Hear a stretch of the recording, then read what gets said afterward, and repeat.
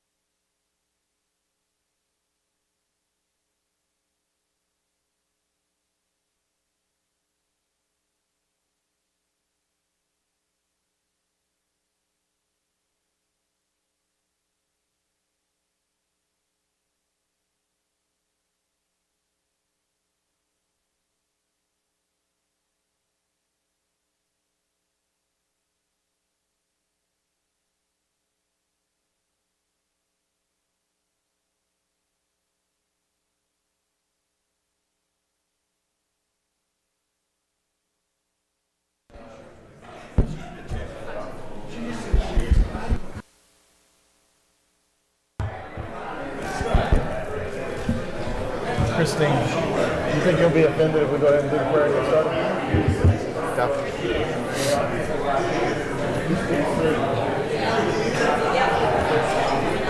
Good morning. What's up, man?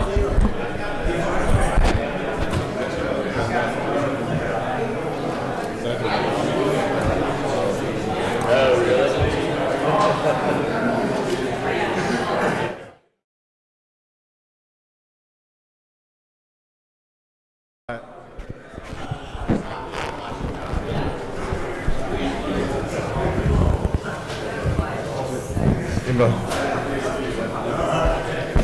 Okay, guys, welcome to day 3 of the 2026 budget hearings. It's 8 o'clock. Chairman Hatchett's on his way up, but we're going to go ahead and do the invocation and get started because we have some other time-pressing issues that are going to happen a little bit later on today. Chairman Carpenter, do you mind saying the invocation? Nope, that'd be great. Bow your heads. Dear Heavenly Father, we just come to you and we just thank you so much for getting us all here safely. Be with us as we go through this budget process, as we try to do what's right by the taxpayers and the citizens of this state. Father, just be with us as we forecast what's going on in the weather the next few days in our state, protect our citizens, get us each of us home safely, and just thank you for your love. In your son's name we pray. Amen. Amen. Thank you. You'll see that we're a little bit out of order. The first group up was supposed to be the Department of Law. Guys, thanks for letting us take y'all a little bit later on. It's going to push everything back a little bit today. The purpose is going to be so that Director Lamb with Georgia Emergency Management Association can go, can go first. Agency, not association, sorry. Can go first. There's obviously some weather-related events happening today that we're trying to get ahead of, and we need to get having this hearing earlier allows him to coordinate with the governor and the governor's team on some joint virtual meetings that we're doing with our statewide officials later on this afternoon. So with that opening, Director Lamb, thanks for being here. This is your first time before our committee as well, but not your first time with a storm. So. Sure. So I heard there's a time-honored, age-old tradition that there's no questions of a first-time presenter, so I was just hoping we could stick to that today. But thank you very much for the introduction. It's my honor to be here today and represent the men and women of GEMA Homeland Security and be able to present our budget.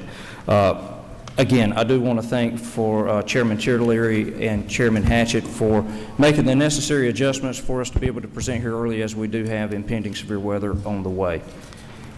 Before we discuss the budgets, I want to begin by thanking Governor Kemp for his leadership and continued commitment to emergency preparedness and public safety. I also want to thank the members of the Joint Appropriation Committees for your support over the past year.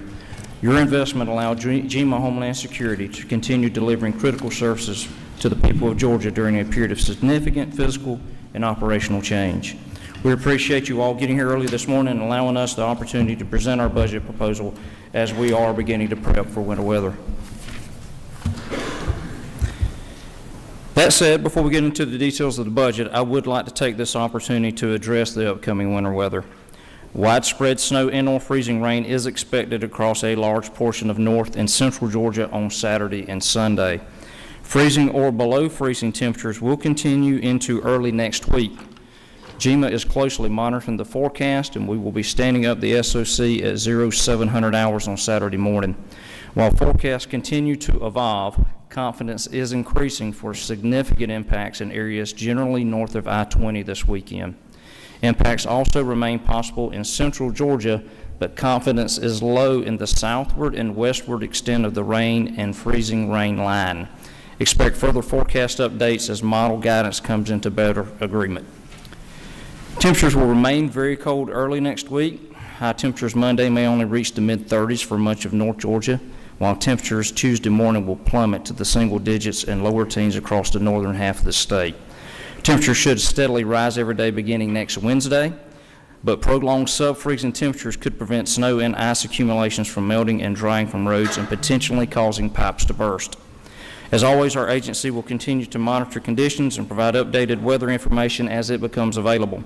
Our legislative liaison, Skylar Whitaker, has begun sending you all weather monitoring reports as they come in. Lastly, we encourage you to follow us on our social media for live updates and visit our website for resources as we prepare for winter weather. Secondly, as all of you are aware, structural and policy changes at FEMA have gradually trickled down to the state level. We recognize that reimbursement timelines have become a source of frustration for our partners, local governments, and this body, and we take those concerns very seriously. It's important to clarify that reimbursement delays are not a result of a single issue, but rather they're the cumulative impact of several factors within a multi-step, federally driven process. Reimbursements move through multiple phases, including applicant documentation, state review, federal validation, and final approval prior to payment. Each phase is sequential and must meet strict federal compliance standards. Recent structural and policy changes at FEMA, including updated eligibility guidance, additional documentation requirements, and increased review layers, have extended processing timelines nationwide. At the same time, we experienced a higher volume of reimbursement activity due to Hurricane Helene's historical impacts, further contributing to delays. We appreciate the opportunity to provide clarity to this issue and remain committed to transparency, accountability, and continued improvement. Here we have included an on-the-screen step-by-step description of the reimbursement process. I want to briefly draw your attention to the obligation step you'll see in step 1, as this is often where confusion arises. Obligation does not mean that funds have been issued or that the check is in the mail. Rather, obligation indicates that FEMA has approved the project and formally committed federal funds for it to move forward. As shown here, obligation is an early step in a multi-phase process. Additional reviews and approvals must occur before funds are ultimately released to the applicant. Understanding this distinction is important as it helps clarify why time may elapse between obligation and final reimbursement.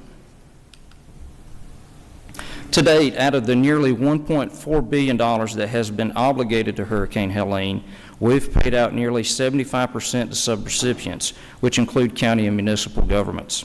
Keep in mind that this is a capture of a moment in time because these numbers do change due to projects being obligated or revised. These payments reflect projects that have fully completed the federal review, approval, and reimbursement process.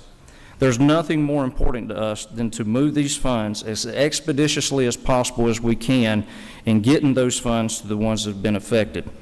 We're in constant contact with the local counties and municipalities to work through any issues that may arise.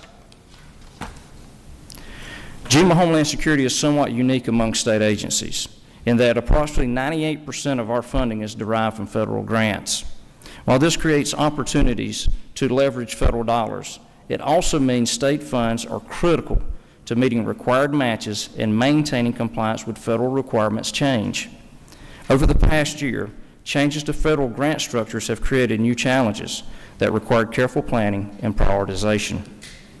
Over the past year, despite significant changes at the federal level, GEMA Homeland Security has remained focused on sustaining our core mission and delivering results for the state.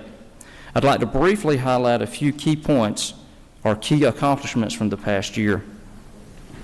Within our Homeland Security Division, Behavioral Threat Assessment Management, commonly referred to as BTAM, continues to be an ongoing priority. To date, 97 school systems across Georgia have completed BTAM courses, strengthening early identification and intervention efforts to keep students and communities safe. Across the agency, GEMA Homeland Security has provided and facilitated a significant volume of training and professional development. During calendar year 2025, we delivered 1,528 online and in-person course offerings, reaching more than 32,000 participants statewide. In addition, 813 individuals currently hold a Certified Emergency Manager credential in Georgia, reflecting the continued professionalization of emergency management at the state and local levels. Operationally in 2025, GEMA Homeland Security supported 3 statewide activations totaling 42 days. These included support for President Carter's final farewell, which included or required a 14-day activation, a winter weather event lasting 25 days, and a severe weather activation which spanned 3 days. Together, these accomplishments demonstrate both the breadth of our preparedness efforts and our ability to sustain operations during extended real-world events. We successfully managed multiple federal grant cycles, ensured compliance with evolving federal requirements, and maintained statewide emergency preparedness capabilities. We also advanced planning and readiness efforts for Next Generation 911, which I will address in a later slide. These accomplishments reflect careful prioritization and responsible stewardship of both state and federal funds. FY26 amended budget overview. I'll begin with the FY26 amended budget, which we fully support. This amended budget ensures continued compliance with federal requirements, supports critical public safety infrastructure, and strengthens protection efforts for Georgia communities. We'd like to sincerely thank the Governor for including the one-time $2,000 salary supplement for state employees. Our personnel have expressed sincere appreciation for this recognition, which reflects the value placed on their continued commitment to public service. EMPG match. The $5.7 million increase allows Georgia to meet federal matching requirements for 2 emergency management performance grants. This requirement resulted from the federal government shortening the grant period of performance from 3 years to 1 year.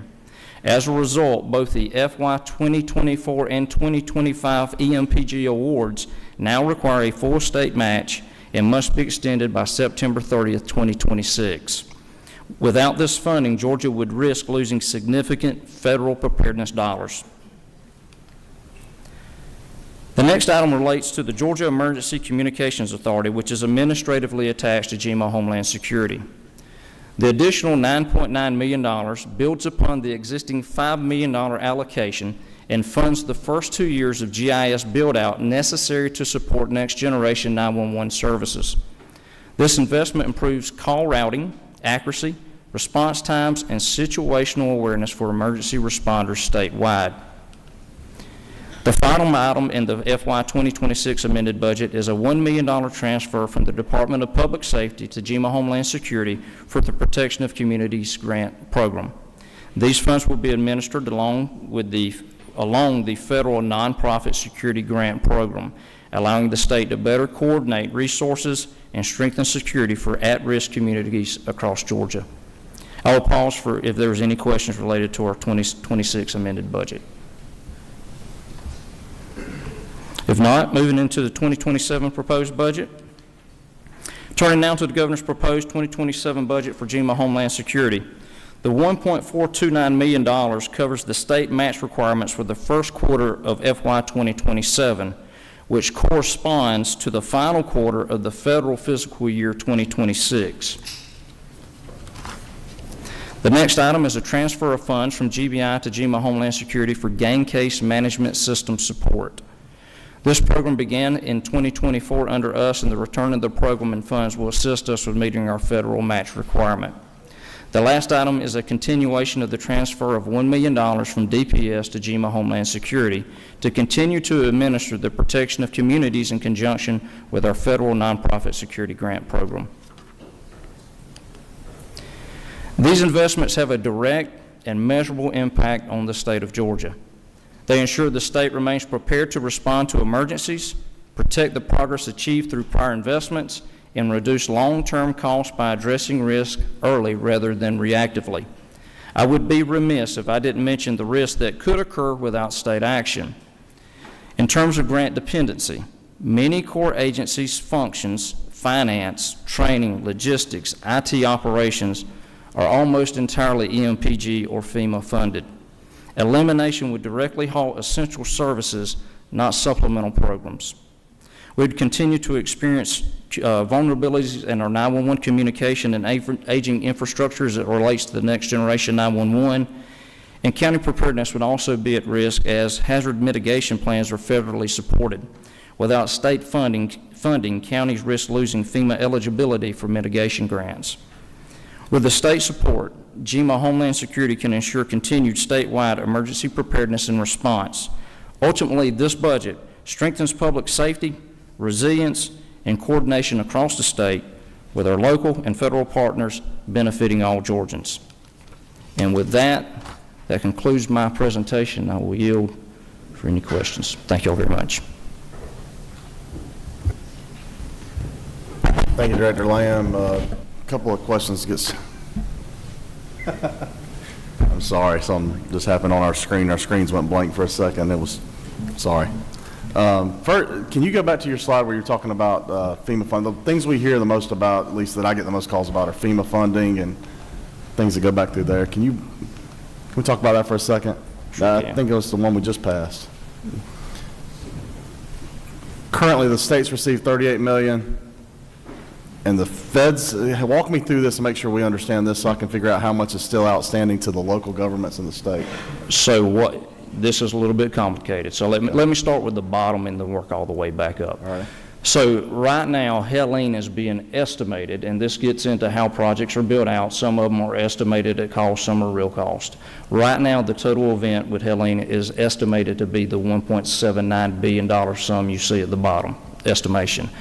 Out of what has been estimated for this to cost, the 1.4 nearly you see on the line above is what has been obligated. That goes back to the obligation piece that I was explaining, where the proper documentation has been sent forward and FEMA has signed off and said, we're going to put federal funds toward these projects.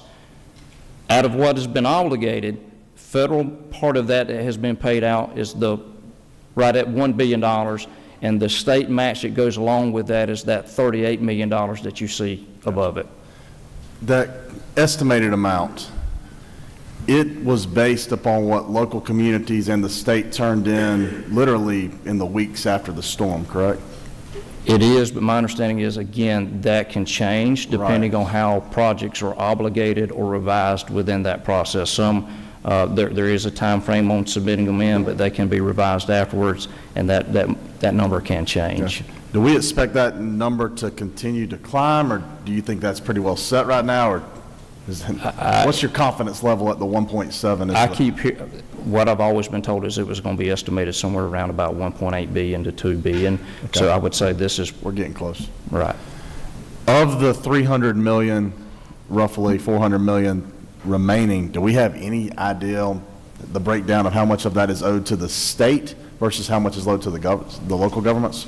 We probably do. I don't have that right now, but we have it broken down by projects on spreadsheets, so that would be something we would be able to get, even if I don't have it here now. And I know, I want to give you credit too. I know you work with your federal partners. I mean, if we had done this map 2 months ago, I think the payouts we had received right then was around 700 million at that time. Well, just before Christmas, we had about $1.2 billion obligated out of what is referred to as the large project review, which is where these major projects go through an additional level of scrutiny. We had $1.2 billion or so released out of that just before Christmas. Out of that, and you and Chairman Hatchett are on the emails you've seen where we've probably had over 600 million released since then. So money is flowing much better now than it was in the past. We're hoping we are so-called over the hump, some you would say, because money is flowing better, but for a long time, money wasn't flowing much at all. And we understand that causes hardships for a lot of people. We're very sympathetic to it, and again, I would just assure everybody, we're doing everything we can to try to move that money along, and I would tell every one of you too, and I know there's probably several in the rooms, people I've done this for in the room. Every one of these situations is different and unique depending on the particular situation. But if you call me, we will dig into it, see if we can move heaven and earth. Sometimes there is, sometimes there isn't. Because again, it is a federally driven process, but I assure you we will do everything we can to get the money to those that are affected and in need.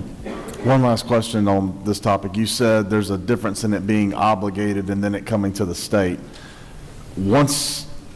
What is the word that local governments should be looking for when they're looking at their FEMA pages, or if it's not obligated, what should they be looking to see? It's not obligated, because again, that obligation is just that FEMA has approved for the project to move forward and they are setting money aside.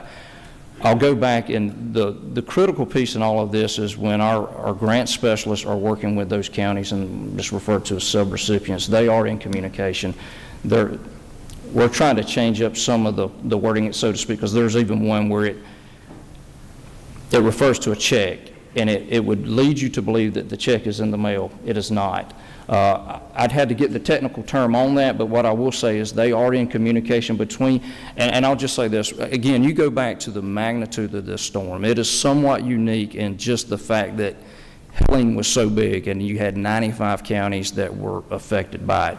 So what's happened is all this influx of money have come in, and you've got counties that got a tremendous amount of dollars invested. A lot of those have now brought in a consultant to help with that too. We've found sometimes when the consultant comes in, the county steps back a little bit, and there's some miscommunication in the process, and a lot of times it's getting the right people back talking to one another. Mm-hmm. I don't know the exact word they should wait. What I would say is that communication is happening between our grant specialists and them. Was it dispersed? Was that the word they were using? Okay. Greg, do you know exactly what the verbiage on that is? I do not, but You good on? And maybe this is the better question to ask. After the funds hit GMA, when they hit your account, what is our turnaround time to then give them issued out to the counties and cities? Once it hits GMA, and let me back up a step before that, it doesn't actually hit GMA, it hits OPB. OPB cuts that check. Once it gets to us, we're getting it out in a matter of days. I mean, we're immediately making phone calls. Well, we're putting people into, I've hand-delivered checks, we're having our field coordinators handle checks. Once we get the checks from OPB, and it depends on what day OPB is cutting the check, but they turn it around as quickly as possible too. But once we get the OPB, it comes to us, we're delivering it almost immediately. Thanks. Director, I just have one sort of request. I understand the delay. Well, I can't say I really understand the delays. It's not your delay, but will you just make sure that the people in your area under you that are working with the local entities are constantly communicating, because you know who doesn't have their money yet, and you know they're waiting on it. You just please make sure you're communicating with them and keeping them in the loop. Absolutely, yes, sir. Thank you. Yes, sir. Chairman Carpenter. Yeah. Do you foresee increased costs, obviously coming up with the World Cup and then the Super Bowl next year? Do you see that being a strain on your budgets? No, and I'll tell you why. A lot of that cost is being offset through federal dollars. There was money put into the federal budget on that. I think it's about $73 million that's gone out, that's being set aside for grant overtime. We've just went through that grant process where all the participating agencies are signing up to be eligible for that overtime. So I don't have concerns on that as of right now because it's going to be offset through federal money. Okay. Chairman Goodman. Thank you, Mr. Chairman.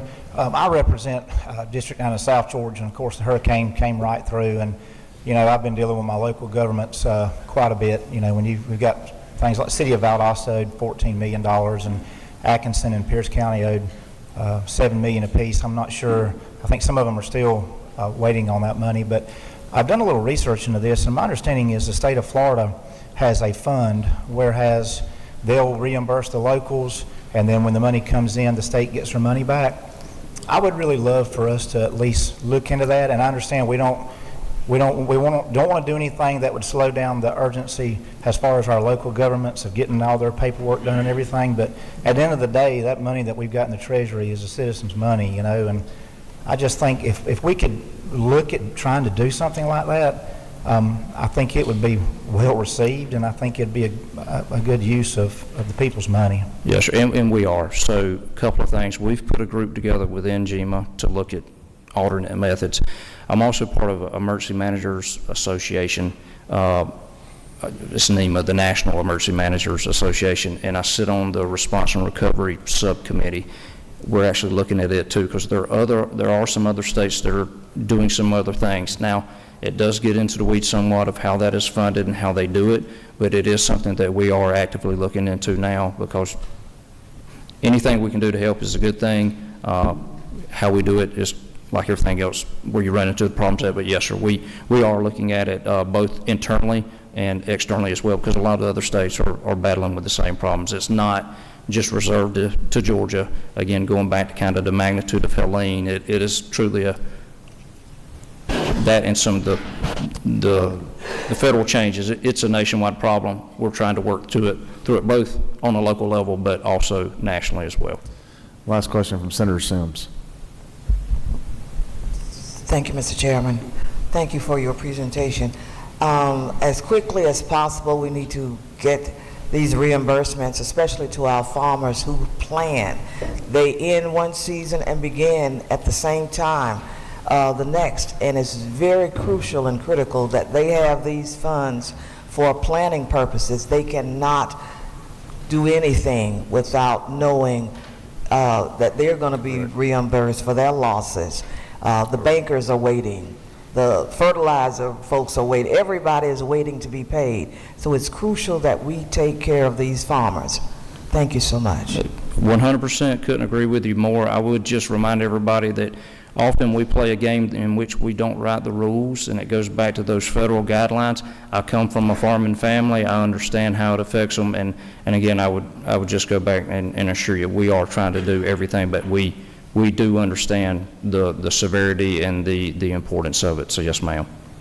I said last question, but somebody else asked, and she's got a lot of seniority. Chair Lady Lynn Smith. Thank you, Mr. Chairman. I'm over here straight in front of you.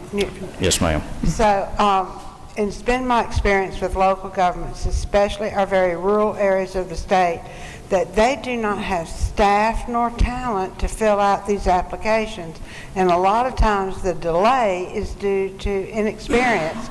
And I don't know if our state has a system to support that, but I do know several of our rural state counties create their own harm without knowing they're doing it.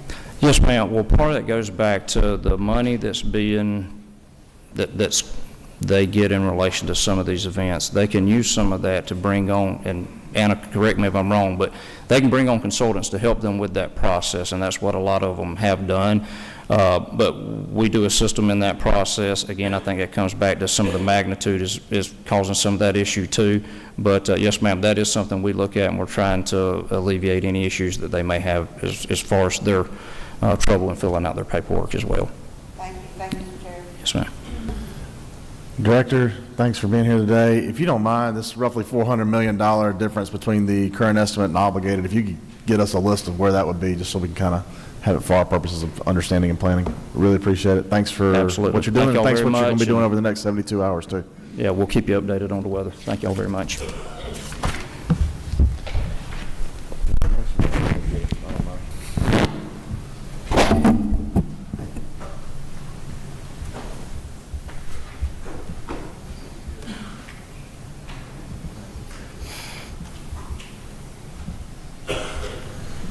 Next up, we have Wright Banks, the Chief Deputy Attorney General, with an update from the Attorney General's office.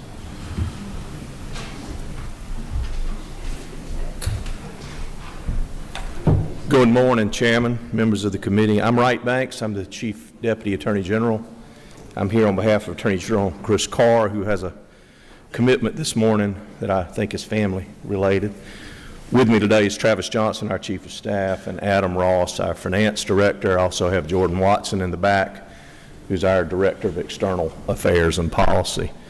Our amended budget and FY27 budget are basically flat budgets, with the only changes being the statewide changes. In amended 26, we pick up the $2,000 per employee payment, which our employees are very excited about. And we have a small adjustment of about $93,000 that relates to the timing of our ability to fill some positions that we were given last budget. FY27, our budget is again flat, with the only statewide adjustments being the DOAS adjustment that everybody has and the health benefit plan adjustments. With that, I'd certainly be glad to try to answer any questions.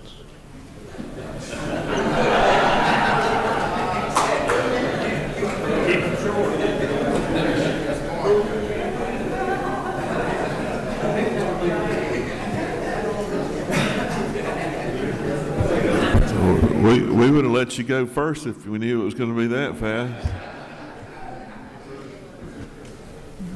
Well, I spent a good bit of time working on that, so I was getting that finalized in the back while Jima was presenting. I think Chairman Tillery has a question. But My questions are, first of all, Wright, thanks for being here. I know you've been litigating with the Department of Law for a long time. Carry us back to the opioid settlement for a little bit. We were asking Commissioner Tanner of some of these questions. Can you tell us right now the total dollars that we've received statewide and then what we're expecting? Cash collected, I think we're at about $200 million cash collected.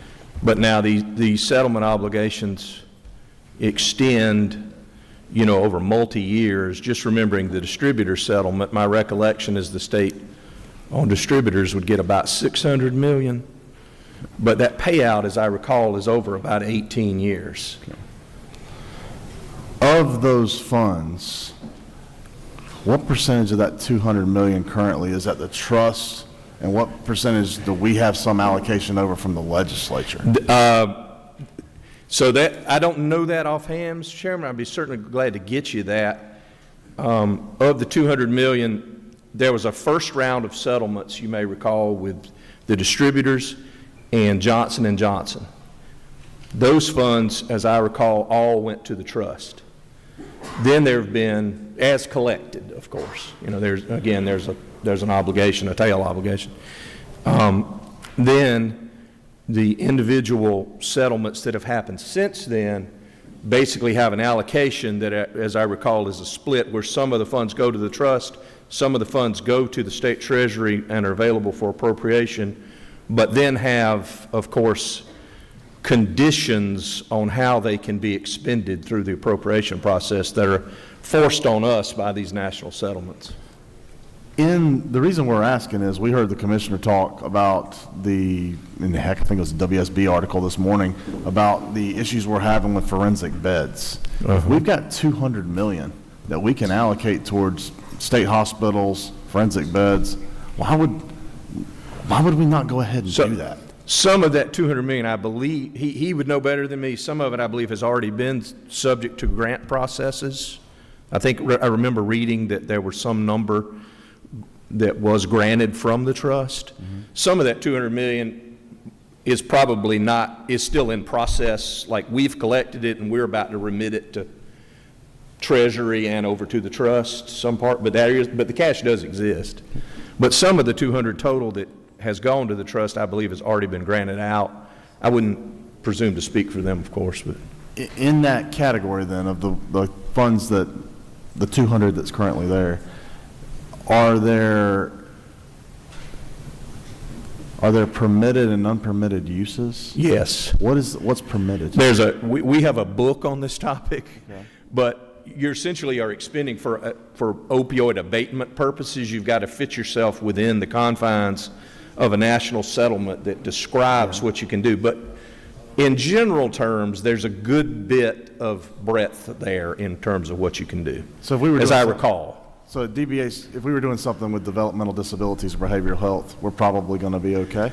We certainly could talk. We're glad to have input on that if there's a specific proposal, but it would be good to, the devil is in the details, of course. Well, there is a specific proposal this year, is about $30 million in the MAP program. Has been proposed to essentially use those funds instead. That's something the legislature was looking at doing years ago. And we were told we couldn't do that we had to go through the opioid settlement fund instead. We couldn't directly allocate. I'm just wondering if there's a change in policy there or what's happening? Forgive me, I don't know the details of that question. I apologize, but I would certainly, we would certainly try to be helpful on that point, but I don't know the details of that one. We may have to revisit the issues concerning the legislature's involvement with the trust as we move forward. Certainly. I understand.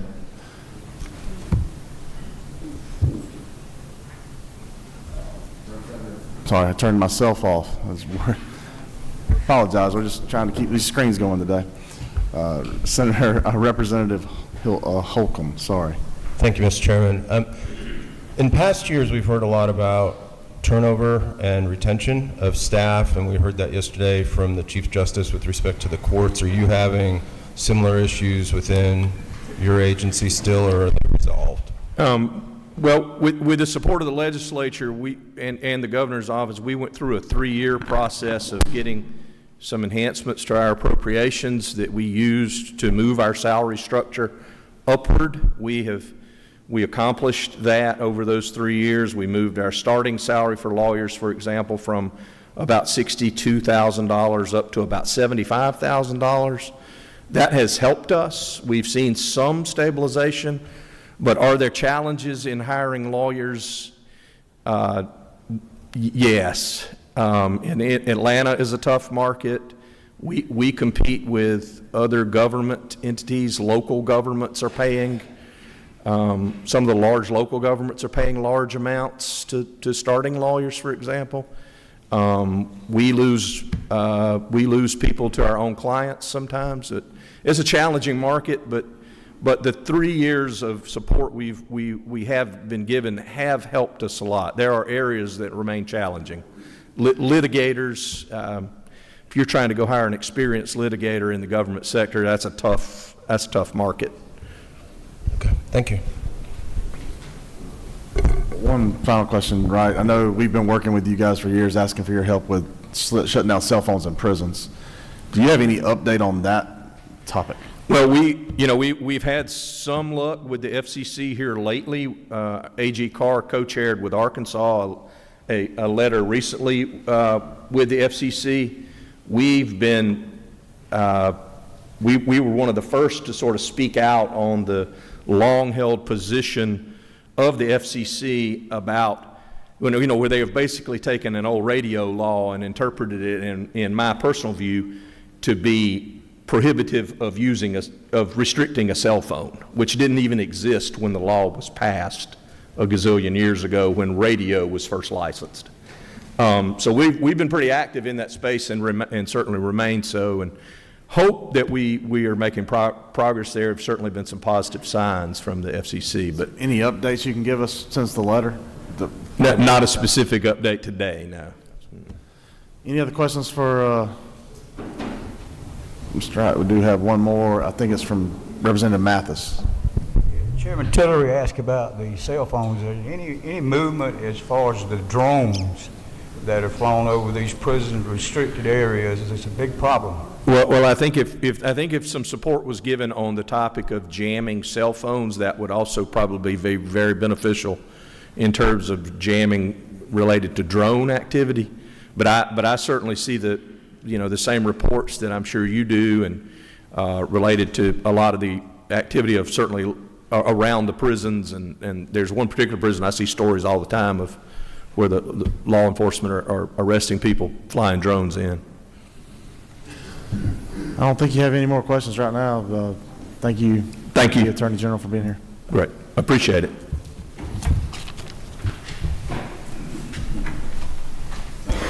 Probably, if you see us messing with this, when we hit these buttons, sometimes they're not turning your mics on, and sometimes they're not turning our mics off. But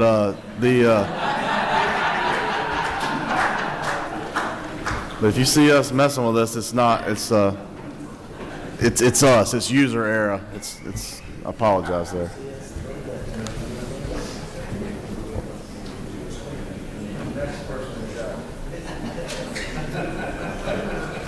Next, we have Colonel Billy Hitchens with the Georgia State Patrol and Department of Public Safety.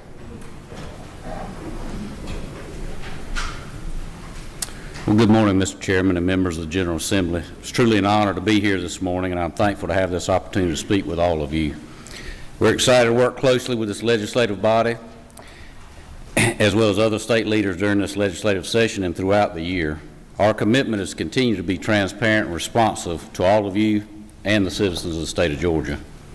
We stood before you previously to explain the troubles we were having with our retention and recruitment. The governor and this legislative body listened. I stand before you today to tell you our department is either moving in the right direction or we're holding steady in our divisions because of what you have done for our employees and our agency.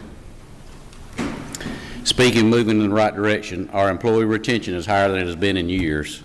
With the $16,000 salary adjustments over the past 4 fiscal years for our starting sworn employees, it has increased our overall recruitment and retention for our agency.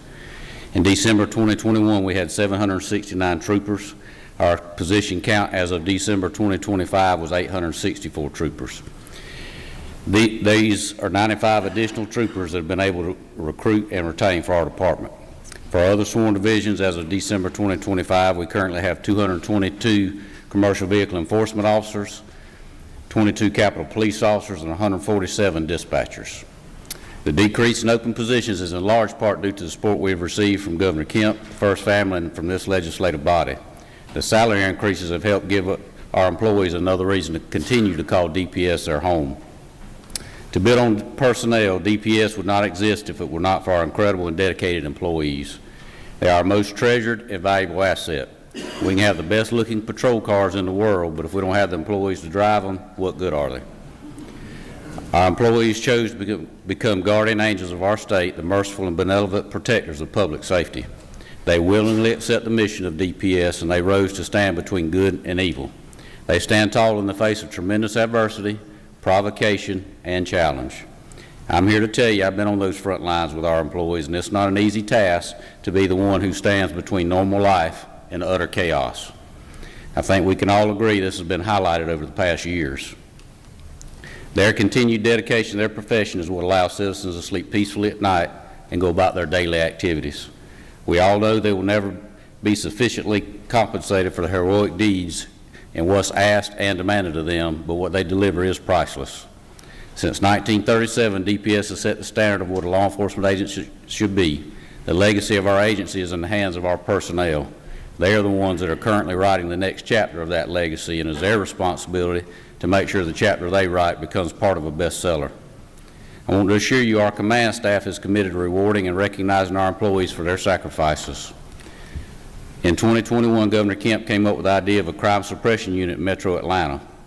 Since the creation of the 10-man GSP unit and the beginning of the larger multi-agency crime suppression details in Atlanta, they have conducted over 100,321 traffic stops, apprehended 1,345 wanted persons, issued 1,220 reckless driving citations, taken 2,240 impaired drivers off the road, recovered 1,185 stolen vehicles valued at over $33.1 million. The success of our crime suppression details in the Metro Atlanta area has led to other police departments and sheriff's offices requesting our assistance in their jurisdiction.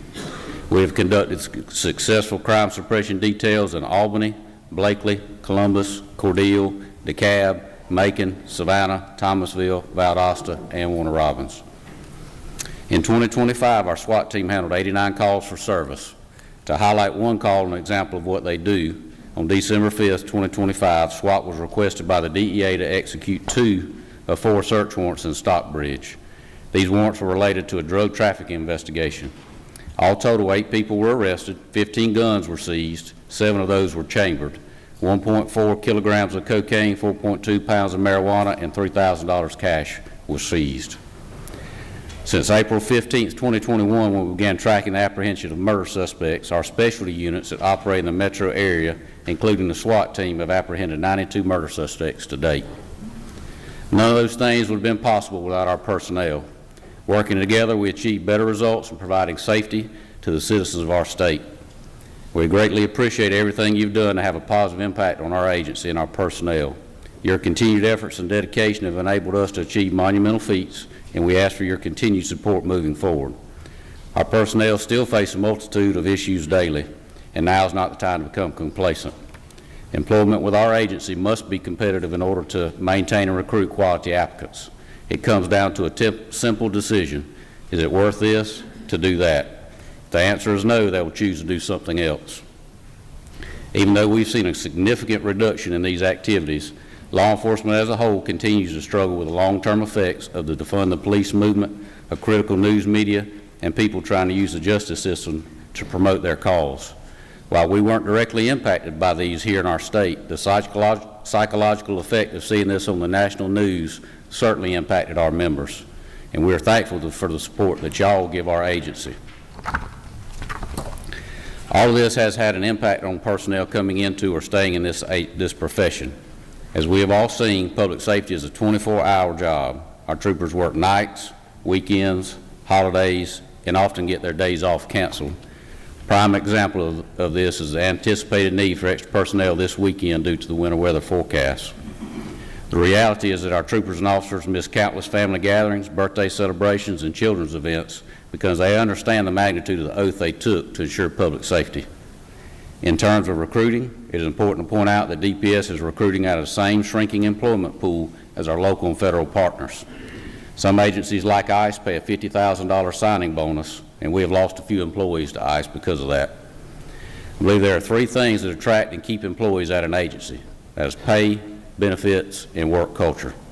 And I can assure you we're doing everything we know how to do to have a great work culture with the esprit de corps our agency has always been known for.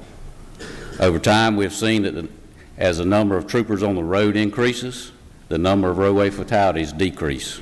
Inversely, fewer troopers on the road leads to more fatalities. Recruiting quality applicants is vital to providing our citizens with safe communities. I think it's a fair statement to say that with the power and responsibility given to members in the law enforcement profession, this job is not for anyone. We see this time and time again during our trooper school training.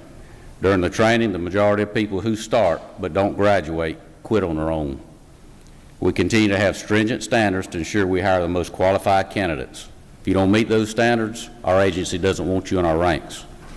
As I stand before you today, I want to personally assure you our commitment will always be to work hard for our employees of this department and the citizens of this state. We expect every member of our department to be leaders in their communities and leaders in the law enforcement profession. Before we delve into the numbers portion of our presentation, I just want to remind everybody that in our society, there are those that answer the call to be protectors. Our agency has proudly served and protected during some extremely difficult times, and I am proud of the men and women in our agency. They are compassionate, professional, trustworthy, and display the fortitude to do this job every day. They set the standard. We're thankful for the governor's and legislative support that you provide us the last couple of years' budget process, from the funds for the salary increases previously mentioned to the new radio system, additional K-9 funds, and our bond funds. We've already highlighted the pay increase as a huge reason for the recruitment and retention of our sworn members, but we also want to thank you for the funds we received in fiscal year 25 to implement our dispatcher career promotion path. In 2021, we were down to 126 dispatchers statewide. We currently have 147. While 20 may seem like a small number, they are the front line to our front line. They are often the first contact to the public has with DPS during an emergency, and most importantly, they are the lifeline for troopers and officers who patrol alone. And our dispatchers also dispatch for several other state agencies. If we don't have qualified and experienced dispatchers answering calls and ensuring troopers and officers are routed properly with correct information, we cannot meet the mission of our agency. We have completed installation of the statewide radio system. All 9 communication centers have been upgraded to the Telex dispatch software with new computers and monitors. We've also conducted successful tests using Starlink as a backup network when deployed to areas that have no cell or radio coverage. We continue to be impressed with the implementation of our statewide radio system and its performance during the most vulnerable times like Hurricane Helene. We currently have 52 DPS K-9s that are trained in a myriad of disciplines. In calendar year 2025, our K-9s conducted over 1,911 deployments versus only 700 3 years ago.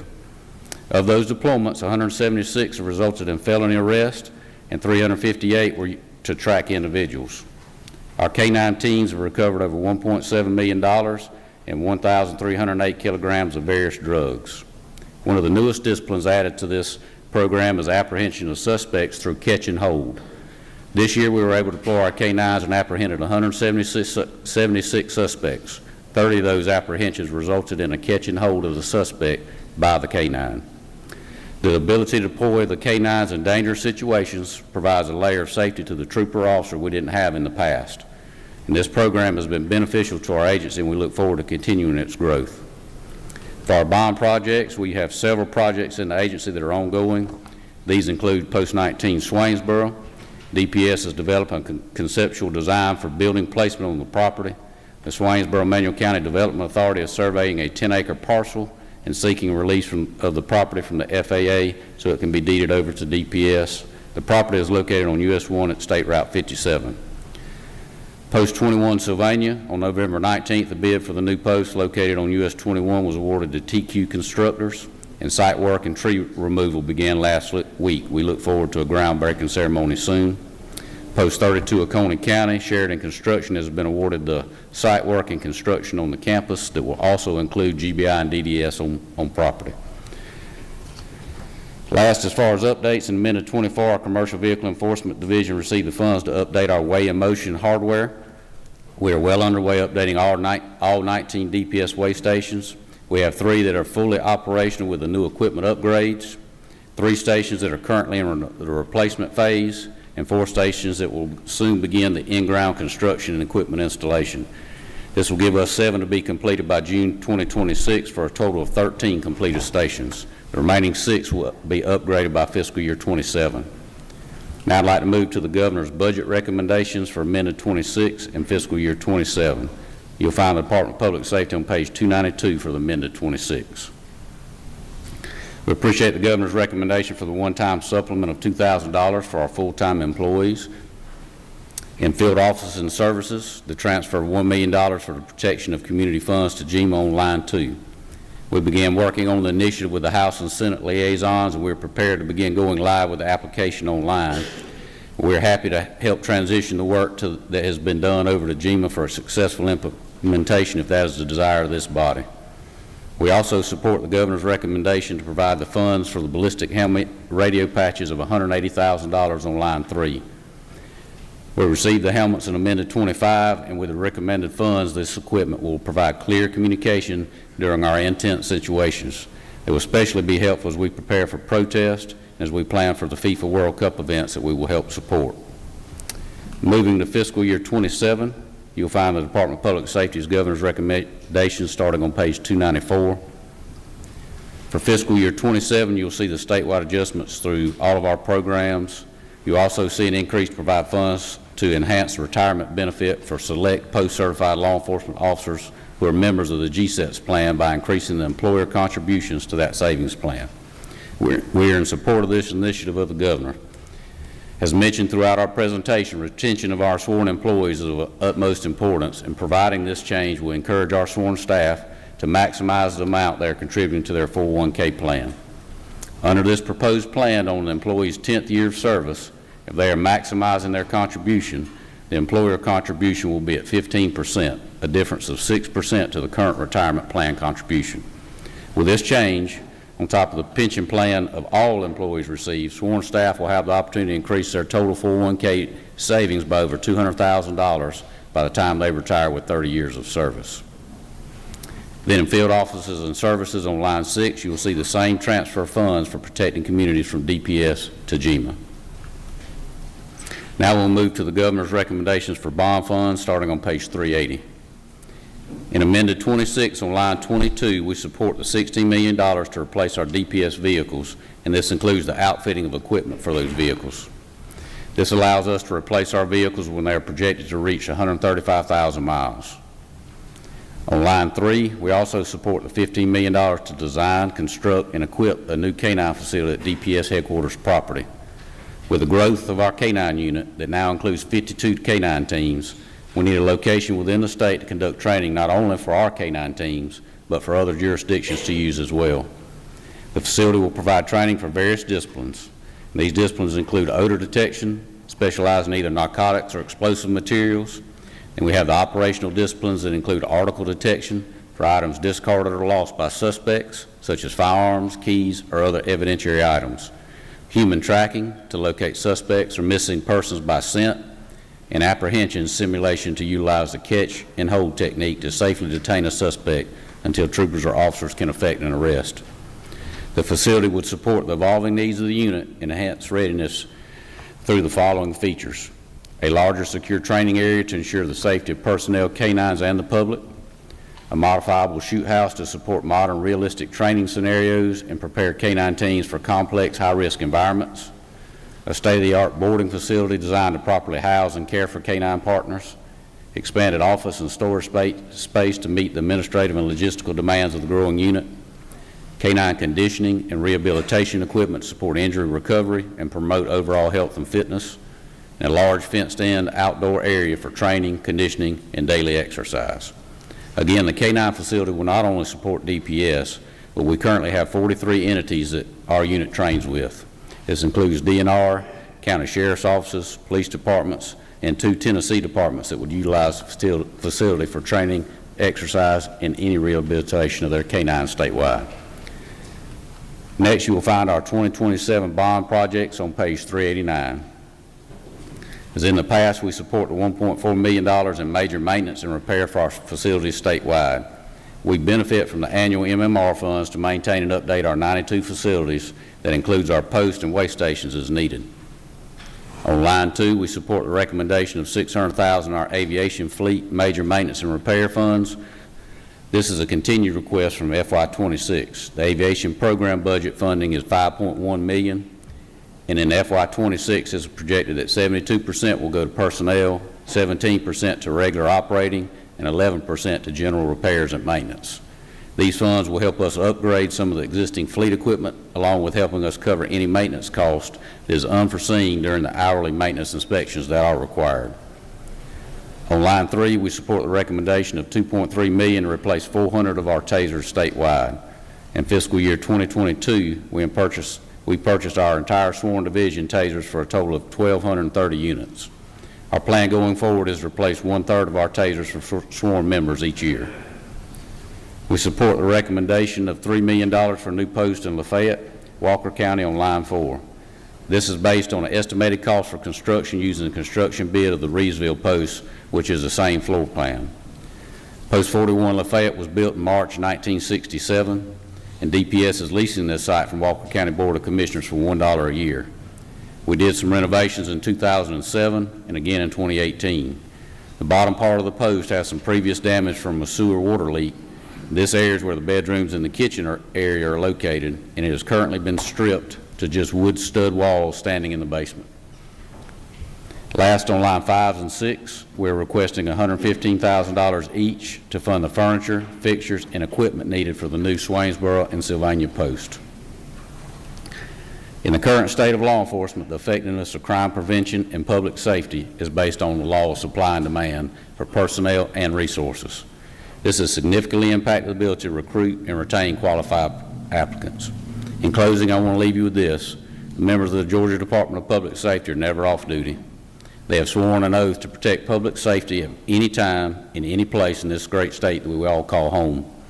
No matter the severity of the situation that arises, since 1937, when the phone rings, our men and women answer the call. I can assure you our troopers and officers do the selfless work of putting their lives on the line to protect our communities and keep each of you safe. With civil unrest in our society, they frequently respond to or prevent crises completely without ever expecting any recognition. But I do want to thank the governor and this legislative body for giving them the praise they deserve, even when no one's watching. I do want to thank everyone for your time this morning. I know your agenda is full for the third day in a row, so I tried to keep this as short as I could be, and I'm willing to answer any questions you may have at this time. Thank you, Colonel.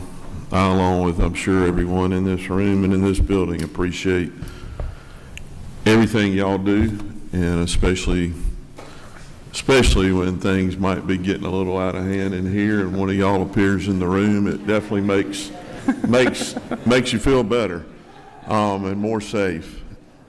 So, Chairman Hitchens, I just wondered if you want to have the honor of asking the first question, or I don't know if the Colonel's mama would approve, but I'll let you ask. Well, I'm not scared of much in this world, but I'm scared of his mama, and I don't want to ask him any difficult questions.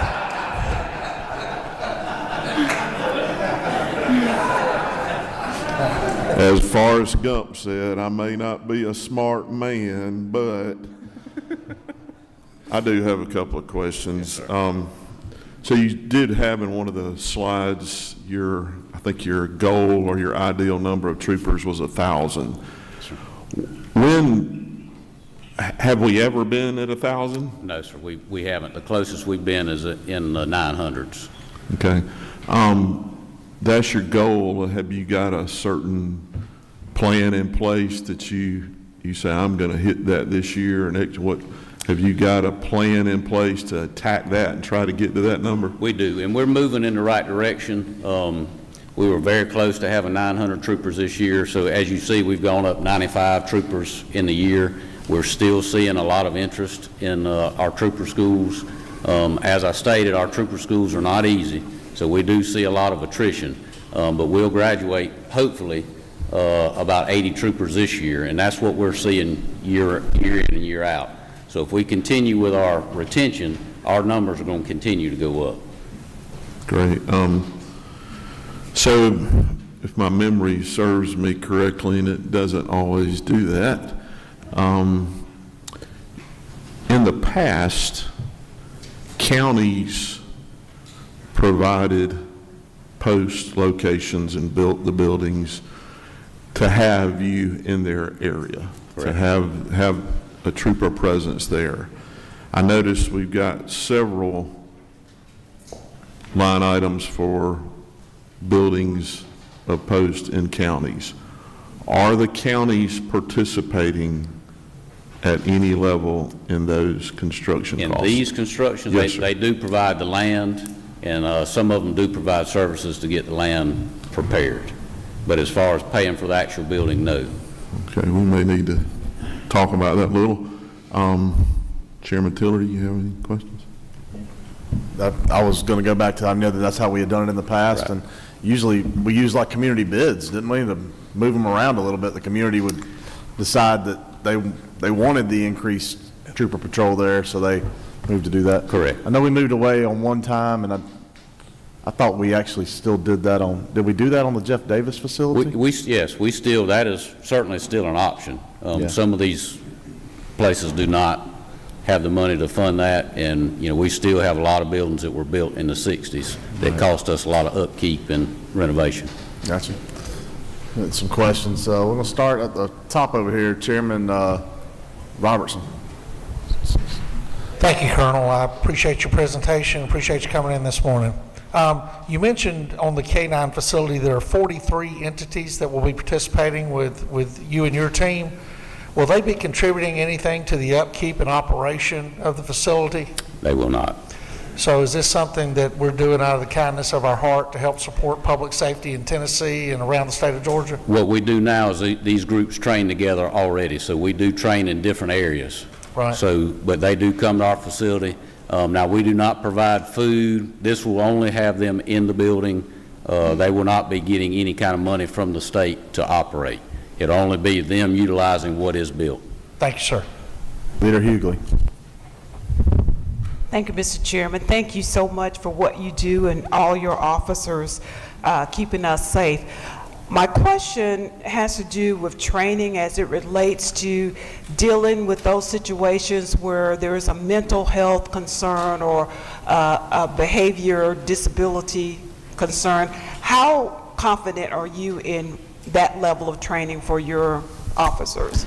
I'm very confident. Obviously, things can go astray at a moment's notice, and we can't control every aspect of what's going on a scene. But our people go through CIT training, so they get that. They actually go and actually have people that have mental health issues come in and try and help them and show them ways that they can deal with people that have the same mental health issue that they do. But I'm confident that our folks can do that. I can't tell you that every interaction is going to be perfect because, again, we control one side of that equation. We don't control the person that's got mental health issues. But our people are trained. Chairman Alberts. Thank you, Mr. Chairman. Colonel, thank you for the great work you continue to do. I'm not sure if everybody saw it, but isn't it true that you, as the leader of public safety and our colonel on holidays and other important events, are actually out there on the road yourself, setting an example and stopping cars and really showing the entire state of Georgia what we're doing to keep them safe? Yes, sir, and it's not just me. That's an expectation we have of our command staff, our leaders in our troop. How do we ask our people to go out and do things that we're not willing to do? And I can tell you, I get a lot of surprised faces when they see a Telluride stop them.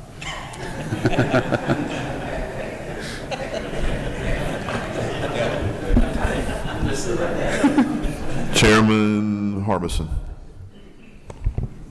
Thank you, Mr. Chairman. Also, I'd like to extend my congratulations to you for doing a great job with the troopers and the professional attitude that they carry about them. But in the area of Chairman Hatchett, in the recruitment, is that a great advertising campaign with the military across the board? Just what's the extent of that, the outreach to reach that goal of 1,000 for your corps? So it's a multifaceted approach. We certainly use social media because that is what the young folks today are looking at. But we also have recruiters in each troop and region that go out to local events, either school events, recruitment events at colleges, anybody has. But we also have our personnel that go to military bases, and because traditionally that has been a great source of our workforce. They're already trained, they already have the discipline. So we send people even out of state to certain military bases to try and recruit them. And one of the big things that we get people from is just us being in the community. They see us places and want to be a part of it. So, but we try to hit all those avenues, and we do spend a little bit of money. We don't spend a ton of money sending them certain places. We look at it and go, we getting a return on investment by sending them certain places, but we're very active in the schools, colleges, and the military. Well, thank you very much. I was going to ask you another question, but I got a text from Chairman Hitchens to let it go, so I'll do that. He's my traveling buddy, so I'll listen. Chairman Goodman. Thank you, Mr. Chairman. I just, there's no saying that goes, all of y'all are welcome, but you got to act right. Yep. And, the overwhelming majority of our citizens that come up here to have their voices heard do act right, but every now and then we have some that don't. And of course, public safety is the foundation of any society. And, I just want to tell you from the bottom of my heart that thank you for everything you do, because you all are the most important people in this building. You're more important than the governor and lieutenant governor and speaker and everybody in this room, because I'm just going to say it, because we could not do the work of the people without you. And I am grateful for it. And I will say that I think that all those people I mentioned, including everybody in this room, would agree with me. So we're very thankful for you. Thanks, sir. I'll take the compliment, but I'm not going to comment on it. Thank you. Amen. Representative Al Williams. Thank you, Mr. Chairman. And Senator, I know you're not running for anything, so forget it. The mental health issue was answered, but I did want to ask you, you showed support for several localities all over Georgia as a backup. I've noticed it's become quite popular. There are a whole lot of stars on shoulders, and I've seen some 5 stars, and we hadn't had one of those in the Army since World War II. You go in as a colonel, do you ever have to salute all these stars we have all over Georgia? No, sir, I do not. All right. Got a couple more questions. I think Chairman Lee Anderson. Is that right? Colonel, thank you for what y'all do. Y'all do make us feel safe. Y'all truly do a great job. Thank you. I want to thank you for taking after your mother. But at the same time, say the next 5 years, I know the goal is to get where you want to get to employees, but do we have very many that's going to be retiring? Yes, sir, we do. I mean, we're at an age, at my age group, there's still a lot that can retire. What I will tell you, though, just for our trooper side, we have 57% of our employees with 9 years or less. We are a very young agency, 52% with CVE, 77% with Capitol Police, and 80% of our dispatchers have 9 years or less. So there are a lot of people that are very young in our agency, but we do have some that will transition to retirement. It's not going to be a full-out exit, but we'll have regular attrition that'll go out. Chairwoman Donzella James.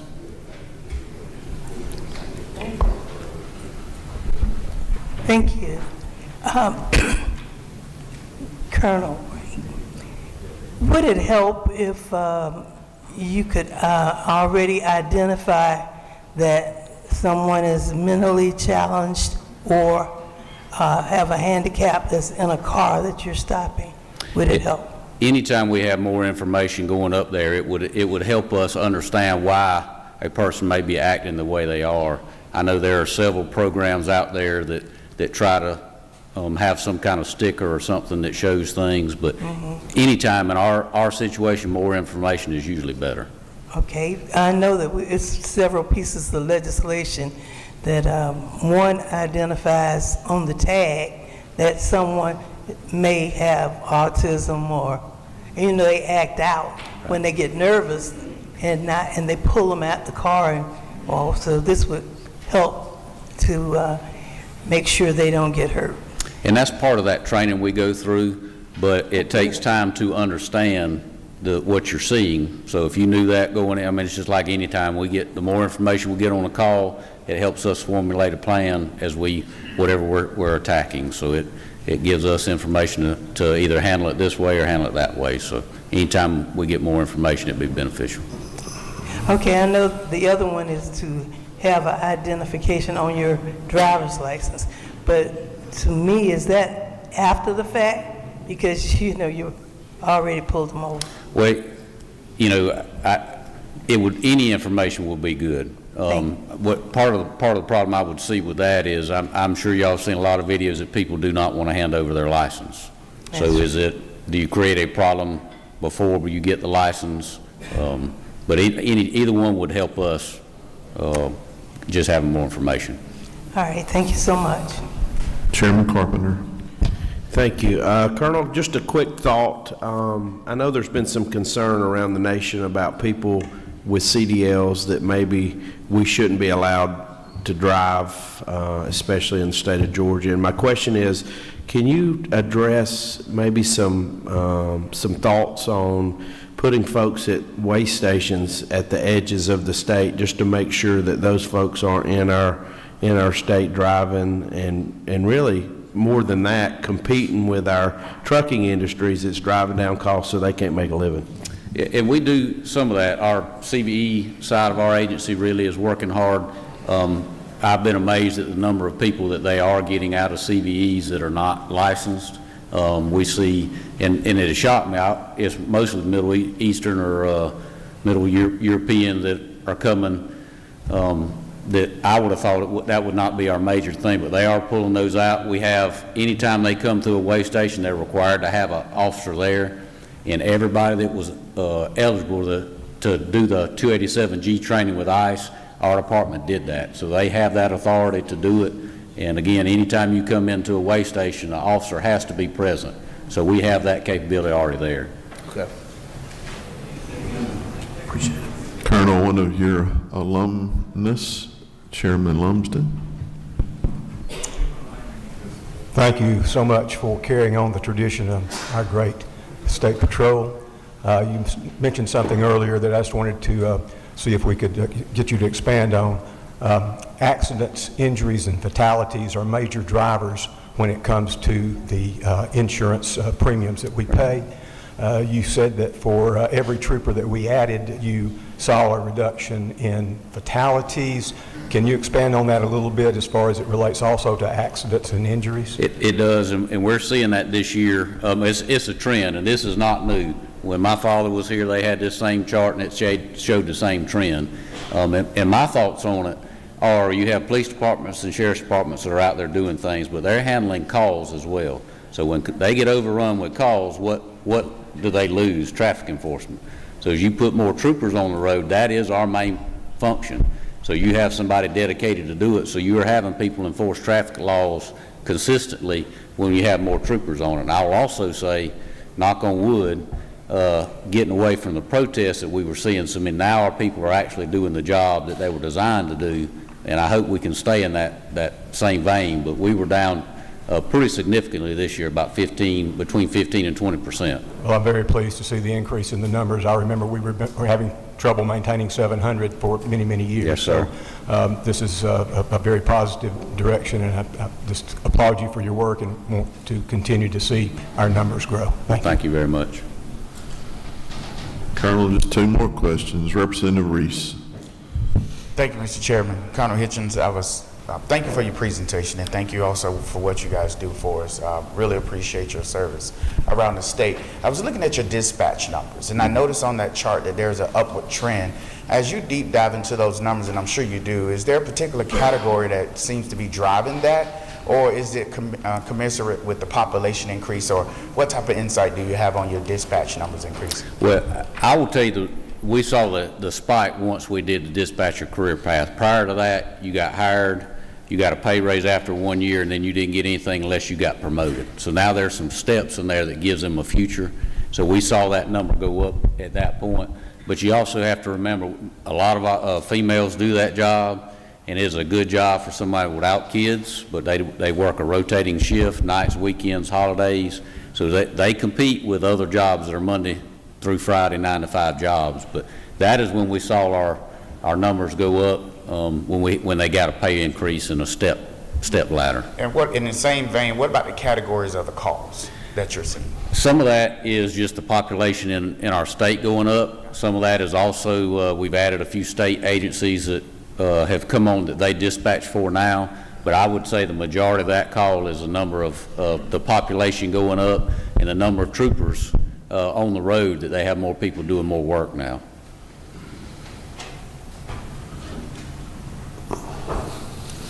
The best for last. Chairman Hitchens. I promised I wasn't going to say anything here, but when we talk about trooper strength, I went on the State Patrol in 1969, and we had 700 troopers. Most people have no idea that all the states around us have over 1,000, even though some of them are half our size in population and geographical area.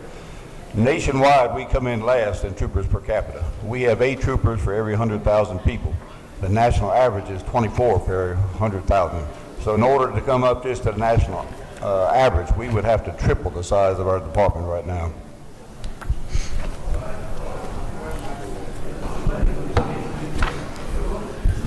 I wouldn't say I'd say that's an interesting note to close on. Thank you, Chairman. Colonel, thank you. Again, thank you for all y'all do, and thank you. And I know you're going to have a busy weekend, and we appreciate all of those that will be out in harm's way taking care of us. Thank you. And we did put some information, if you need to call a patrol post or something, it'll be in the mail room to be distributed out. Thank you, Colonel. Thank y'all very much. Our next presentation will come from the Georgia Bureau of Investigations Director Chris Hosey.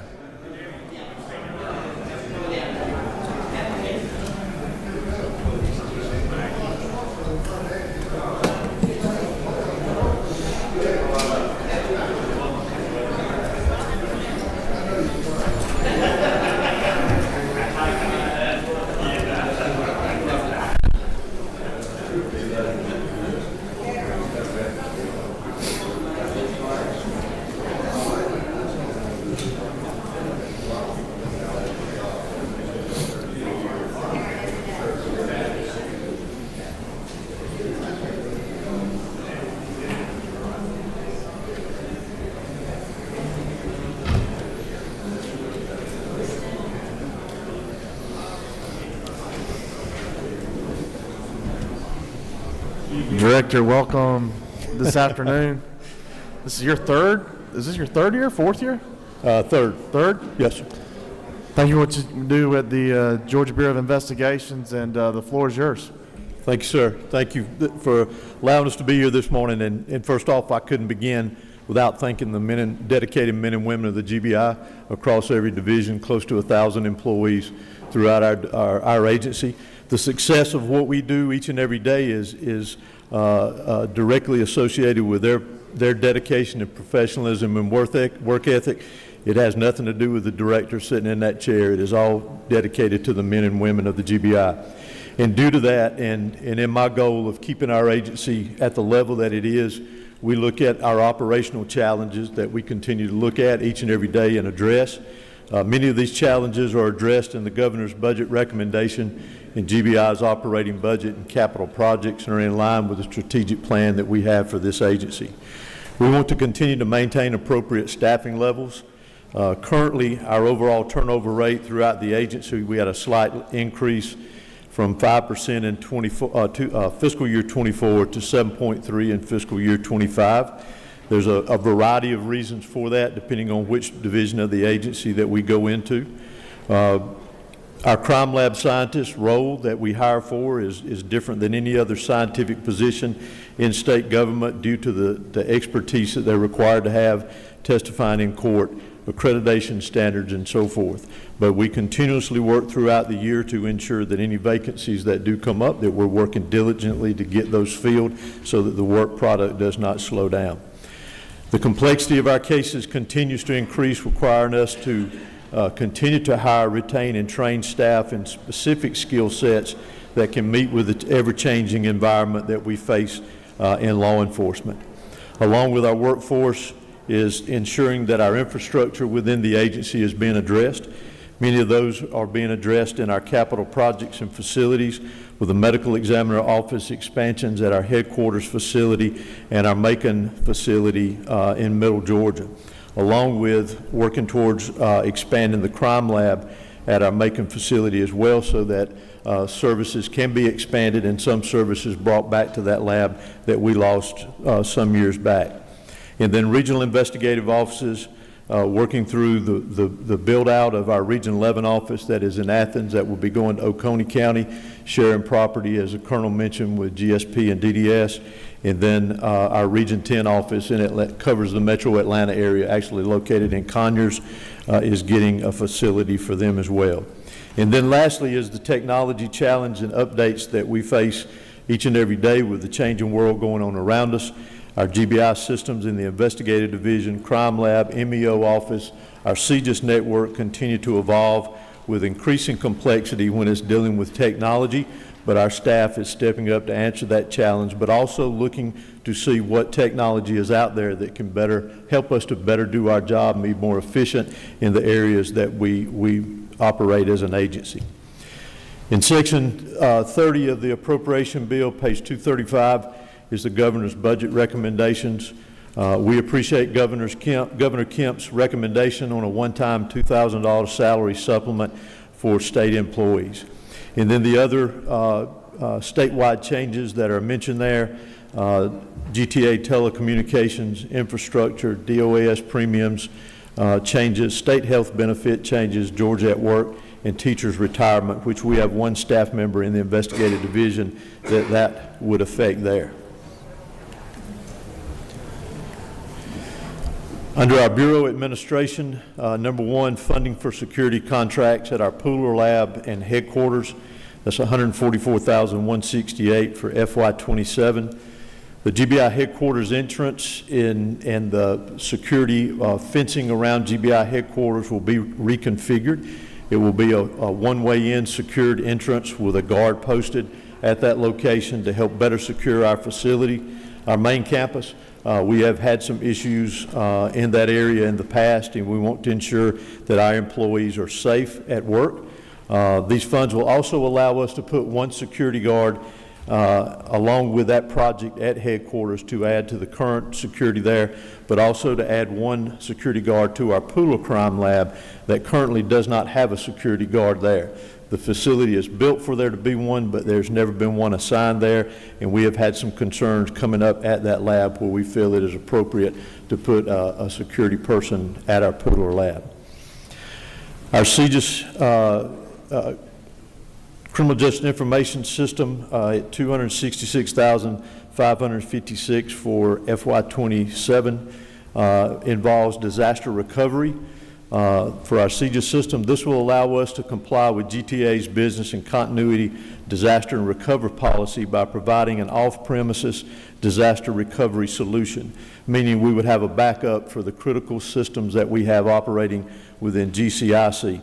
They include the GBI Secure File Transfer Portal, which contains such items as license plate reader information, camera system information.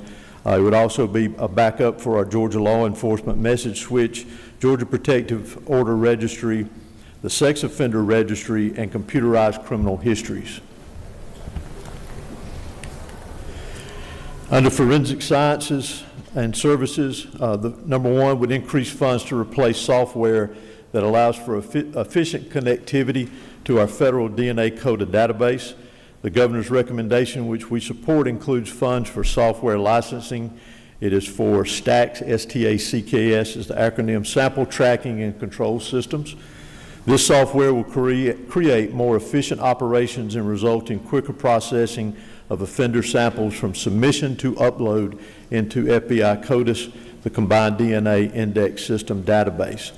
Amended FY26 includes $618,170 in one-time software costs and $74,920 for FY27 in ongoing maintenance costs. The current system that we have that does this activity or performs this activity is actually two systems, and they are both outdated at this time. This system will add efficiency to that speed and allow our crime lab scientists to be more efficient in the work and getting that information uploaded quicker. Number two would be to reduce funds based on hiring dates for new positions. That's at $163,345. In FY26, we received funds for 2 new crime lab assistant managers to provide a better span of control in lab operations. Those positions were hired, one on July 1st of 25 and the second one on August 1st of 25. We also received funding for 3 positions at our central lab in Macon. 1 scientist was hired on February the 16th. 1 lab tech will start on March 16th, and 1 evidence receiving tech is currently in background with an expected hire date of March the 1st.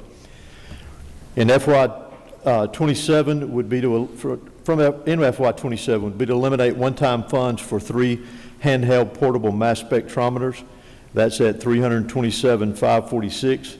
In FY26, we received one-time funding to purchase 3 handheld portable mass spectrometers. This was done to aid in a preliminary reporting or preliminary testing project that we started back in the spring in our crime lab to reduce the backlog in drug chemistry. And I will mention while I'm on drug chemistry that our current backlog for drug chemistry, which is the highest, is at 69%.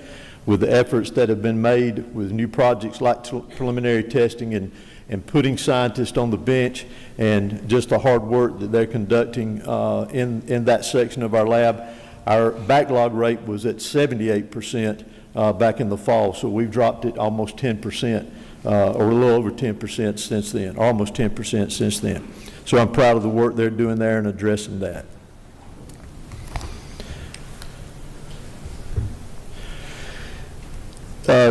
And regional investigative services to annualize positions, our HEAT unit, which is our human trafficking unit, in FY26, we have had 6 months of funding for 3 sworn positions that supported the human trafficking unit and their efforts across the state. The governor's recommendation, which we support, provides an annualized amount for both FY26 and FY27. That's $294,420 for FY26 and $287,300 for FY27. Also within this slide in annualizing the positions is in FY26, we had funding for 9 months for criminal intel analysts that were previously funded through a grant. That grant funding expired in August of 2024 due to CJCC no longer being eligible to receive that grant, and they cannot award the funds out. That grant requires to have a victims assistance program, which did not qualify us for that. The governor's recommendation provides to annualize that amount in FY27 for $171,841. Excuse me. Also to provide funds for 3 special agents. Last year we received funds for electronic surveillance equipment platform. That equipment is currently in production at this time and should be delivered hopefully very soon. In T&E of that equipment, when we were looking to purchase last year, we utilized it on 9 different investigations, and we had 9 successes in utilizing that equipment. These positions mentioned here for FY27, which is $543,750, they would be utilized to be assigned to that equipment full-time. I will add that we were able to utilize some grant funds to purchase a second platform for this electronic surveillance equipment so that we can have one in North Georgia and South Georgia. But due to the technology of that equipment, the upkeep of it, the knowledge of how it operates, we needed to fund or assign special agents to that equipment full-time. I think we'll see a benefit of it not only through our agency, but also in assisting our partners across the state. And so we appreciate that support from last year. Also, number 3, to reduce funds for personal services based on actual start dates. We had 3 digital forensic investigators. One was hired January 1st, and the other 2 are expected to start in February and March of this year. Based on last year's funding, FY26, we did hire 2 Strategic Threat Assessment Group agents, STAG for short, that are assigned under our GSAC unit, and 2 crime scene technical leaders. They were all hired on July the 1st of 25. We also were able to fill 4 criminal intel analyst positions that were transferred off the grant to funds this past fall as well. Also under regional investigative services, with our statewide gang case management system, FY26 funds were provided for developing an API to connect Formulytics to the GBI's current criminal street gang database. That will be a take-back of $800,000. In FY27, local law enforcement grant funding for the gang case management system will be transferred back to GEMA. That will be in the amount of $1 million. And then lastly on this slide, the one-time equipment, eliminating funds for one-time equipment purchase, that was for the surveillance platform that I mentioned earlier, which was at $877,320. In our forensic scientific services, the GBI currently has a total of 19 medical examiner positions within the agency. 16 of those are filled right now. 12 are located at headquarters, 2 at Pooler, and 2 at our Macon lab. We do have 3 vacant positions for our medical examiners, and those are 2 at headquarters and 1 at our Pooler lab. We currently have 1 part-time doctor at Pooler and paying supplements to our headquarters doctors to help cover Pooler and Macon labs when that is needed. In 2024, the number of autopsies that our medical examiners conducted was 4,353. That is 329 autopsies per doctor, which is still above the national average of 250 autopsies per year that is recommended. In 2025, our number of autopsies dropped a little bit to 4,220, but that equated to 272 autopsies that our doctors performed, each doctor per doctor in 2025, which is getting us closer to what the national average should be. And I attribute that in part to us being able to put doctors on due to many programs that were supported by the governor and you in this room here today. In the past year, we have hired 2 doctors and 9 death investigation specialists. We also hired 1 child fatality review program manager and 1 admin assistant. 3 of our doctors that we currently have applied for the loan repayment program, which has been a success to help attract doctors to our agency. This will continue to increase as we hire more fellows who complete their training program. Our child abuse and death investigation unit is now fully staffed with a unit supervisor and 3 pediatric-focused death investigation specialists who will streamline our child death investigation process and work closely with our child fatality review unit to improve child fatality prevention. Some other good news from our ME office is since starting in October of 2025 this past year is when we hired a forensic anthropologist.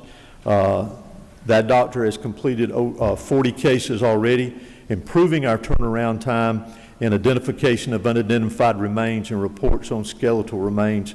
And she has also provided consults to our crime scene specialist unit, which obviously comes into contact with unidentified or skeletal remains quite often.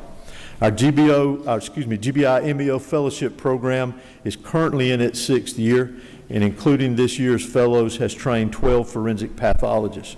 The fellowship program has proven to be very successful in aiding the state of Georgia in hiring forensic pathologists, as 6 have been recruited from that program to full-time ME positions at our ME office in GBI.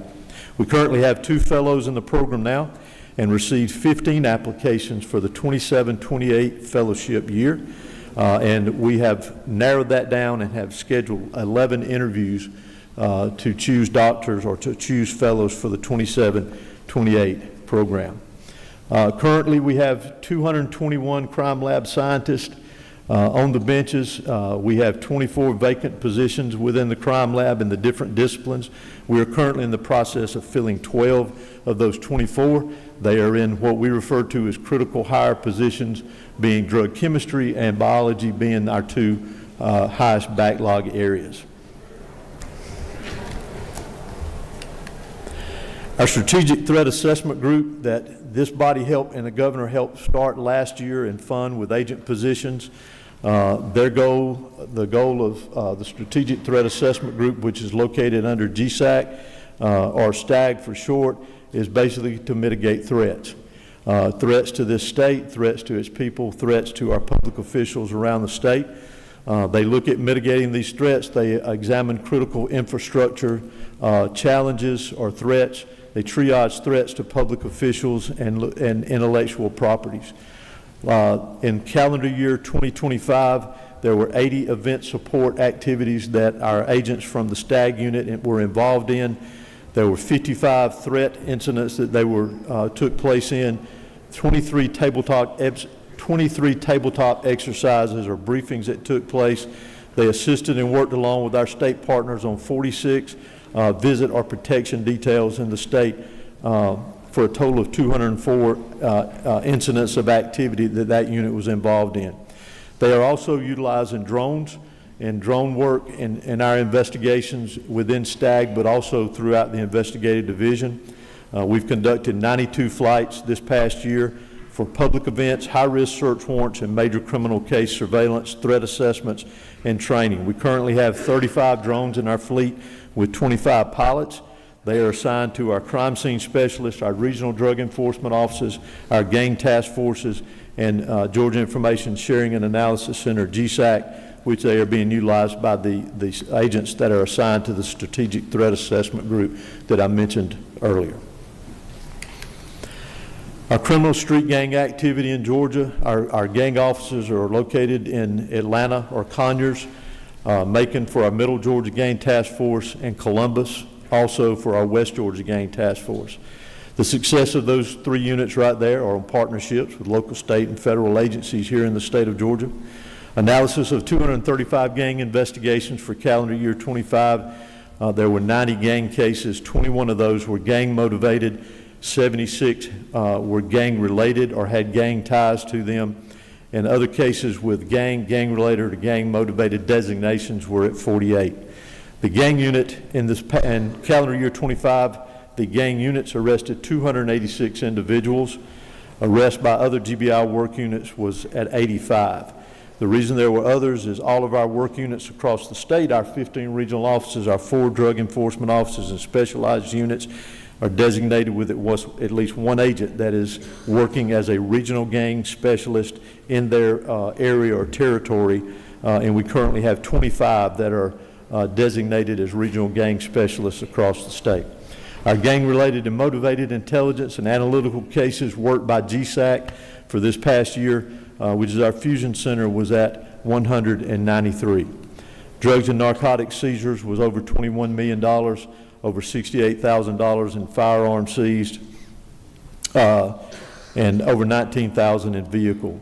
Grand total of seizures by these units was over $22 million for the calendar year of FY25. Our also involved shootings, which we are typically the agency that's requested to investigate any use of force incident in the state. We investigated 102 use of force incidents in 2025. 83 of those incidents involved officer-involved shootings, while 19 of those were non-firearm related use of force incidents such as blunt force trauma or impact weapons, tasers, or OC spray. Our Region 10 office in Atlanta, or our Atlanta field office, worked 36% of all the use of force investigations for calendar year 2025. That's 37 out of 102 of the cases.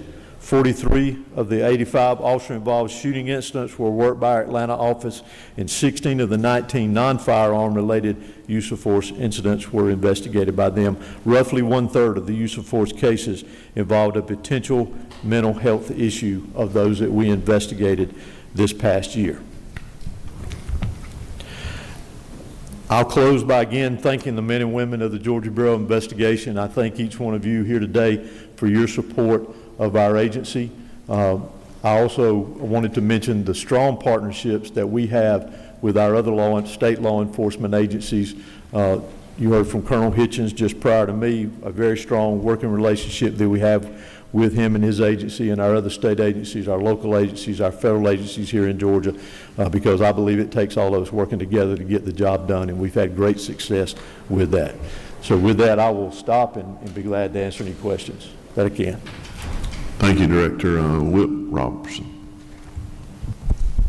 Thank you, Mr. Chairman. Thank you, Director. I appreciate the hard work your men and women are doing. I'm especially impressed with the threat assessment group and the work y'all are doing there to keep us safe here in the state of Georgia. A couple of questions. The drug chemistry testing is 69% of the backlog, is that correct? Yes, sir. And what's the majority of that, do you know? It's going to be a mixture. Some of it is going to be marijuana, because marijuana is a little bit harder to test, because just in preliminary testing we can tell you that it's marijuana, but it could also be hemp. But then we've got to go to further to determine the THC level within it.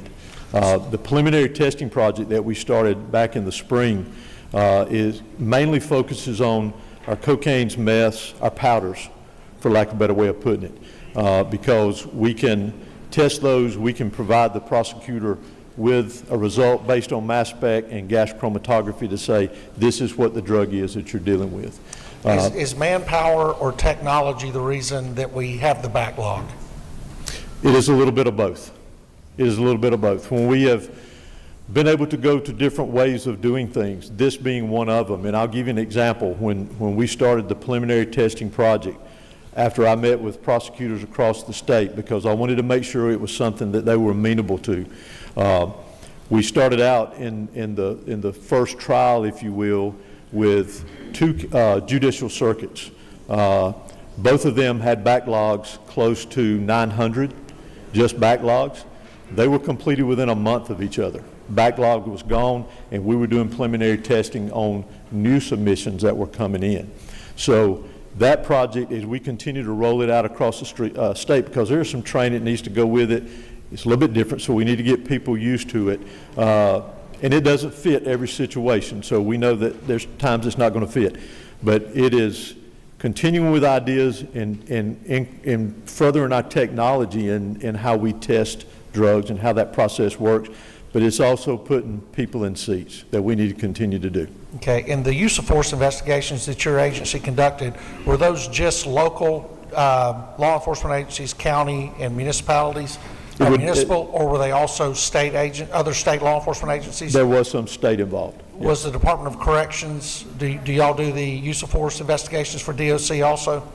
I would think it has to do with the situation. I don't recall one right off the top of my head for this past year. Typically the criteria is death, serious bodily injury. Yes, sir. Unless there's some other unfortunate circumstances within it that we need to get involved. I don't recall us doing one for GDC this past year, but I need to check and confirm that. Thank you, Director. Thank you. Chairman Petrie. Thank you, Mr. Chairman, and thank you, Director, for the good work y'all do, you and all the men and women at the GBI. I do want to thank you. I see this right at $75,000 for upgraded DNA software. Very important for us to swiftly find perpetrators of crime, also solve cold cases. But I want to ask you this as we talk about updating DNA software. So ICE has arrested 7 people in Georgia in the last 6 months for murder. Those murders were not largely committed in Georgia, but those arrests were made in Georgia. How robust is this most updated software to capture individuals that when we don't know who they are, they may be from other countries? Can you speak to that, sir? Thank you. My understanding of this software here, it is the first stage of even being able to take a sample, to enter it, to develop a profile for it. So it's not going to assist in what you're specifically referring to in getting DNA to a point that it can go into CODIS. My weak understanding of science, if you will. There's several steps that take into that process. This is one where the initial entry is being made into our system that gets the ball rolling so that a profile can be developed that can be entered into CODIS. So there's many steps, and this is one where we need to just improve the efficiency of what we're doing. Right now we have 2 pieces of instrumentation that are doing it. Neither one of them is the same.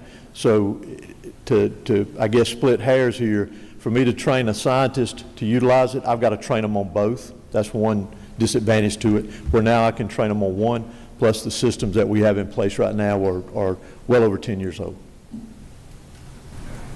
Chairman Burns.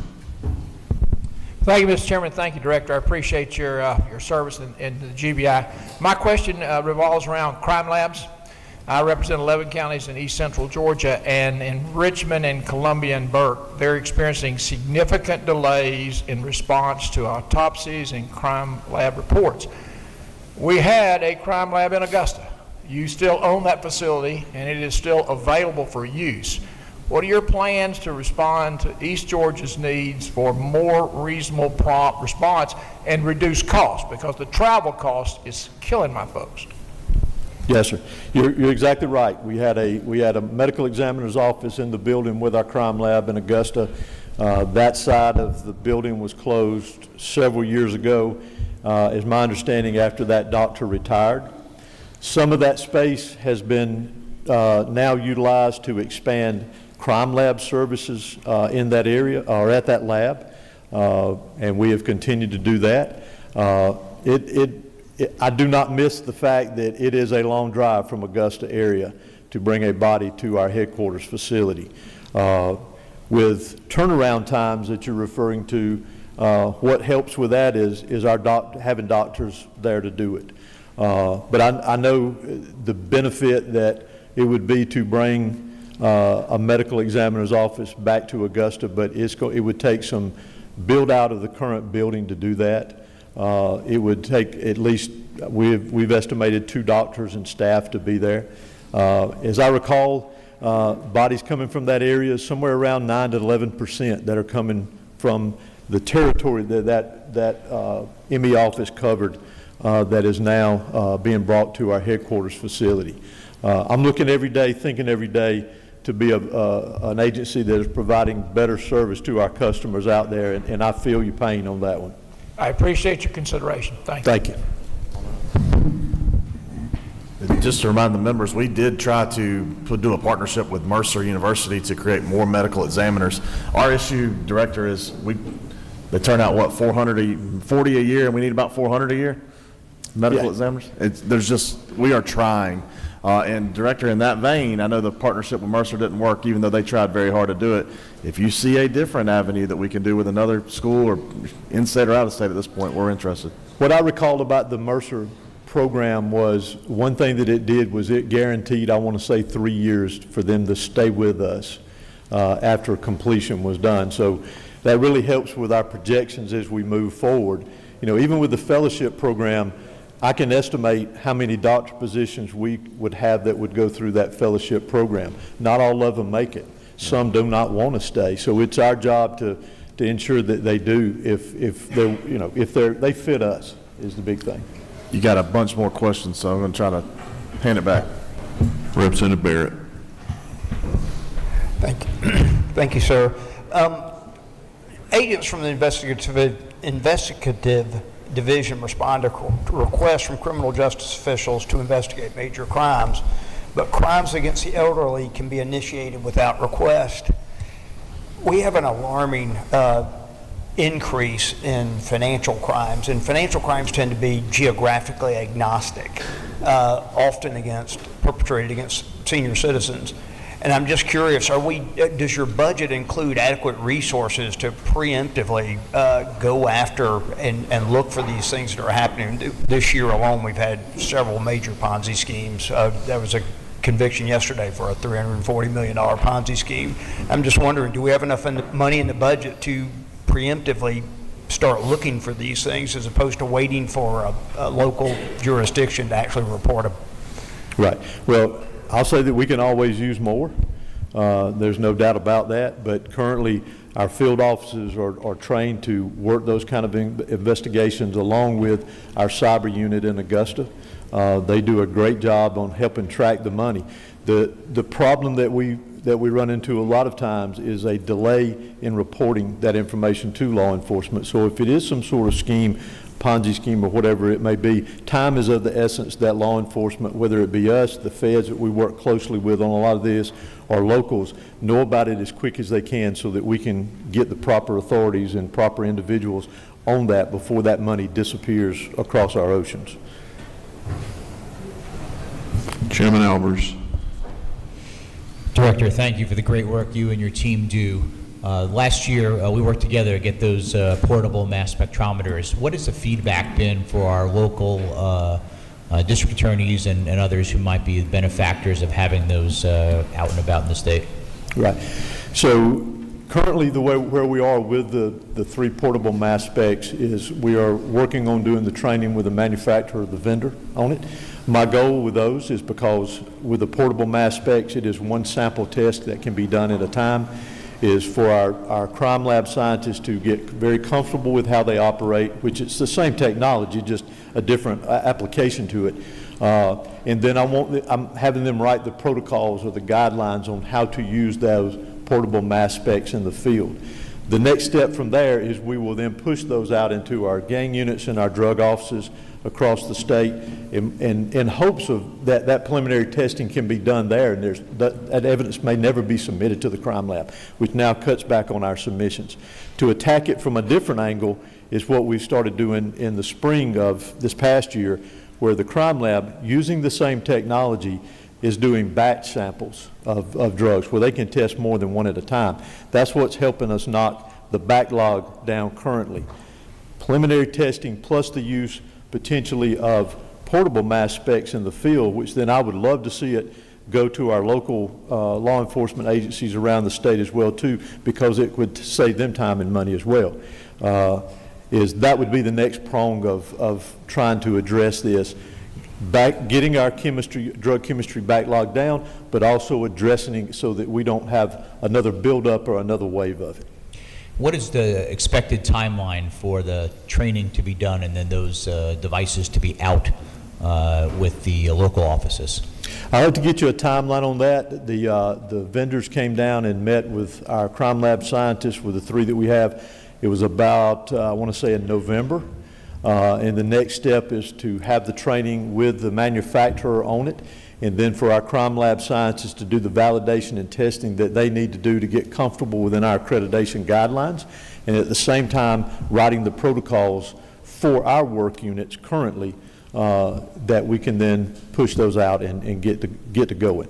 But in the meantime, what's taking place is this preliminary testing through our current mass spec gas chromatography within our labs. That is batch testing, which we're testing a bunch of a lot at one time. Thank you. Thank you. Members, there's quite a few of you that have your buttons pressed, but this is going to be the last question. Chairman Hitchens. Well, first I'd like to thank you, Director, for the Pooler Crime Lab. I worked very hard to get that property, and it's I've received accolades all the time from the law enforcement community because it's so easily accessible there at I-16 and I-95, and the 20 or so counties that have to deliver the evidence are very appreciative. But I got a couple other questions, and one of them is DNA. And Chairman Williams in the Senate and I, when he was in the House, worked together a long time on some DNA, and how many people we solicit DNA from. You know, there was a revolution in law enforcement back when fingerprinting began, and one of the reasons that it was so effective was everybody got fingerprinted. Everybody went in the military, got fingerprinted. Everybody that got a job in government pretty much got fingerprinted. Everybody that got arrested got fingerprinted. So they had a real database to go by. I've been in the FBI's headquarters complex where they do DNA, and they did it by hand. You know, they have the ability to segment different types of fingerprints, and there are about 4 different types, and they hand located it and picked it up. Well, the DNA is much more effective, and in Georgia, the truth is we only take DNA samples from violent criminals. A lot of misdemeanor criminals, low-profile criminals, burglars, peeping toms, some people from minor sexual offenses, they don't give DNA. And isn't it true that we probably get more hits on DNA from other states who take more samples than we do from Georgia? I don't know the exact number on that or an accurate answer on it, but I'll say it does happen. There's no doubt about that. Well, he's got a bill now that we started on last year, and I've been a real advocate for it. And I think with the advances in DNA, particularly now with familial DNA, that resolved the case in Idaho where the kid went back to Pennsylvania and they ran his DNA and realized that somebody in that family was responsible, and the FBI went and took some paper out of his trash can and found out that it was going to be the son, who very obviously had been there and come home. And I don't know that they would ever solve that case if it hadn't been for that. So I'm hoping that we can do something about that. And the other thing is with regard to the crime lab and particularly the chemistry people.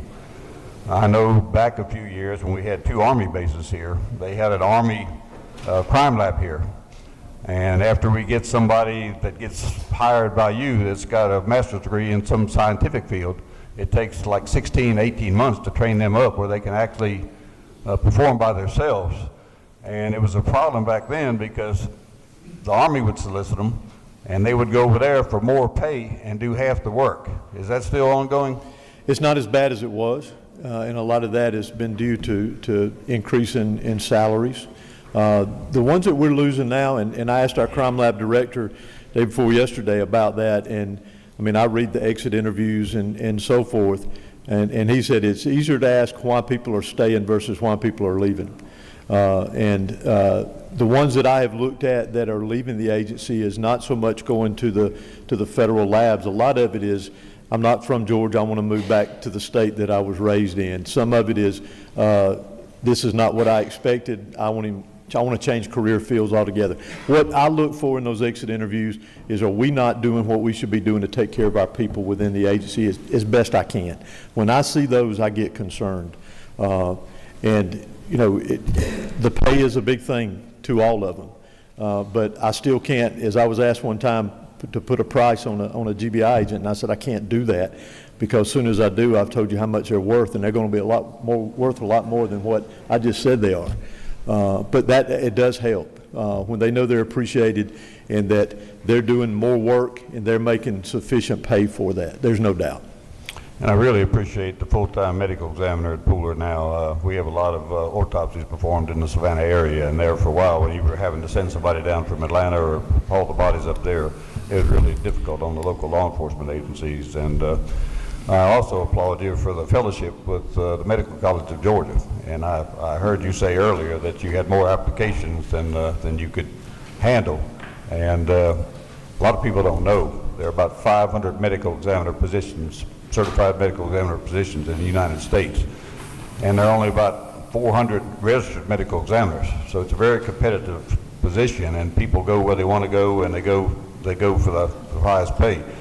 And we don't pay what's competitive like we do in any facet of the state government in the private sector, but I think we've gone a long ways, and I certainly want to try and get one in Augusta too. I don't represent the Augusta area, but I know some people that do, and it's really difficult to haul somebody back and forth from Augusta, dead bodies, paying somebody to go up there and pick them up and take them back, and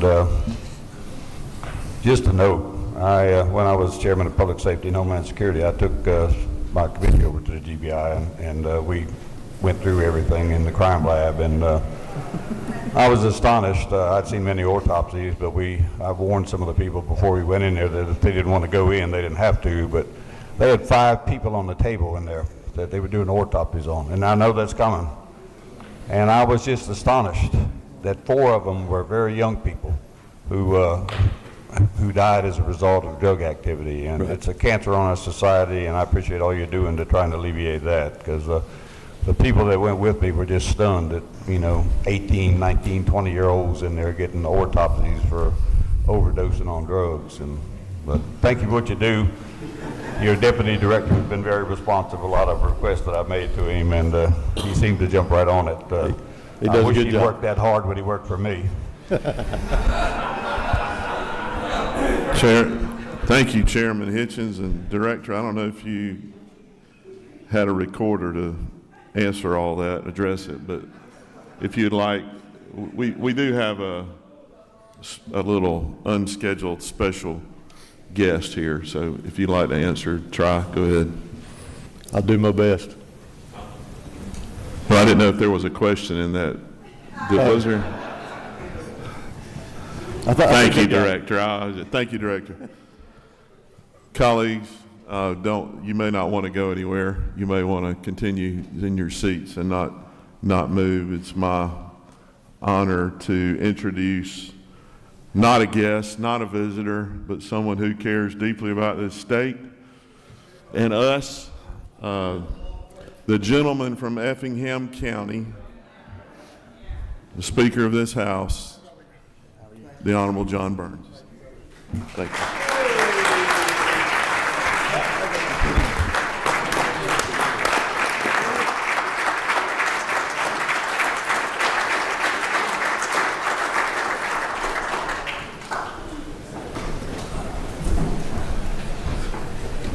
Is my microphone on?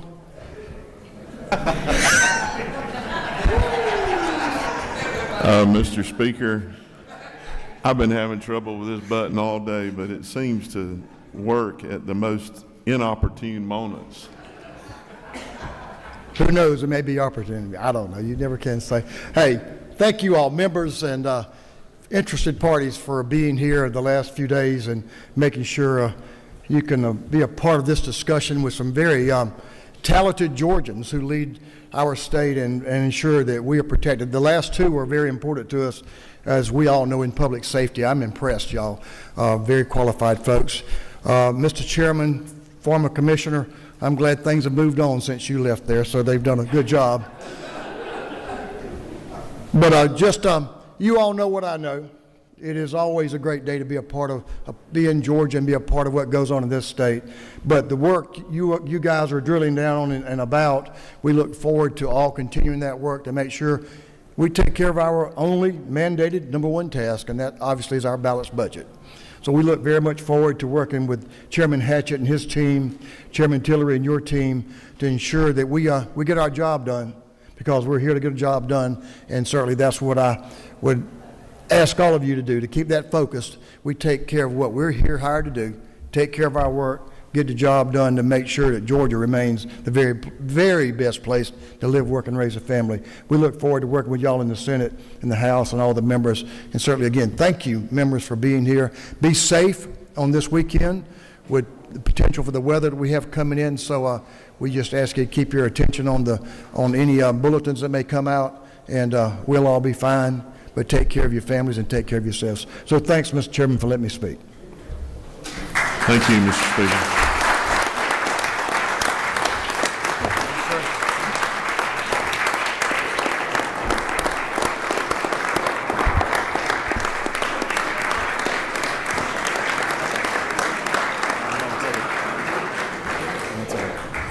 I'm going to run to the restroom. You want to take a quick break, or you want to just keep it rolling? Keep it rolling. You're not bothering me.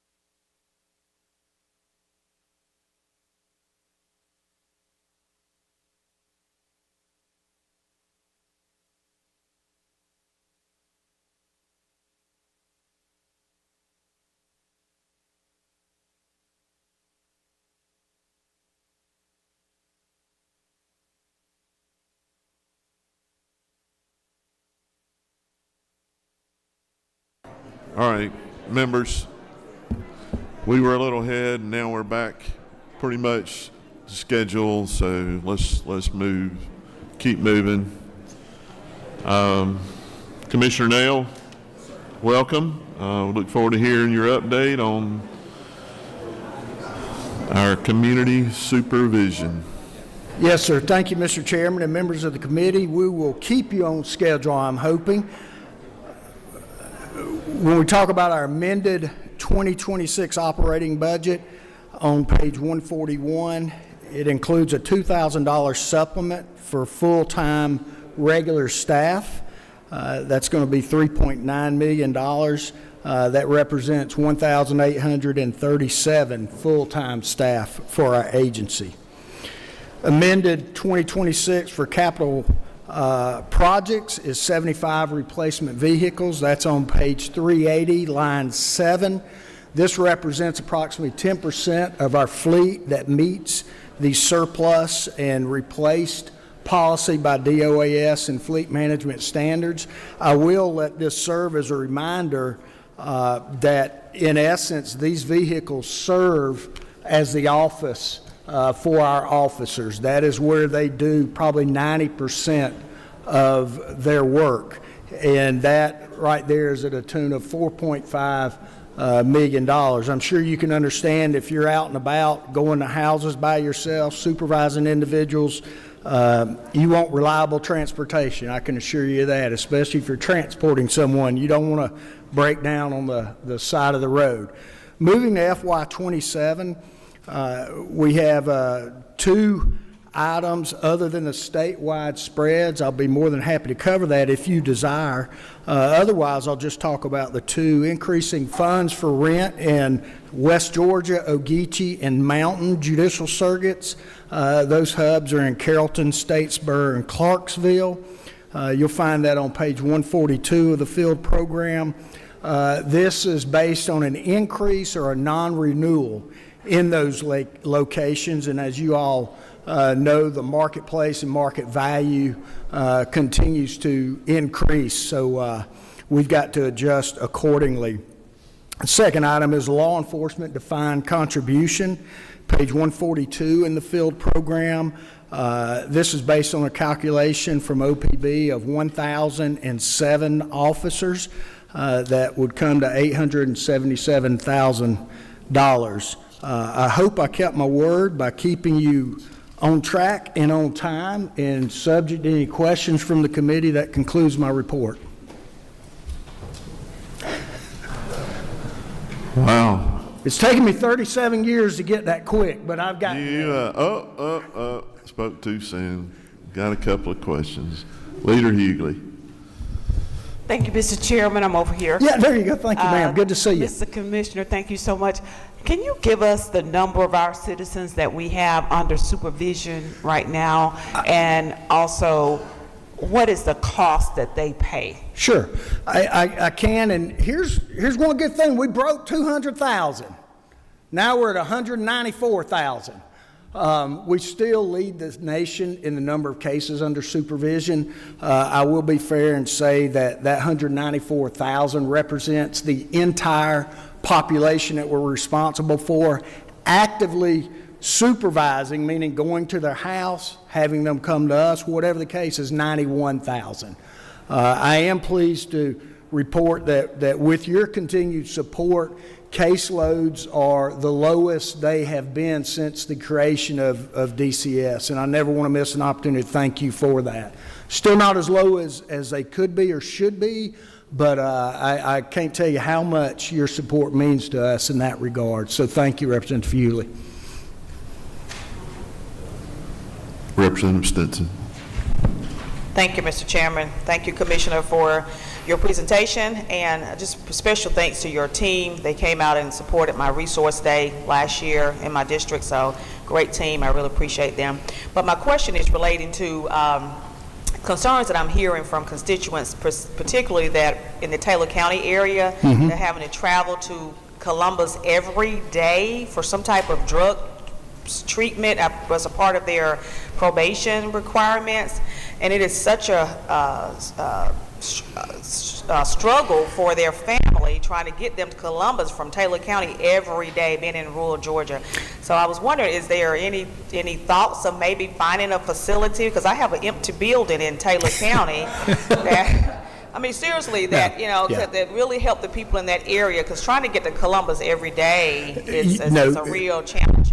You are not alone. Transportation, especially in the rural areas, becomes a great challenge for us. I will tell you that we are relocating our Columbus office, and one of the biggest things we looked at is ensuring it is on a bus line to help with transportation. That might not help with the Taylor County situation, but all I can do is acknowledge that, yes, it is a serious situation. One thing we did to address it is I still remain firm in the belief community supervision does not take place in an office. It takes place in the community, and that's where these officers need to be.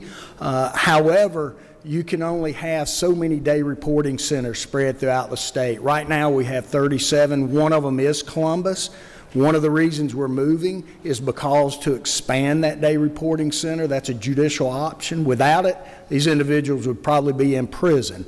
And I wish I had an answer for you, but just being very candid and honest, I recognize the challenge without a doubt. Follow-up question, Mr. Chairman, just one. So you're moving the Columbus office, you stated. Is it going to be further for people in Taylor County, or is it going to be closer for people in Taylor County? It won't be further. It shouldn't be, but I will be candid. It's not going to address that concern. Gotcha. Anywhere in Muskogee County is still going to be far from Taylor County if you're the one that lives in Taylor County, and I understand that issue. Day reporting centers are expensive. I wish we could drop one everywhere, but I don't think that's feasible. Plus, just too costly. But if nothing else, you get empathy from me for the transportation issue. I promise you that. We are aware of it. Okay, thank you. Yes, ma'am. Thank you, Mr. Chairman. Whip Robertson. Thank you, Mr. Chairman. Commissioner, Yes, sir. what you're talking about, the individuals having to move from or go from Taylor County into Muskogee County, and you're talking about day reporting, are the vast majority of these having to actually report to their supervising officer, or is this for drug testing, or? Those are in the day reporting center. Our offender or supervisee population, the majority of those, we actually go out into the field and see them, to include Taylor County. Day reporting centers have a census of 100 individuals that are under supervision, and it does require drug testing and programming. So yes, they have to report to that location. And these individuals are required to report based on certain diagnostics that are conducted by your department upon their release from prison, is that right? Not all the way, sir. Most of these are judicial sentences that judges actually hand out, and we do initiate waivers if they have violated their conditions or have sanctions to be imposed. Those are the ones that make up the census of the day reporting center. So it's a condition of their probation in order to follow the instructions of a Superior Court judge? That is correct, sir. Thank you. Representative Oliver. Thank you, sir. I remember a lot of conversation about Georgia being a total outlier on the number of offenders that are in probation. You said out of 194, 91,000 are active supervision. I wasn't sure exactly what that meant, but that obviously leaves, I can't do the math, 100,000 people. 100,000 people. What is your data research on the value of long-term probation for folks who have not been in trouble for a long time? That was a real issue of cutting back on those numbers when we discussed it last time. That's correct. A very good question. The legislature 2 years ago passed a bill to limit the time on under supervision. And just the first day that was enacted, we were able to cut off about 24,000 off of our caseload. So really this is administrative status, but they're still under the conditions of the sentence. They're just not being actively seen or supervised. Well, the conditions are what after 5 years? I mean, we can follow up on that, Mr. Chairman, but this is a lot of people that we're paying for, and what is the safety return on investment? I agree, and the conditions are the same, the general conditions. And as to research, I will tell you, research shows that beyond 2 years, exactly what I'm remembering, you are not going to get a return on your investment. That's exactly what I remember. The numbers in Georgia aren't associated necessarily with the folks coming into the system. It's the length. We also have the longest sentences in the nation, and that's where you get a stacking effect. If it's 2 years, that's great, but when it's 8 years, you're still responsible for that individual until the recent passage. But it's still going to take time for that legislation to catch up. That's why it may have been joking, but that's why these numbers continue to go down. So they're going in the right direction. If they don't violate within 18 months, they don't violate. Generally, that's what research shows us. That's what I remember. So we'll That's correct. keep having this conversation about Sure. what's the benefit of following 100,000 people. Thank you, sir. Representative Gilliard. Thank you, Mr. Chairman. Commissioner, I see the bow tie still holds itself. Where? Let me thank you. There you are. Thank you, sir. Yes, sir. Let me thank you so much for what you have done with us in Chatham County. I asked you to come and speak and interact with the community at the Breakfast Club. You came. I have taken the rides with your staff. The level of restitution was a problem in a lot of ways, and yes, sir. And I'm thankful that your office has worked with us on the different programs we've had, Show Us Your Guns and others, to help those citizens so that they will break the recidivism level and they'll meet their restitution. So we look forward to working with you in the future, but are there any future plans for Chatham County? Stay the course. We have a great day reporting center down there. We have a great relationship with all the stakeholders. We recognize we can't do it alone. It does take community involvement. These people just didn't get to that part of their life overnight, and it takes a lot of work. But I think to the point is just continue to strengthen the relationships that we have with Chatham County. I would be remiss if I did not compliment the work of the nearly 2,000 staff members. I've got the easy job. I get to talk about the great stuff they're doing. They're the ones that are carrying the weight at the local level, and I'm very, very appreciative of what they are doing. But I think just stay in the course in Chatham County and keep strengthening those relationships. Last question, Representative Lynn. Commissioner, thank you, Mr. Chair. Commissioner, I echo what others have said. I've really appreciated working with your staff. Thank you. I had a quick question with respect to the dynamic risk assessment tool, which, as I understand, is not AI-based, to be absolutely clear, but does look at a number of different factors. And from engaging with your office, I understand that it is showing early promise. Could you tell us, when will we be able to tell, is this risk assessment tool working? Well, the general risk assessment has been around quite a while by statute. We revalidate it every 5 years. It's not an off-the-shelf project. It is actually normed on Georgia's population. We are right now in the midst of doing one that is even more responsive. Our risks are calculated every night. We share data that is put in by the officer or the counselor that uploads. For instance, their risk can go down if they go 30 days without a positive drug screen. Consequently, it can go up. There are a number of factors that go into that and are populated with it. Even from the start, we are one of the only ones in the nation that we actually have access to the GBI database, which is absolutely critical when you're talking about risk and needs assessment. And that's a good point. It's not just a risk assessment. It also identifies those needs. And when we talk about risk, just to be clear, we're talking about the risk to reoffend. We're not talking about a physical risk. I know for a lot of people, that's what comes to mind first, but we're talking about the risk to re-engage in criminal behavior. But we're making great progress with that, continuing to validate it and update it. Yes, sir. Thank you, Commissioner Nail. Keep up the good work. Thank you, sir. Appreciate the support. Next up is Director Jay Neal with the CJCC.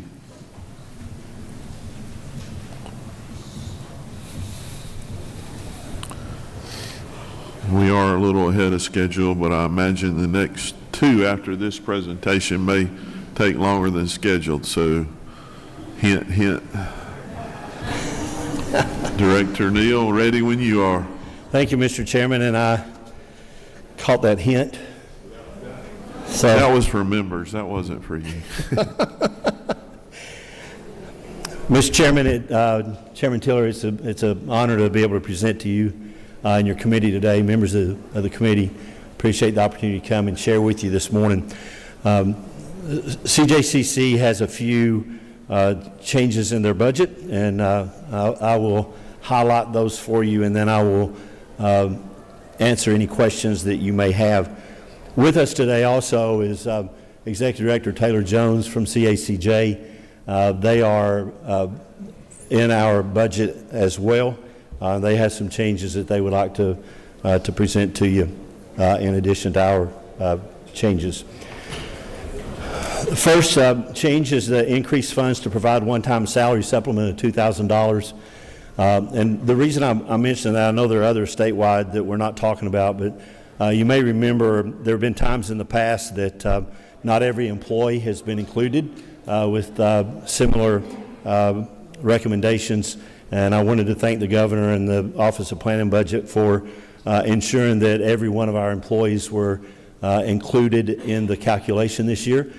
So this $2,000 supplement is fully funded for our agency, and we're very appreciative of that. The second item is reducing funds for operations. This is removing $33,558 where the intent language was considered non-binding by the governor. The third is to reduce funds for personal services based on the actual start date of new positions. And we believe that that is an accurate calculation on those funds.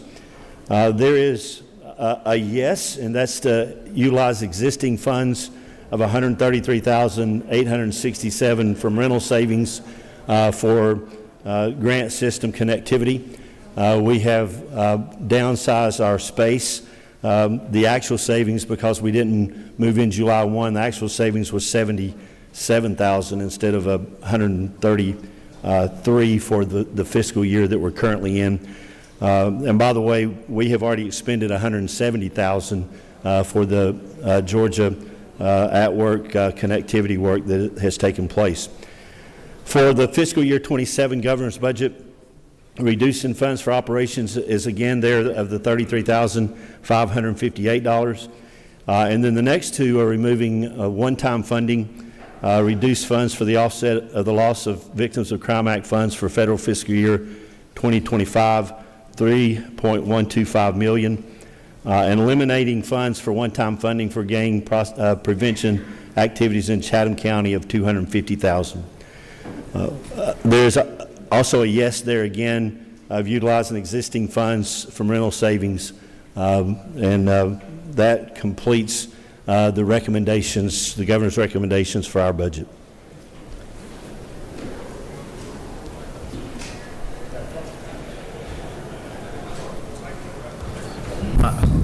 I might need to use Chairman Hatchett's mic since we know it's on. Got a couple of questions. Okay. Representative Mary Margaret Oliver. Good morning, thank you. Good morning, Representative. I'm told that the child advocacy budget that's now with you, that nobody's been paid anything since July. Is that true? That is not true. Good. So we learned the middle of June that the funding was going to be transferred to us. Mm-hmm. We had to get a contract and an MOU with DHS before we could do anything with those funds. We also had to get a little bit of information from CACs to determine how that funding needed to be distributed to our local CACs.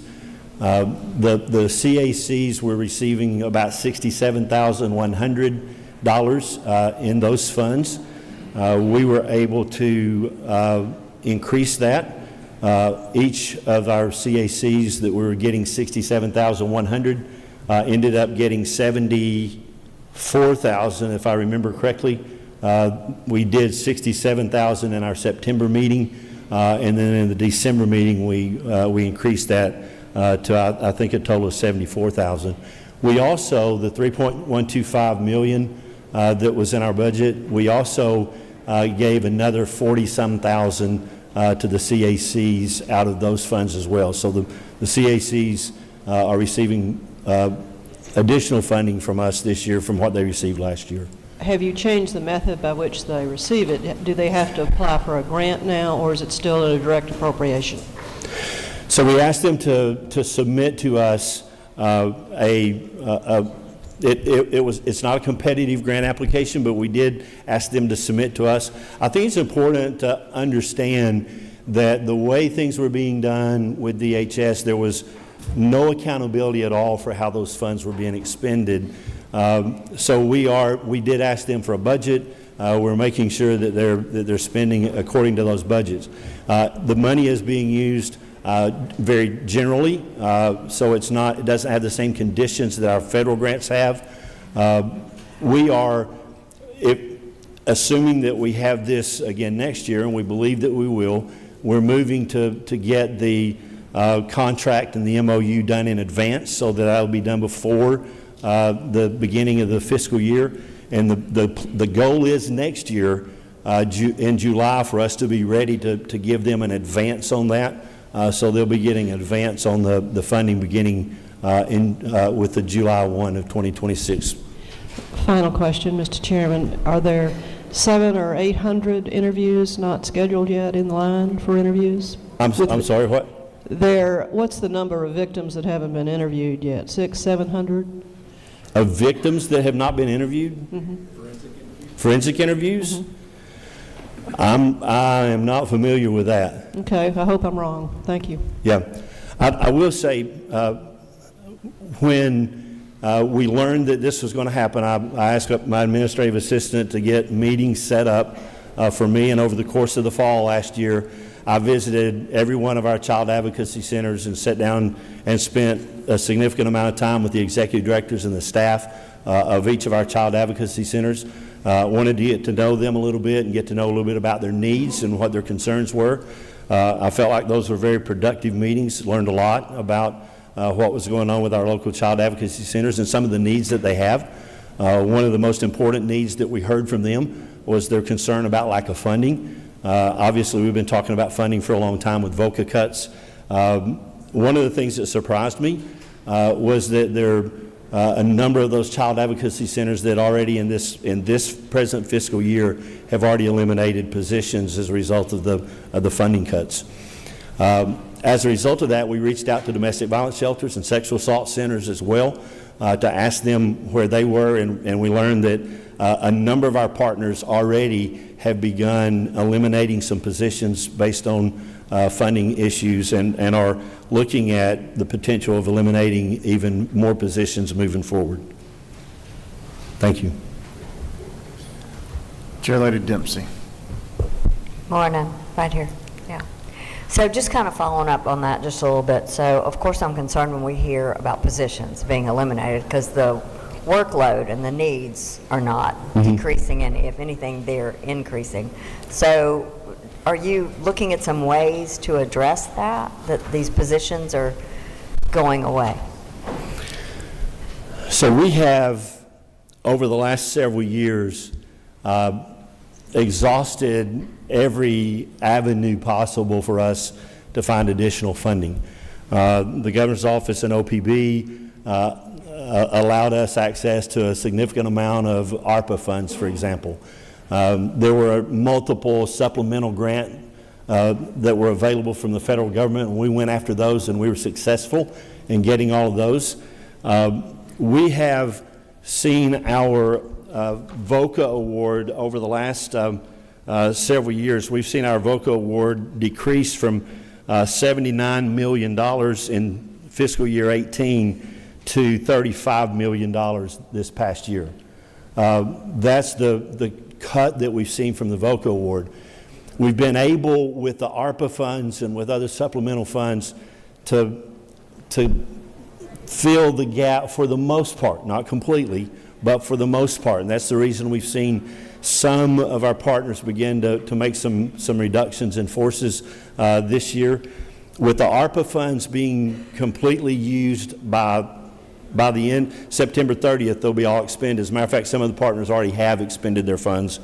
Where we've been awarding, with all fund sources combined, we've been awarding $113 to $115 million a year for victim services. Last year, we awarded $89 million. This coming year, we anticipate awarding about $82 million. So that's about a $30 million cut for our partners in this coming year, effective October 1. I don't know where else we can find those funds. We've exhausted all the grant funds that are available. We don't have any funds available. We'll certainly continue to look anywhere and everywhere that we can. We have, I have partners that have reached out.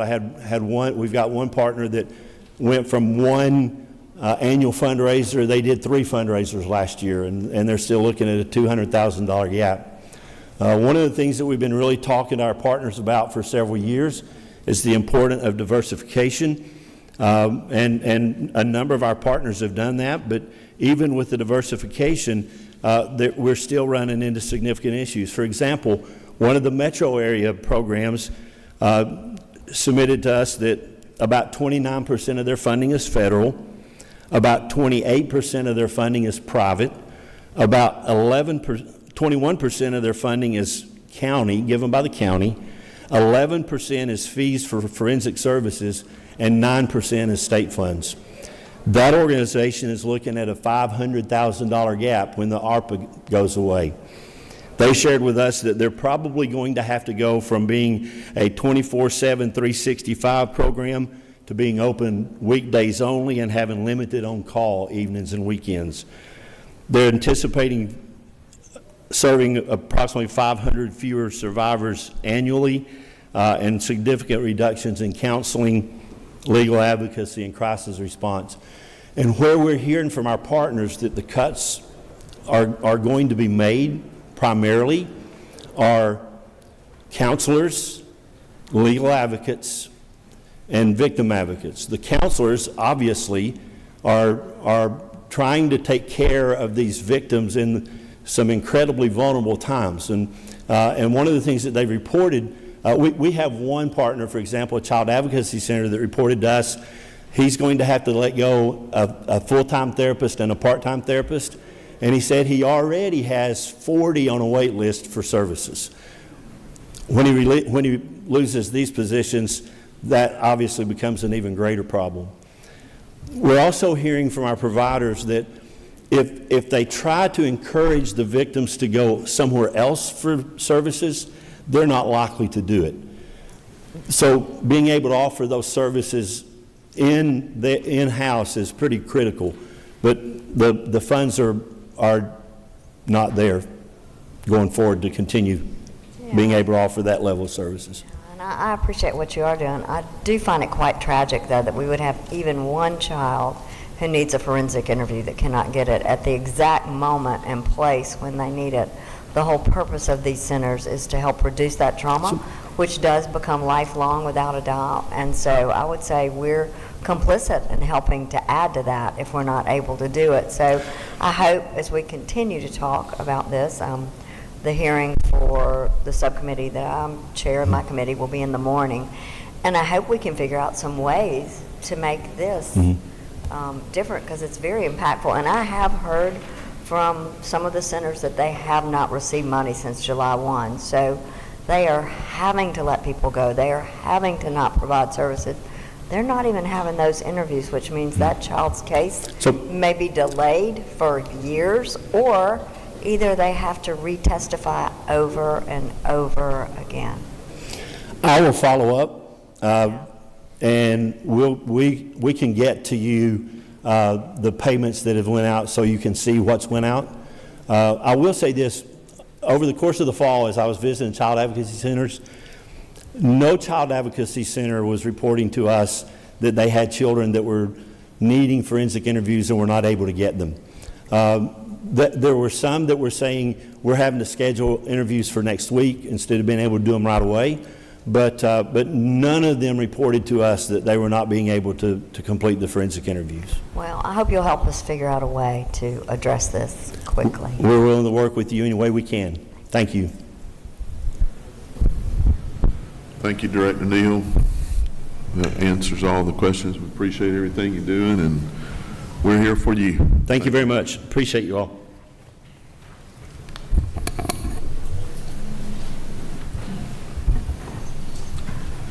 Next up is Commissioner Reynolds-Cobb with the Department of Juvenile Justice.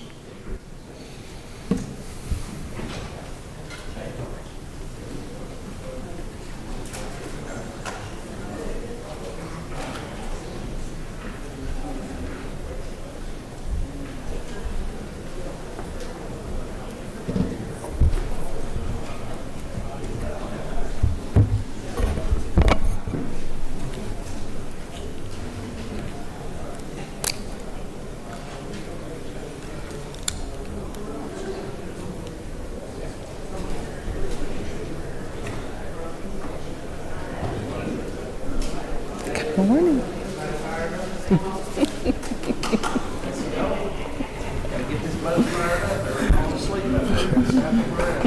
Good morning, Commissioner. Good Welcome. morning. Thank you. The floor is yours. All righty. Well, good morning, Mr. Chairman, members of this committee. Thank you so much for giving me the opportunity to present to you our AFY 2026, FY 2027 Governor's recommendation. I do want to say thank you to you all as well as Governor Kemp for always being so supportive and understanding the needs of the agency as well as the challenges that we continue to face.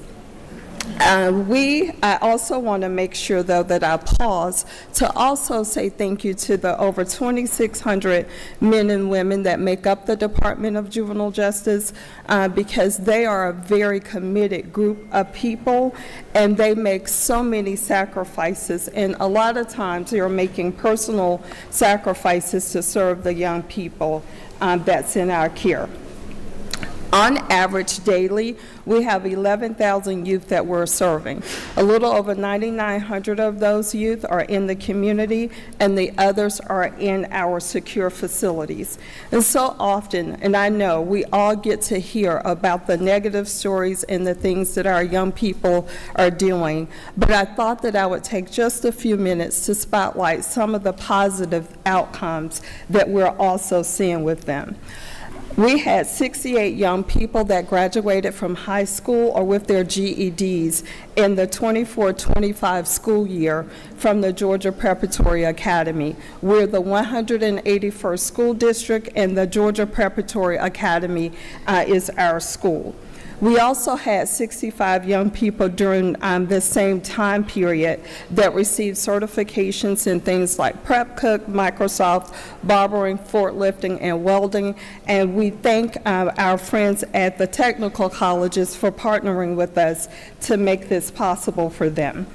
We have 29 interns that's at Cafe Momentum Atlanta, which is a restaurant that is in a few cities across the country, and their sole focus is on justice-involved youth. So they do pay internships for our young people, and in addition to teaching them about the restaurant business, they also help them with schooling, they support them with mental health, and they also do 24/7 case management. And this helps us when our young people are leaving our facilities, going back into the community. It gives them something positive and a positive start. We also had 8 young people that participated in the Credible Messenger Youth Summer Violence Intervention Camp, which is a 10-week intensive camp that works to reduce the risk of criminal activity. When we look at the staffing, retention and recruitment is always a conversation that we have because for many years we had the highest turnover rate, we had the highest vacancy rate as well. Well, over the last 2 years, we've been able to maintain an agency vacancy rate of 24%. And we also have our turnover rate at FY 2024 was 30.3%. We've seen just a slight uptick in FY 25 to 30.6%. But what you all also know is that what moves this rate for us is what's happening with our correctional officers. And so for years, we talked about a 94% or 97.5% turnover rate. Last year, we were able to report a 64.24% turnover rate with our JCO series, and this moved a little bit up in FY 2025 to 68.19%. The reason why I'm not alarmed by this is because we also have to remember that we have a responsibility to hold people accountable. And so where we want our numbers to be good, we cannot sacrifice accountability. But we're also working from a plan on recruitment and retention. We continue to focus on our culture because that's a big deal. And we have moved from the days where we're just focusing in on the culture globally to also working now on the subcultures in all 76 of our offices and our 25 facilities. We have seen great results from our stretch program, which we believe helps us with succession planning, career development, and is also a morale booster.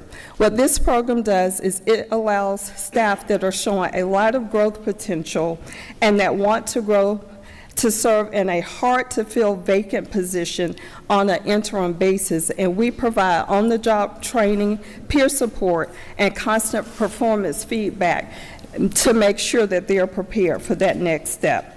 We've also improved our onboarding process, and we're doing regular check-ins, so that way the people, when they're coming into our organization, they know that we care about them and we care about their success to help with retention.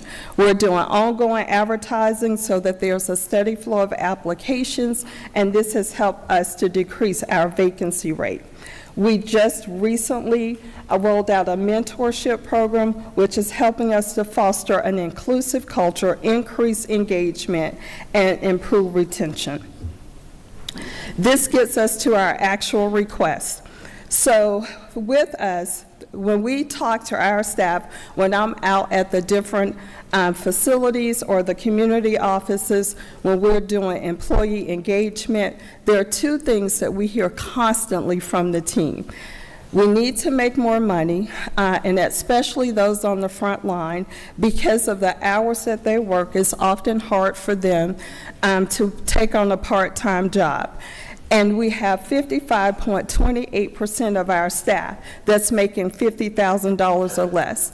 And the second thing that we hear is about their safety. So I am very grateful, and I know that all of the men and women that make up the department, with the governor's recommendation for the supplemental $2,000 for all of the full-time staff. And the other things that you will see in our requests, they're also geared towards not only the safety of our youth, but the safety of the men and women that work for the department. On page 244, with the supplement in our community services, the increase that we would be requesting is $1,440,357. And our departmental administration, with the 2,000 supplement, it's $355,245. In our YDC budget, that would be an increase of $1,681,493, and in our RYDCs, that 2,000 supplement would increase to $2,611,589 for our budget. Now, this next item has nothing to do with the $2,000 supplement, but because we've had a decreased turnover rate in our RYDCs, in order to make our budget and personal services, we're requesting a $2,544,806 addition to make it through the end of this fiscal year. And now turn your attention, please, to page 380 for our amended capital projects. We're requesting $600,000 for our Muskogee YDC. We have a new 56-bed housing unit that will come online this summer. That construction should be done the end of June. So we need to add some additional cameras, and while we're adding those cameras, we need to move away from the outdated physical servers that we have to a cloud-based platform. The next item there is for repairs and sustainment for our RYDCs. $2,833,800 is the request. Most of our RYDCs, we have 19 of them. They were built somewhere between 1970 and 1990, so they are aging facilities. As I stand here today, we have our Waycross facility that we need this money for, as an example, where we need $650,000 because we have to repair the sewer line.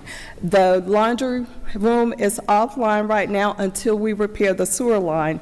And in addition to that, we need to replace the vent hood, and we also need to replace the grease trap. This brings us to our FY 2027 request for community services. We have all of the statewide increases or adjustments as the other agencies. I don't know, Mr. Chairman, whether you want me to go through each one of them. Okay, so what we will do, what I will point out there is because we are a school district, unlike most agencies, we do have the $119 increase for the teacher's retirement system to reflect an increase in the actuarially determined employer contribution. See, everything for our departmental administration is just the statewide adjustments, and the same for our YDCs and our RYDCs, which gets us to page 389, capital projects.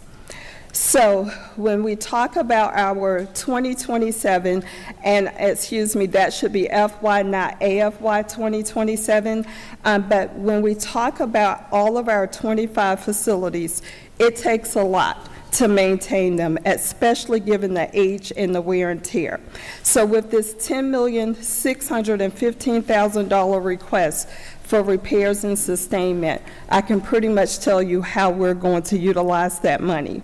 That $6 million, we have two facilities, our DeKalb RY and our Clayton County RYDC, where the plumbing is pretty much almost gone.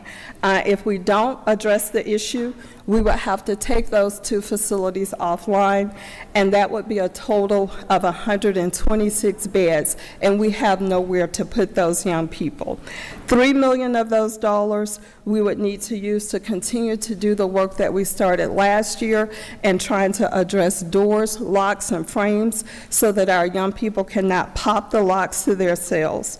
And then the additional $1 million, we have major systems that's at the end of their life cycle, such as our HVAC, chillers, and generators, so we would need to replace those. The last item that we have is for $5,970,000 for major repairs and renovations. We have about 3 facilities where we need to harden ceilings. We have other facilities where we need to replace roofs and gutters. And so those are the types of things, and those are the things that we know. But so often it's also the unforeseen things that we also have to budget for that often causes us a struggle in trying to pick and choose what we do first. And with that, I will pause for any questions. Thank you, Commissioner. I've got a couple. With I think you said your turnover rate had gone from about 60% to 30%, is that correct? So the agency turnover rate went from 30.3% last year to 30.6%. But for our JCOs, that went from the 64.24% to 68.16%. So you're still, with your officers, you're still in the 60s? Okay. Yes. All right. Well, we'll do whatever we can to help try to resolve that.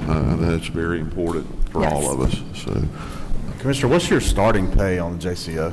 It is $44,000 for a JCO 1. And what's your average pay on JCO? The average would be maybe around about $49,000. Remind me too, didn't we fund a new prison or jail in Macon? So we're Roseville? the Okay. design. And we have the money. Yeah, okay. we're in the process of completing the design for the Macon facility, and it's going to be the first facility where it would be all female RY and YDC. And that's when is that set to be complete? So we probably have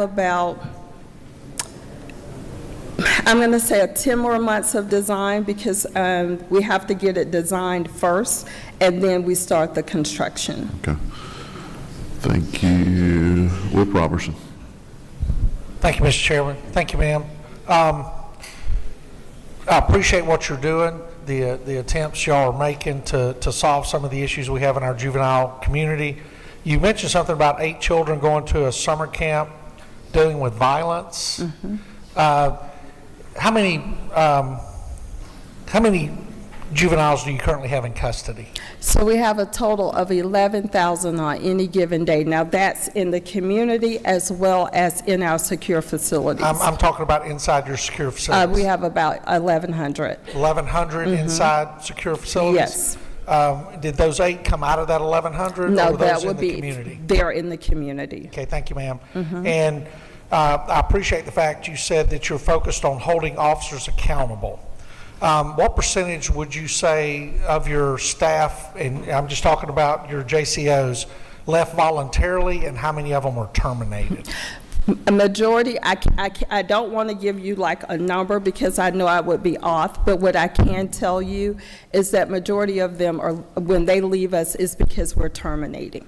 Okay, would that information be available that you could provide that to me? Yes. And were any of your JCOs arrested and charged with any crimes related to their job within the institutions?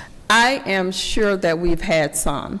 That it all runs together because when they're going to court, you're reliving things that are old, but I'm sure that we have some, and we can give you that information as well. Thank you, ma'am. I appreciate it. You're welcome. Chair Lady Kirkpatrick. Thank you, Commissioner. I appreciate you highlighting Cafe Momentum. It's right down the street, y'all. It's on Peachtree. They have great food, and all the staff are just as involved youth. Yes. They provide wraparound services, and we should be taking full advantage of it. I know you're working with them as well as another great nonprofit that's in Senator Anderson's district, Broken Shackles, Yes. to try to get these kids back in the workforce. My question is, are you working with the technical college system at all? Yes, we are. And so those certifications that I spoke about with those 65 young people, it's because of the technical college. They have been great. The welding, they bring the equipment to us, and they're taught welding on site at our secure facilities. Thank you. Thank you. Representative Stinson. Thank you, Mr. Chairman. Thank you for your presentation. You talked about the condition of some of your facilities. Has there been any thoughts of maybe obtaining another facility? Because in Taylor County, we have a facility that's state-owned, that's not being utilized, and has been empty for a very long time, and that could be a possible solution to your problem. And also, Senator Kilpatrick mentioned the wraparound services and the work with the technical colleges. Can you share what are some of the work you're doing in rural Georgia to help children that may be in your custody for wraparound services to be able to transition back into the community? So when I'm going to start with the second half of your question. So when we're talking about like these certifications, I'll give you an example. The first welding program that we did, it was with the girls in our Macon, our all-female facility. And so that catchment area for Macon, that would be young people that's coming from South Georgia or Middle Georgia. Also with these other programs like forklifting, that's a program that we have in our Wilkes facility, also in our Cadwell facility. So majority of the programs that I spoke about with certifications, a lot of them are actually for the young people in rural Georgia. What we try to do is look at the data of what type of employment opportunities would be available for the kids, and then from there we try to bring those certifications. We also have kids that are working at Kia and the Hyundai plant as well, and these are kids from across the state, and these are the community kids, and they're doing pretty well. So we're trying to make sure that it's just not Atlanta focused. The only thing that I talked about that's just metro focused is Cafe Momentum, because that is downtown Atlanta. Now, and as far as property, we're always looking for property, but what we have to be careful about is because we're working really hard with communities because we want to be on the prevention side of it. It hurts my heart when I'm talking to teachers and educators and we have 5-year-olds that are being put out of a classroom and we don't know what to do with them. So we're working with local communities to try not to be the pipeline. So what we're trying to do is those facilities that are not in the best repair, we're trying to either repair them or bring them up to speed. There may be 1 or 2 that we may just need to close because they are old GDC facilities and we cannot overcome the adult feel to them. But we don't want to have to we don't want to have to say we have 30 facilities. We already have 25, which is more than a lot of states. And so we're trying to do all that we can to not push young people further into the justice system, if that makes sense. You're welcome. You're welcome. Commissioner, that's all the questions. Thank you very much. Thank you.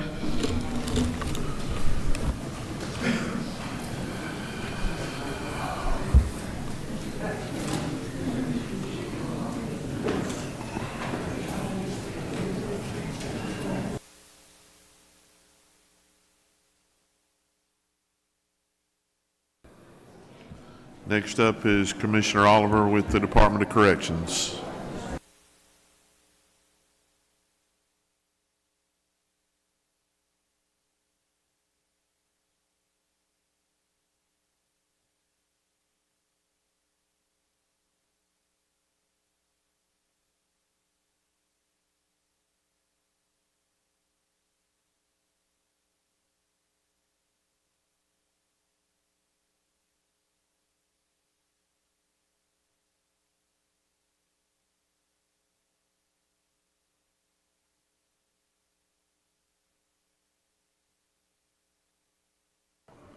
Well, welcome, Commissioner Oliver. We'll bring you in 30 minutes ahead of schedule. You don't have to take all the time, but I imagine you might get a few questions. So with that, I'm going to turn it over to you. Yes, sir. Thank you, Mr. Chairman and members of the committee. First, I just wanted to start off with setting the stage for our budget recommendations from the governor, kind of give an overview or snapshot of GDC from a population perspective and other perspectives. So total housed population, we have 50,252 offenders plus an additional 3,000 plus probation parole offenders that are housed in PDCs, RSATs, integrated treatment facilities. You can see our admissions and releases there. Our inmate breakdown, 75% are violent, that's 3 and 4, 25% nonviolent, and that population has increased for 12% since 2012. Validated gang affiliation, we're sitting around 15,888, that's 31% of our population are classified, self-identified as security threat group or gang involved, that's 1 in 3. And you can see the charts down there that breaks down the close, medium, and violent populations. Our sentencing trends, our current average sentence length is greater than 42 years, almost half of our population serving 20 years life without parole or death penalty. Both averages, sentence averages and the length of time significantly increased over the last 30 years. We currently have about 8,000, a little over 8,000 offenders serving a life sentence and a little over 2,000 serving life without parole. In that chart below, you can kind of see the time served on life sentences only. So back in the early 90s or 1990s, they were serving at least about 12 years on a life sentence. Currently, right now, is serving about 28 on average. Our health statistics, 26%, over 26% of offenders are actively on a mental health caseload, ranging from medication, therapeutic services, up through intensive crisis stabilization. Our mental health classification, we have about 13,834 offenders on that caseload. Chronic offenders with chronic conditions, over 25,000. That's grown from 33% to 60% since 2011. And chronic conditions are cardiovascular disease, diabetes, respiratory, COPD, cancers, HIV, and hepatitis C. So you can see that number is continually growing and increasing. We dispense over 100,000 prescriptions per month to our offender population. Our average age of offenders is about 41 years of age, and that's increased over the years, as you can see that in that chart below.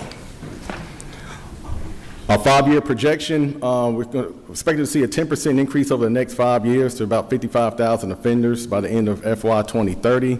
This does not include the additional 3,000 probation parole offenders housed in our PDCs, RSATs, and integrated treatment facilities. And as you can see, that dip right there in COVID, during our COVID years, and then it steadily continue to gradually go back up and projected to go to over 55,000 by 2030. Our security incidents, we're still trending down. You see from the years before, I won't go through each line of the chart, but kind of take a minute to kind of look at that and see where our fights and our inmate on staff assaults have continually to trend over the last 9 to 10 years or so. And the same thing there. One thing to highlight with Smith State Prison, one of the things that we'll probably talk about a little bit later on in the presentation, we did a pilot at Smith State Prison and created single-man cells. So I have about 500 beds offline at Smith State Prison because of the violence that was occurring there, and instituted a single-man cell prison. And you can see how how the incidents and assaults and fights have drastically decreased over the years, where we only had 14 assaults. When you include fights and assaults into that, I didn't put that slide in here. I do apologize. For 25, calendar year 25, it was a total of 31 instead of 14. So that pilot seems to be going very, very well. Our contraband deterrence, as we step up our contraband deterrence, thanks to this body with different technologies, and then our K-9 partners and local law enforcement partners, our contraband, you can see, has gone up. The wireless devices that we're getting, and wireless devices, you see that 30,000 number in calendar year 25, that's cell phones and charging, AirPods, things of that nature. You just take out cell phones in that, I think it's around 12,000 or 13,000 cell phones that we recovered in calendar year 25, and then the weapons. We've also increased our shakedowns over the last couple of years. So just kind of give an example, in calendar year 23, we conducted a total of 83 shakedowns, 24, 131, and in 2025, 224. And that's not including shakedowns that are conducted every day by the facilities out in the field. These are shakedowns that are done either by our tactical squads and or our IRT teams. All right, getting into the recommendations, FY26 and FY27 governor's recommendations found on page 147 and 149. Additional CO positions in the amended budget at 4.9 and 26.8 million. This will improve our staffing ratios to 11 to 1. Our security count positions you see have increased for a net change of 317 from June 24 to December 25. When we started this journey, our current ratio was 1 to 16 in state prisons, and currently we're at 1 to 14. FY funding will allow GDC to continue hiring and annualize the FY26 recommendations. Adding 275 COs will result in an agency-wide staffing ratio of 1 to 12 by the end of fiscal year 27, depending on whether or not the offender population changes at that time. So we're steadily on the right track, and we continue to make progress with our hiring and netting COs. And when I mean this, kind of get this for context, the CO positions are just your entry-level positions. It's not encompassing total security. So it's just your CO 1, 2, and 3 positions as entry-level positions. On page 147 and 150, security threat group, our gang coordinators, regional coordinators, that was recommending 3. The amended budget is $137,000. Fiscal year 27 is $377,000. This provides funding for 3 regional STG coordinators to enhance communication and allow more efficient management of critical gang information throughout the state. Currently, we have 1 that's trying to manage all that. As you can see in the earlier slide, a third of our population are classified as security threat groups. So that will enhance communication across the state and better to be able to manage that population. 147 and 150 on your page, K-9 handlers, recommending 6 additional K-9s. Currently, we have 24 statewide, or 26, I'm sorry. This will allow for an additional 6 K-9 for a total of 30. And so it's very important. I think our K-9s last year, we responded to over 4,000 calls, call-outs, and just for 26 officers. So this will alleviate some burnout and then also provide, of course, security for not only our staff but offenders to address current coverage gaps and burnout. This also includes one-time equipment purchases and ongoing salary and operational expenses for each K-9 handler, and provides funding for 15 drones for our K-9 units to help with search and seizure.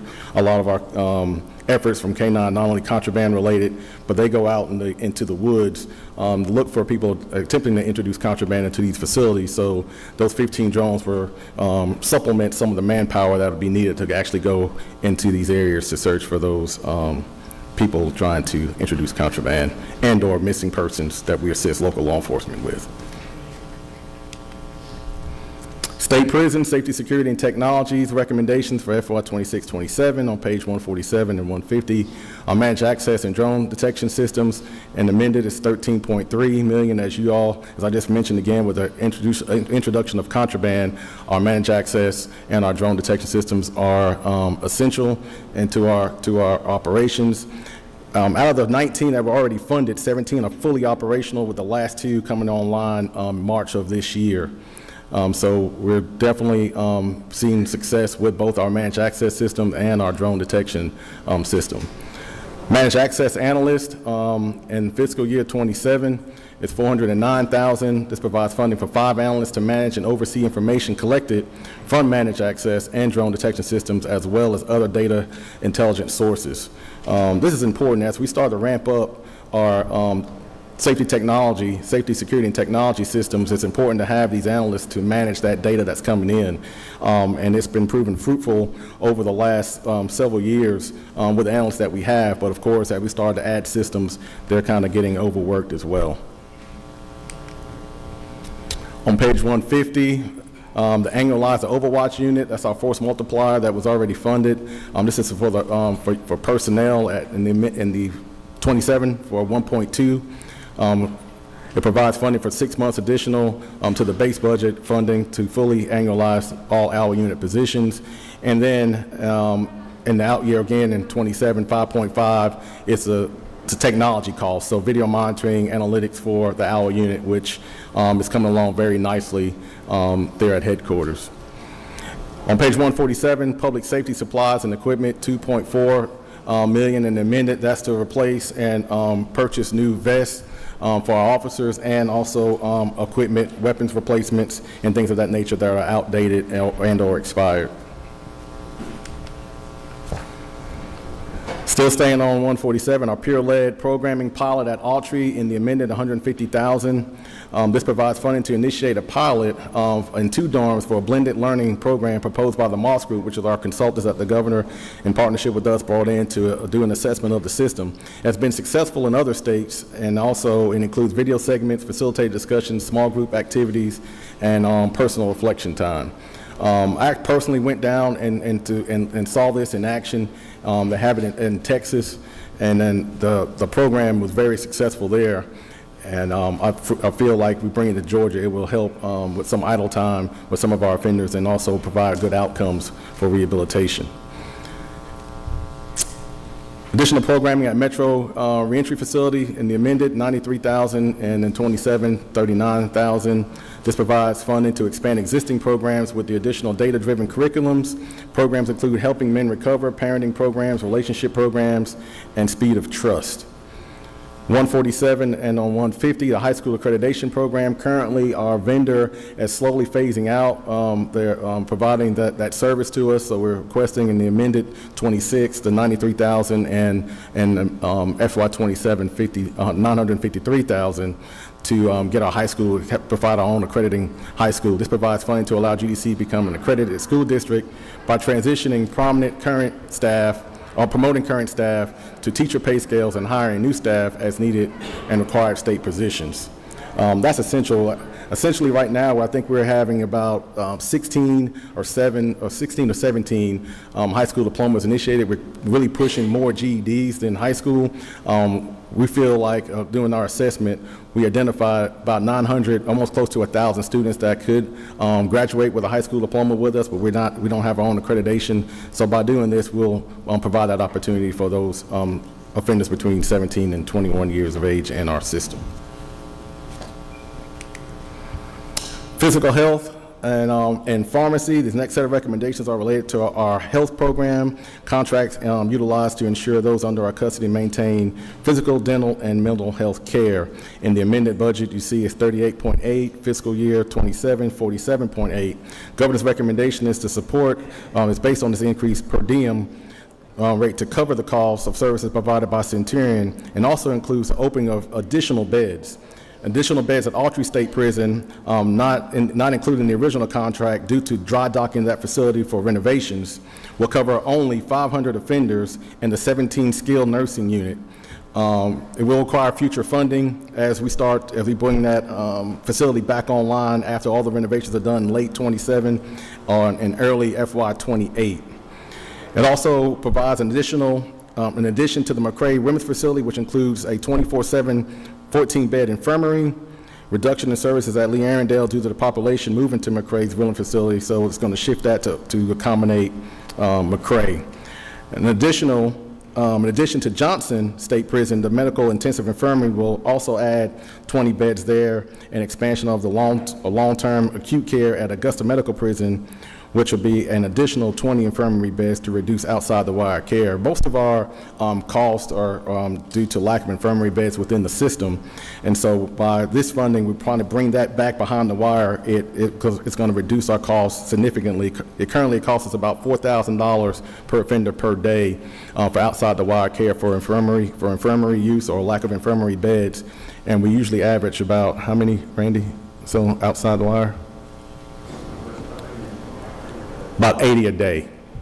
That's what we normally house. So by supporting this recommendation, it'll bring a lot of those patients back inside the wire to reduce some of that cost.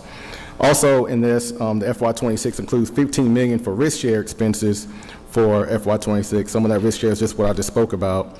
GDC and Centurion are still reviewing the total claims data that will show the total obligation for both parties. The governor is also recommending utilizing GDC existing funds to help cover some of those costs from previous fiscal years that we hold in reserve for that.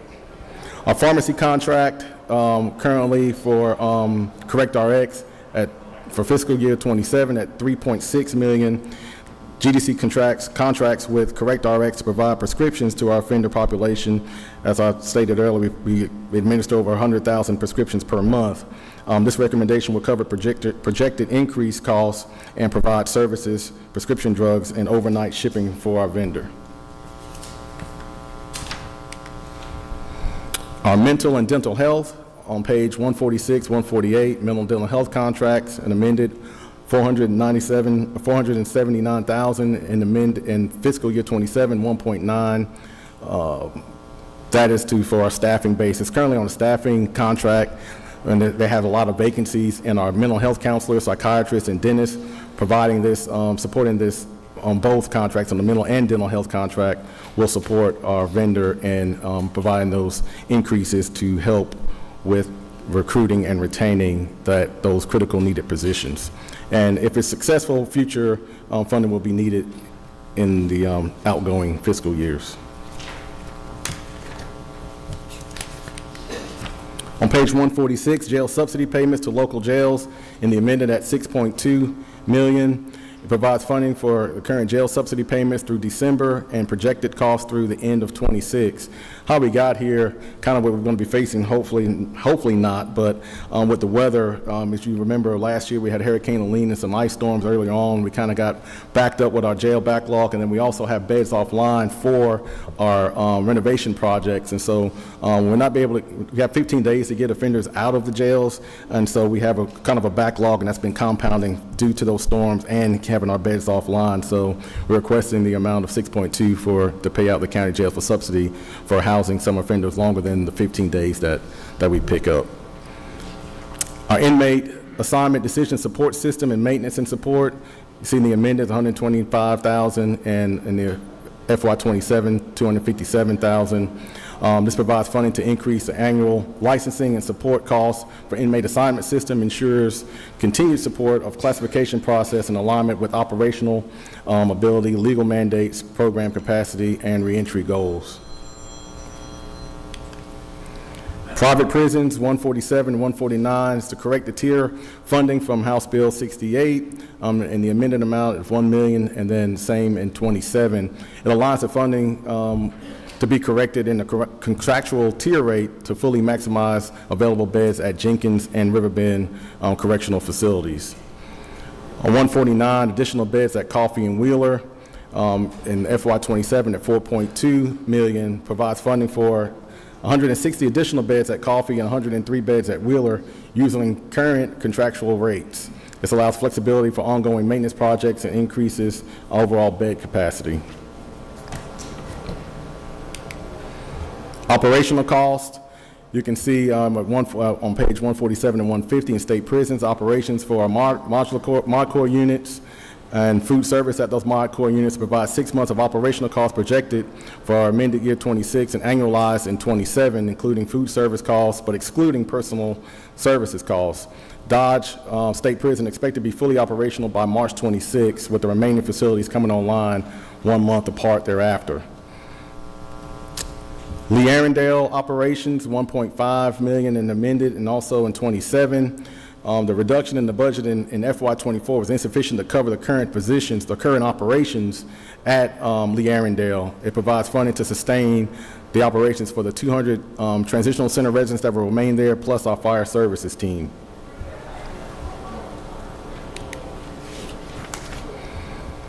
Staying on page 150, state prisons, our food contract. Our vendors requesting, Airmark's requesting a 4% increase due to the price of food in FY27 at $528,000. Our state prisons for 147 and 150, again, the lease cost for a training building at the Arnold Building North is where we house our BCOT North. We've created regional academies to accommodate and retain more staff there, and those will be actually working very, very well for us. And so we're asking for $14,000 in both the amended and 27 for the increase in lease costs, and also for our transitional centers for LaGrange and Clayton TC at $47,000 in the amended, and also $47,000 in 27. Here's a statewide supplements that the governor spoke about, the $2,000. Won't spend too much time on that. I think everybody's familiar with that, but that's to the tune of $15 million. And these are statewide recommendations that I think pretty much all of us have gone through on that you've been presented to, so I won't spend too much time on that, but you can see it's broken down by program there on the screen. And then the adjustments for the DOAS and telecommunications at $36.5 million. So our recommendations by program in the amended amount, we're requesting $87.1 million in the amended amount, broken down by programs there, I just covered. And fiscal year 27, $66.7 million is requesting, and we support the governor's recommendations on that. Capital projects, you'll see I won't spend too much time going through all this. I know with our good partners we have at GBA, we've been working closely in lockstep together on a lot of these projects, and I know they're going to be presenting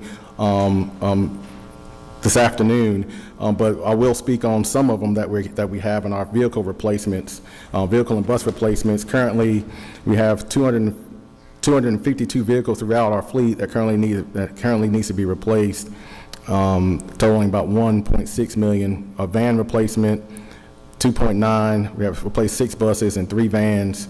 The Warden's House at Emmanuel Women's Facility, and then our food and farm equipment for our meat processing plant at $2.9 million, and that's gonna, and also getting a tractor trailer with refrigeration to deliver that food around the state to our state prisons. I know I went that pretty quick because I know there's going to be a lot of questions. So I want to save some time for them. So, Mr. Chairman, if you don't have any questions on the presentation, I'll be happy to answer any questions that you all may have. That was probably a good move. Whip Robertson. Mr. Chairman. Thank you, Commissioner.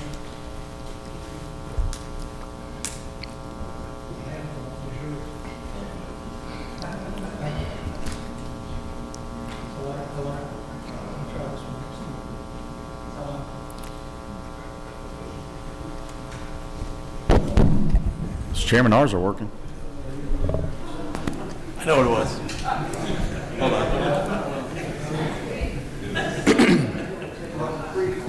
Should be. Might have to turn it off now. We turned it on. Max's won't turn on either. Grab Mac. Grab Senator Burns. Still there? Nope. You want to walk over here to this side, Senator? We have mic problems in 341 if anybody's listening.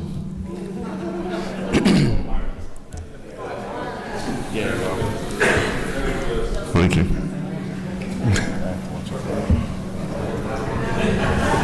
Try it. Thank you. Another great state contract. Commissioner, appreciate your presentation, and just real quick, for my understanding, how many law enforcement officers do you employ in the Department of Corrections? About a little over 7,000 law enforcement positions that we have. That's including our OPS units and correctional officers. Those are post-certified peace officers? Yes, sir. Okay, so that would make you the largest law enforcement agency in the state of Georgia? Yes, sir. Okay. A couple of things I want to, you talked about inmate on staff assaults. Yes, sir. I'm way over here and I'm old. Could you tell me what the number was for last year? I think you had it on a slide. Let me go back. Or do you have that number? For last year on inmate assaults and staff, Inmate on officer assaults. I lumped them together, so I don't have that Okay. broken down. What is that number? I can't read that small. Let me go back to the presentation. 1695? 1695. 1,695? Yes, sir. Was somebody charged in all those cases? I'll have to double check, but typically, OPS unit, if they can identify and make charges, we make charges and refer that to the DA's office. Yes, Okay, sir. thank you. Currently, your healthcare provider is Centurion, is that right? Your physical healthcare provider? Yes, sir. And I know y'all are in some discussions looking at risk share. Yes, sir. Where are y'all at in those discussions, if you don't mind me asking? So we're still currently evaluating the risk share for 25. So we went through an auditing process with an outside auditor, and then we're still going through those numbers with Centurion to kind of reconcile their invoices to the audit. And where are you at in that contract year-wise? We're completing year 1. Okay, and how long is the contract?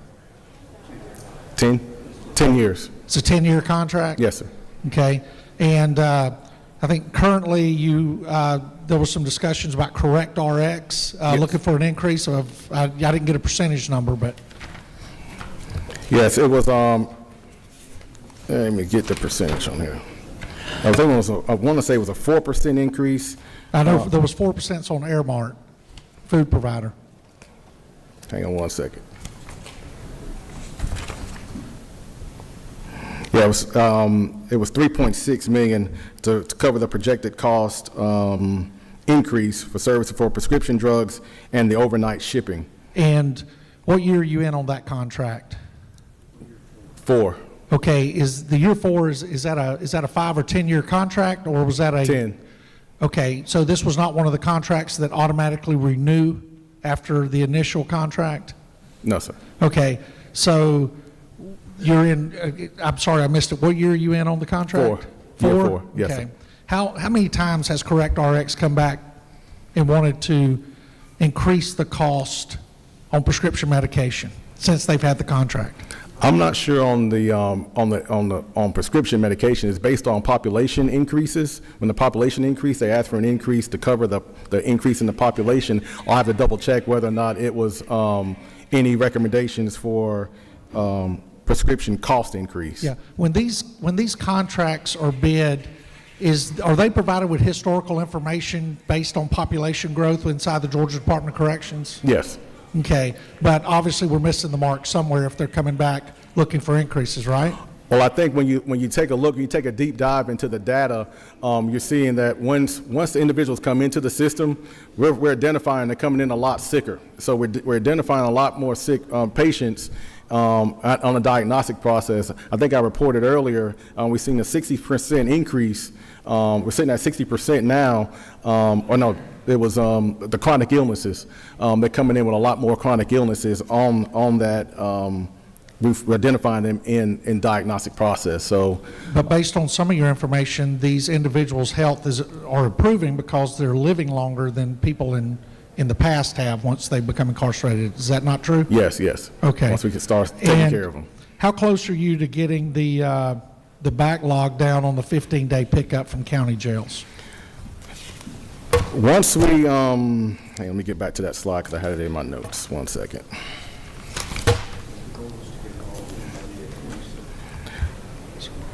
So the goal is to get them in by the end of 26, barring any other natural disasters or anything like that. So that's what kind of pushed us into the backlog in the first place with Helene and the ice storms earlier last year, and it just compounds over those next months.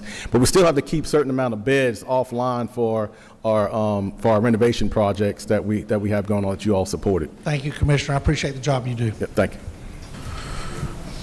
So when the mics were not working, I don't know if they're working again. If you did, we hit buttons and hit buttons on and off. So if you wanted to ask a question, please hit your button if you had earlier. We'll try it. Chairman Chokus, see if yours works. Thank you, Mr. Chairman. Commissioner, I noticed in the slide you had 13,000 cell phone that y'all retrieved from inmates. In the past, this has been a continuous problem. Are we able to use new technologies to block that now, or is it just going to continue to be a pain? Right now, in working with our fellow partners, I think it's in a public hearing comment for the FCC, so we're waiting to see what comes out of that, and then that will give us the ability or latitude to implement jamming technology. Right now, we have what we call managed access. It's not jamming technology, but we're managing and controlling the signal to not allow it to go out. Mr. Chairman, one more follow-up. Yeah. What about drones? When I was on the committee that was on the committee earlier, drone technology hadn't developed to the extent now. What are you doing to combat that?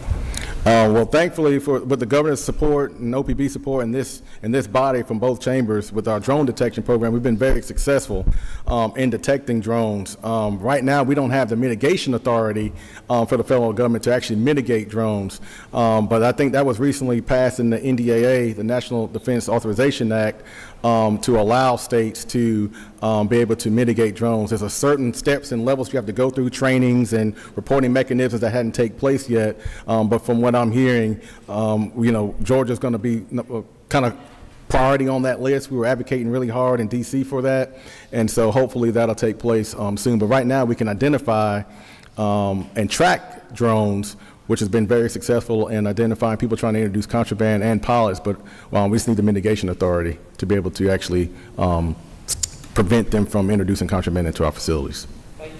Yes, sir. Chairman Burns, let's try your mic. Thank you, Mr. Chairman. Thank you, Commissioner. I appreciate your help. I want to thank you for coming to Augusta last year and visiting our folks in Richmond County and an opportunity to tour the state medical prison there. Question relates to the increase in rates for private contractors who serve private prisons. I certainly support that. What is the current rate of per diem for a private prison? What is it? Is it private prison per diem? It varies based off the tier in the population that they're in. I can circle back with you Yeah, and if you get could you. help me with that, because I have one of those in my district. The trick is, what did it go from and what did it go to? And then the second question is, for our county prisons, for the county prisons that house state inmates, what's the current rate of per diem, and what are the projected changes in the future? It's $30.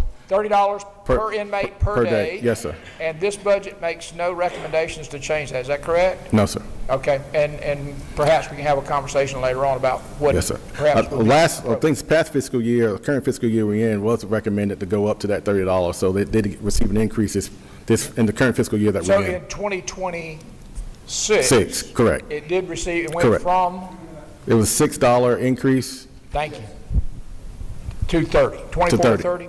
To $30 per day. Thank you. Yes, sir. 24 to 30. Chairman Harbison.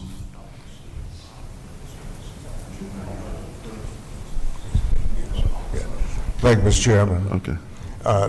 Thank you for your information, Commissioner. We appreciate what you do every day. During the session, I met with several women's groups dealing with pregnant women who commit crimes and they have to go into the system. Currently, how do we deal with that? What kind of problems does that pose for your department and how you deal with it? And secondly, the mental health, the growth in that area, is that a great impact on the budget? Is that growing, or just how do you deal with it? But primarily, that issue currently with women who are pregnant who go into the system, how do we deal with that? And currently, is that working for us? Yeah, so currently I think we deal with pregnant females quite well. We partner with Emory University with our doula program to help our women. So they're housed at a separate facility, and they have wraparound services in there for them pre and post postpartum. So they receive phenomenal care with Emory University with our doula program, and I can get you some specific numbers if you want that numbers on the fiscal impact. But yeah, we talked about that, the numbers yes, you had, and there's a facility to deal with it. Is that correct? Right? Correct. It helps. Yes. Yes, and the mental health that seemed to be just spreading exponentially. How are you dealing with that, and the cost and the impact of it? How you identify it and go from there? I think, as you can tell, not only in state prisons but across the country and around the state, prisons and jails become more inundated with mental health patients, and that's one of the reasons why I think our partner is asking for an increase to kind of help with mental health counselors. This body, and along with the governor's office recommendation last year, we helped support some of our current mental health workers with an increase, but that population steadily is increasing. We have a lot of offenders. I want to say it was let's say 13,000, over 13,000 on the mental health caseload currently, and that number is continuing to rise each year. I heard you mention also the elderly and the crimes, they commit crime, they still go to jail. Yes. And just how is that affecting? How is that just really growing? How do we deal with it? Do let them go early, whether they're sick or not, or just they have to do the time? How does that work out? Yeah, I mean, I think based on the sentence structure and how they're sentenced, and whether or not they can be released or not. I will say, with that older population coming in, and as they're coming in younger and staying with us a lot longer, that's what's kind of driving up some of our health care costs as well. Thank you for what you do. Appreciate it. Thank you, sir. Chair Lady James.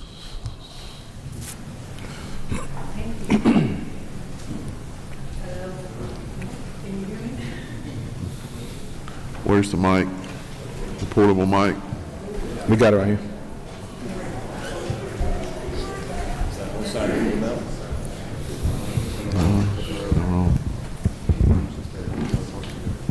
Thank you, Commissioner Oliver. I'm so glad to be on the subcommittee for corrections. So I know a lot of things that I never knew before until 2 years ago. You had a person, Rita Rucker, who would answer the calls. I get at least, at any given time, I have at least 10 people who are parents or spouses who have questions. And now she's not there anymore, and nobody calls me back or anything. I know you're having, I guess employment is down a lot, is it? Yeah, but I think she was working for the Parks and Parole Board, from my understanding. So she wasn't at the Department of Corrections. But we do have a line for families to call within GDC, and we have a designated team, a person, and a team there to kind of help facilitate those calls. Do we have one that legislators can call? Because Yes. when they call us, they always tell me that someone will call me right back, and they never do. Yes. Who is doing it? Well, I'll read forward Louis DeBrew. He's our legislative liaison. He's actually standing up right here. Louis, you can raise your hand. You can get with him, and then we'll make sure you got his number again. We'll pass that along. We'll Okay, send another email blast.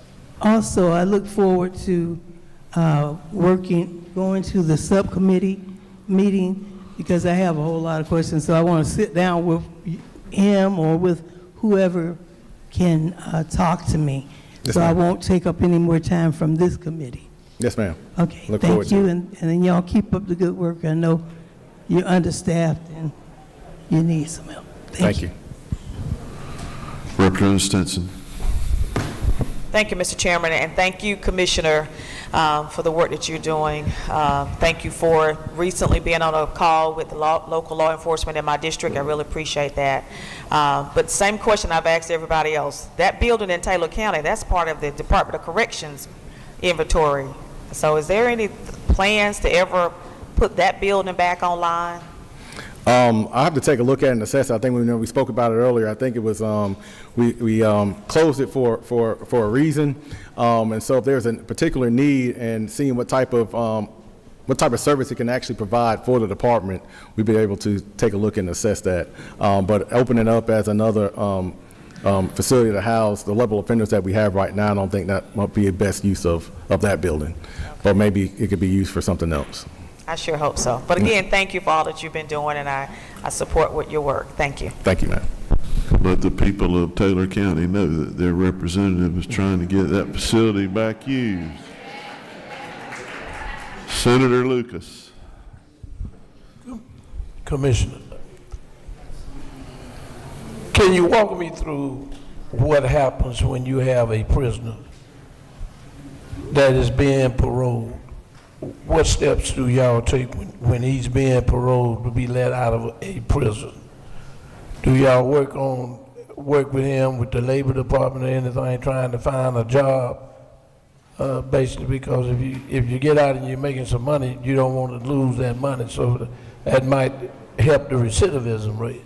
Yes, sir. We work very closely with Pardons and Parole Board on releases, and we have monthly meetings with them, and they work very closely not only with Pardons and Parole, but also with community supervision to ensure that's a smooth handoff. Currently, right now, especially working with our transitional center inmates, we ensure that they have a smooth transition back into the community where they can either stay in that community and continue to work, and/or maybe transfer somewhere else. Prime example, I know we have a couple of offenders that have actually left our custody and care with over like $20,000 or $30,000 in their bank account to help get started and still continue to work. As a matter of fact, we actually hire ex-offenders that we train for our fleet operations. So when they get out, we train them up, and then for our auto body and mechanic and repair on our vehicles. Once they get out, or some still might be on probation, then we actually employ them as well to ensure continuity with their employment. Chairman Parsons. Thank you, Chairman. Commissioner, I wanted to ask you, I know there was a question about the cell phones just before I came in here, and I understand there are legal and technical issues revolving around that. I wanted to ask you, though, about the telephone system that are used by the in the facilities. There's a system, I understand, that where families or whoever wants to contact the inmates have to pay so much money to be able to use that system. My question is, and of course, anytime, so many of the expenses when people are inmates or anywhere in the whole legal system falls back on the families anyway. But that's not my question. So my question is, who chooses the particular system that you all use? Is it Department of Corrections? Is it DOS? Or how is that chosen? How often is it chosen? It's in a partnership, and we actually have an RFP out right now currently for that system.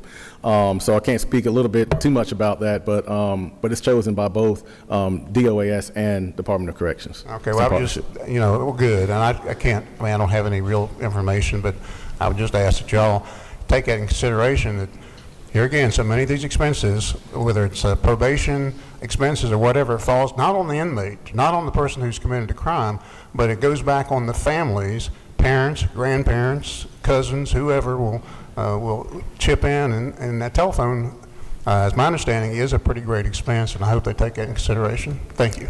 Thank you. I think we're currently, I think it's 6 cents, 6 cents a minute from 13. So we was 13, it's now at 6 cents, so we have reduced it. Yes, sir. Chairman Parsons, that use of those had gone down drastically because there were so many cell phones, but it has begun to pick up because we're stopping some of the cell phones. Commissioner, I do have one question. If I'm an officer and I get caught bringing something in that I'm not supposed to, what happens to me? You'll be terminated and arrested on the spot. Turnover. I think you addressed it, but can you just, what is your current turnover right now or close to right now, and any special things that y'all are doing to attract employees? I know our turnovers continue to reduce. I can get you the actual percentages. I had them here in my notes, but just for the sake of time, I can get them back to you. But year over year, we reduced turnover, and what we've done over the past several years, at least the last 3 that I can speak of intimately, definitely with the help of the governor's office support, with the current pay raises and this body supporting this, but also our cultural assessment, our cultural alignment that we've done internally within the Department of Corrections, has definitely helped a lot with our turnover. We've netted employees year over year. I think this past year, like I stated earlier, 317 correctional officers. Doesn't seem like a lot, but at one point we were losing about 60 officers per month, and now we're at a net gain. We start netting employees. I think we're sitting at around 20-something months consecutive of netting just correctional officers, and so I think pay raises have definitely helped, but then also in creating an environment and a culture internally to where people and these officers, and not only just officers, but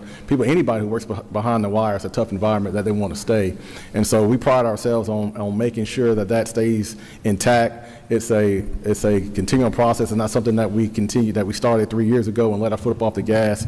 It's something that we continue to do each and every day, every second of the day, to ensure that we support all of our employees that work behind the wire, not just our security staff, but non-security as well, make sure they have everything they need to do their jobs more efficiently and effectively. So we asked the Commissioner of Juvenile Justice what her starting officer pay was, and yours is? Right now it's $48,000 for a CO1, and then it jumps up to 50. It starts at $50,000 when you work in a close security special mission prison. And your average officer pay is around? It's like 47. The average, like the average of? For all of them? Yes. Sir. Yes, starting at 48 and to 50, so that's going to be the usually average. Thank you.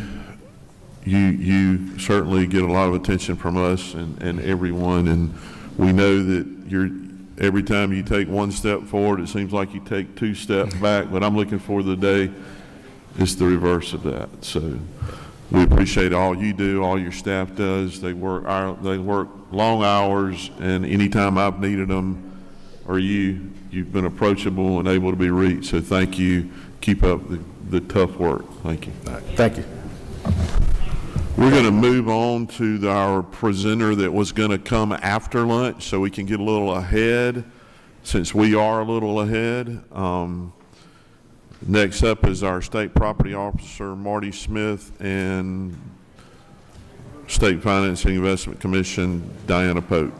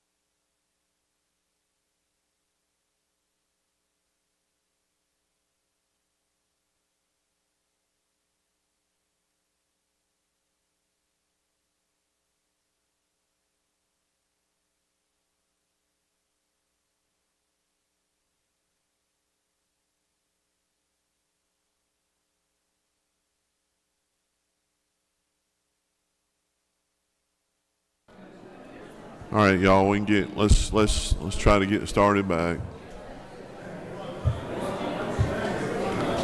Hey.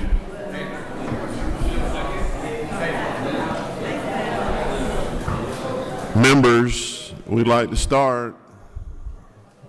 Thank you. Who's up? Ms. Pope. You're up. Thank you. Floor is yours. All right.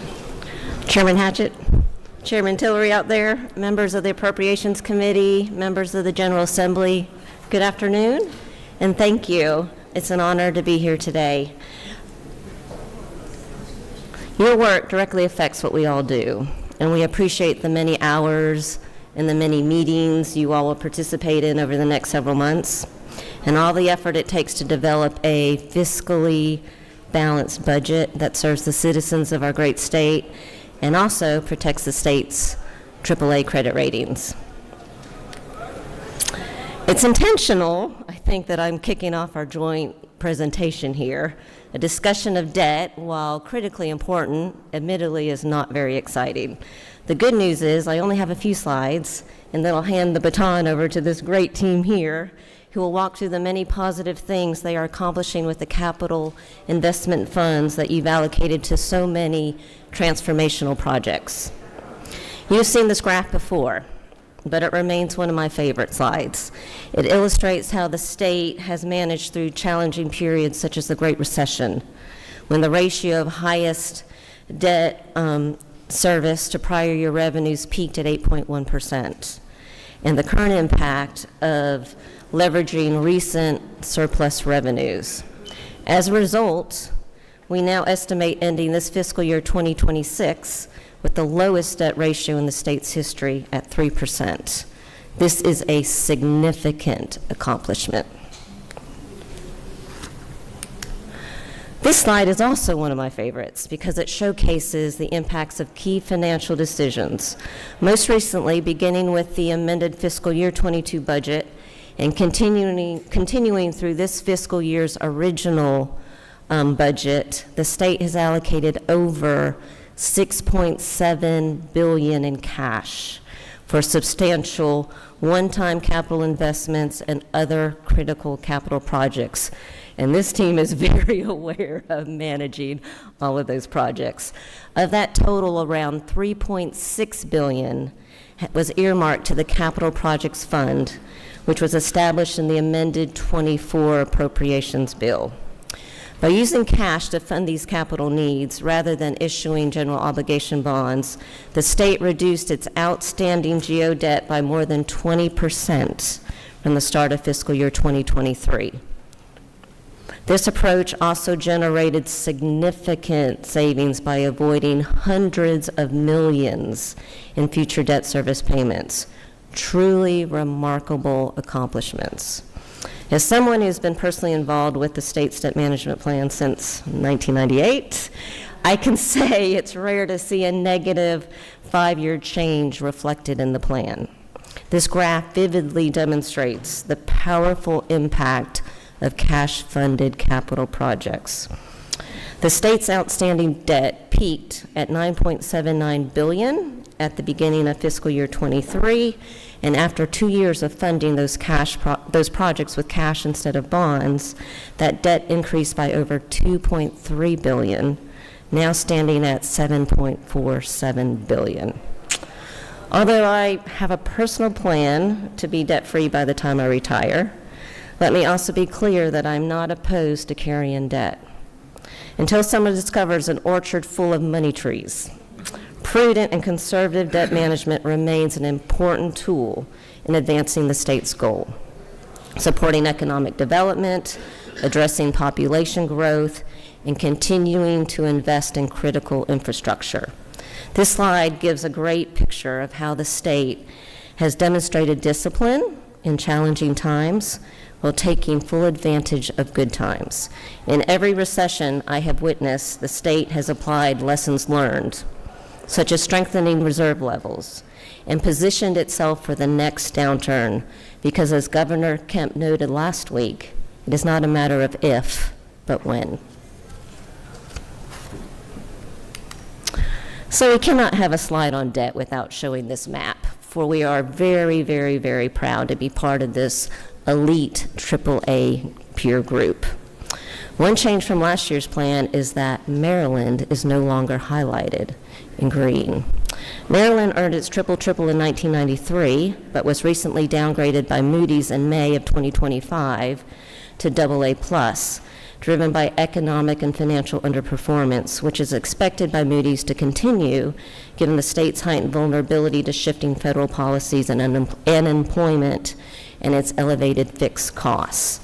Each year, we make it a priority to make our case why our ratings should be affirmed, always being mindful that AAA ratings are not something we can afford to take for granted. So what's on the watch list from a credit rating perspective? Rating agencies are closely monitoring several external and structural risks, including items shown here. What we hope to stress is that these factors underscore the importance of conservative planning and flexibility. Based on recent 2026 Outlook reports, the rating agencies believe most states, including our great state, will be able to balance slowing revenue growth against rising expenditure needs while maintaining ample reserve balances. However, we are all aware of uncertainty regarding federal policies in which states are navigating a complex fiscal environment that may result in pushing more costs to states. Regarding moderating tax collections, the rating agencies have recognized that Georgia has been very strategic in reducing state income taxes.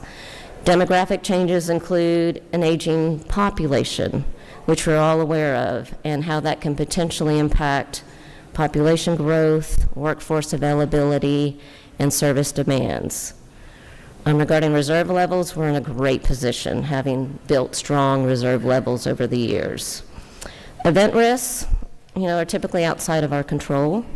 I was very proud of how quickly you all responded last year to assist with the Hurricane Helene relief efforts. I think the bottom line is, as you all know, budgetary discipline will continue to be critical as states manage revenue pressures against rising expenses while preparing for the when regarding future downturns. And this is my most favorite slide of all. We are grateful to be invited to present during the budget hearings, and especially thankful that we're not here to ask for any money. As I stated earlier, your work directly affects all that we do, and we sincerely appreciate all the effort it takes to develop a fiscally balanced budget that helps our agencies carry out their missions, serves the citizens of our great state, and protects our AAA credit ratings. Georgia's credit profile is anchored by conservative fiscal governance and a strong commitment to structural balance. The state has demonstrated time over time a willingness to make difficult policy decisions to align expenditures with revenues. Strong reserve levels provide resilience against economic volatility, and it seems each year has its own flavor of uncertainty. A diverse and growing economy supports long-term revenue stability, and there's many reasons why our state continues to be the #1 state to do business in. And although not flashy, conservative debt management policies, including annual 100% funding of ADEC, remain a significant credit positive. So I'm making a note that I should have ended my part of our presentation with the last slide. The main takeaway of this slide is that we do make it a priority to make our case why we are deserving of the highest credit ratings, which includes maintaining those key credit strengths I just talked about. These factors enforce why disciplined budgeting and cautious debt issuance remain critical. We hope to post the state's debt management plan later today. Highlights are that Georgia is in a great position of strength, in which conservative debt practices, strong reserves, and disciplined financial management continue to support the state's AAA ratings. So again, thank you.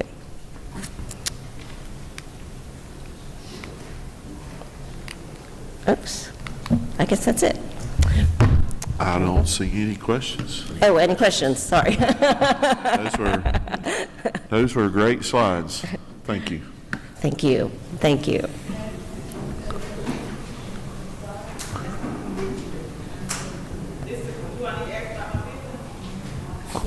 No.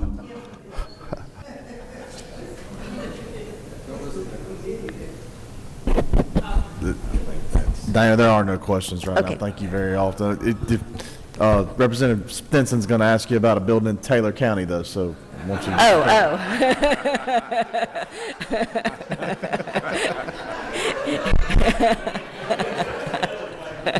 It would not be... Okay. Thank You you didn't have all. your button on, Representative. I didn't think you really wanted to ask the question. It That's was it. Thank you a lot. working. There you go.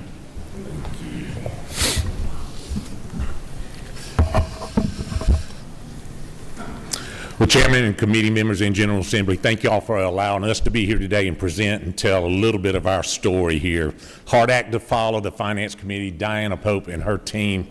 I was appointed in 2019. She's got a long history here and has done a great job. And finance and construction works day to day together, and she's got a wonderful team. So it's been great and an opportunity and a privilege to build a team around that as well. So Diana, thank you again for what you do.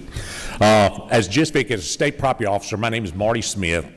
Under purview, I have the 3 divisions. Got the Georgia Building Authority, where we manage about 5 million square feet here on Capitol Hill, from badging, parking, and the cafes and everything else. So if it has to do with GBA, it has to do right here on Capitol Hill all the way to the governor's mansion.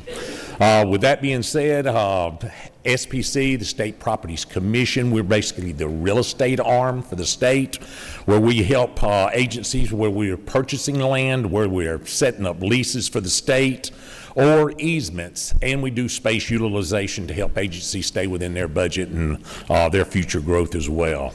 And then obviously one we're going to talk about today a little bit more is GISVIC, the Georgia State Finance and Investment Committee. We are the construction side and work hand in hand with Diana as we each agency gets money from the General Assembly, whether it be bonds or cash each year, and then we're required to go out and procure and bring in agencies, general contractors to do the building, remodeling, and whatever we're doing for the state agencies there.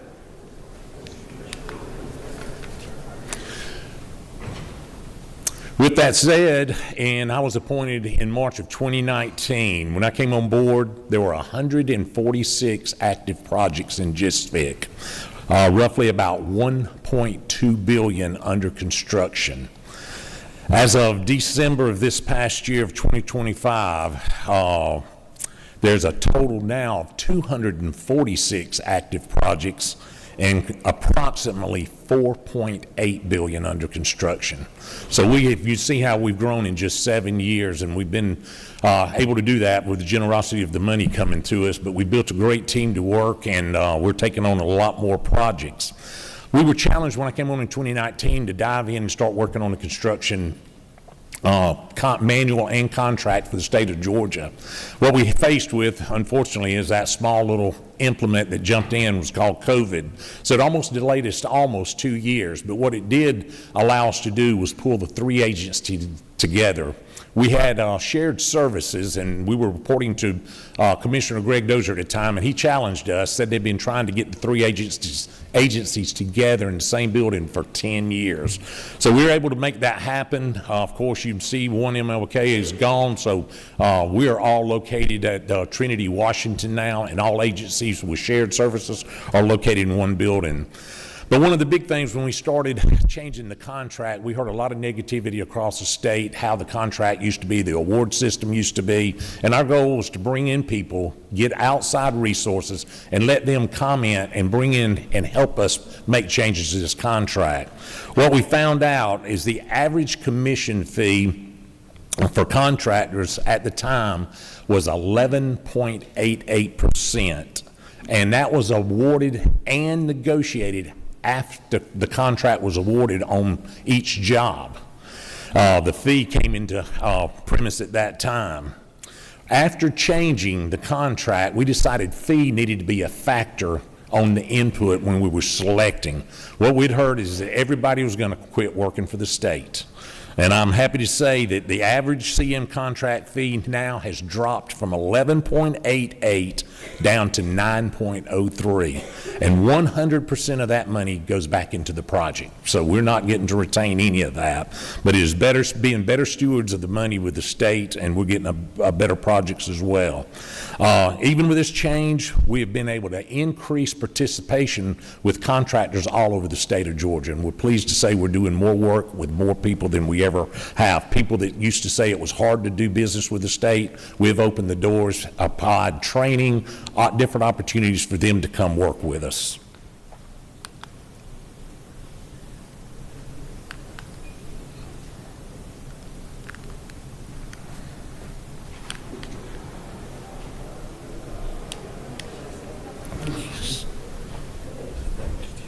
Just use the right arrow.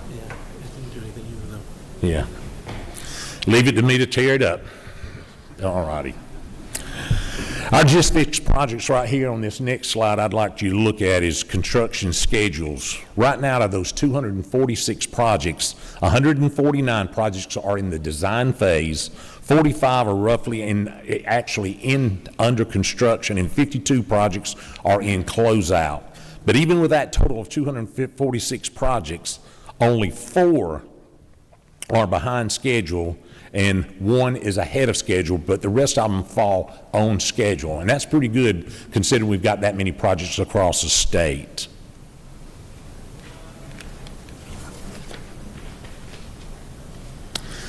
The next slide you'll see what is very impressive. The reason we find out people love, 1 is the money with the state is always good.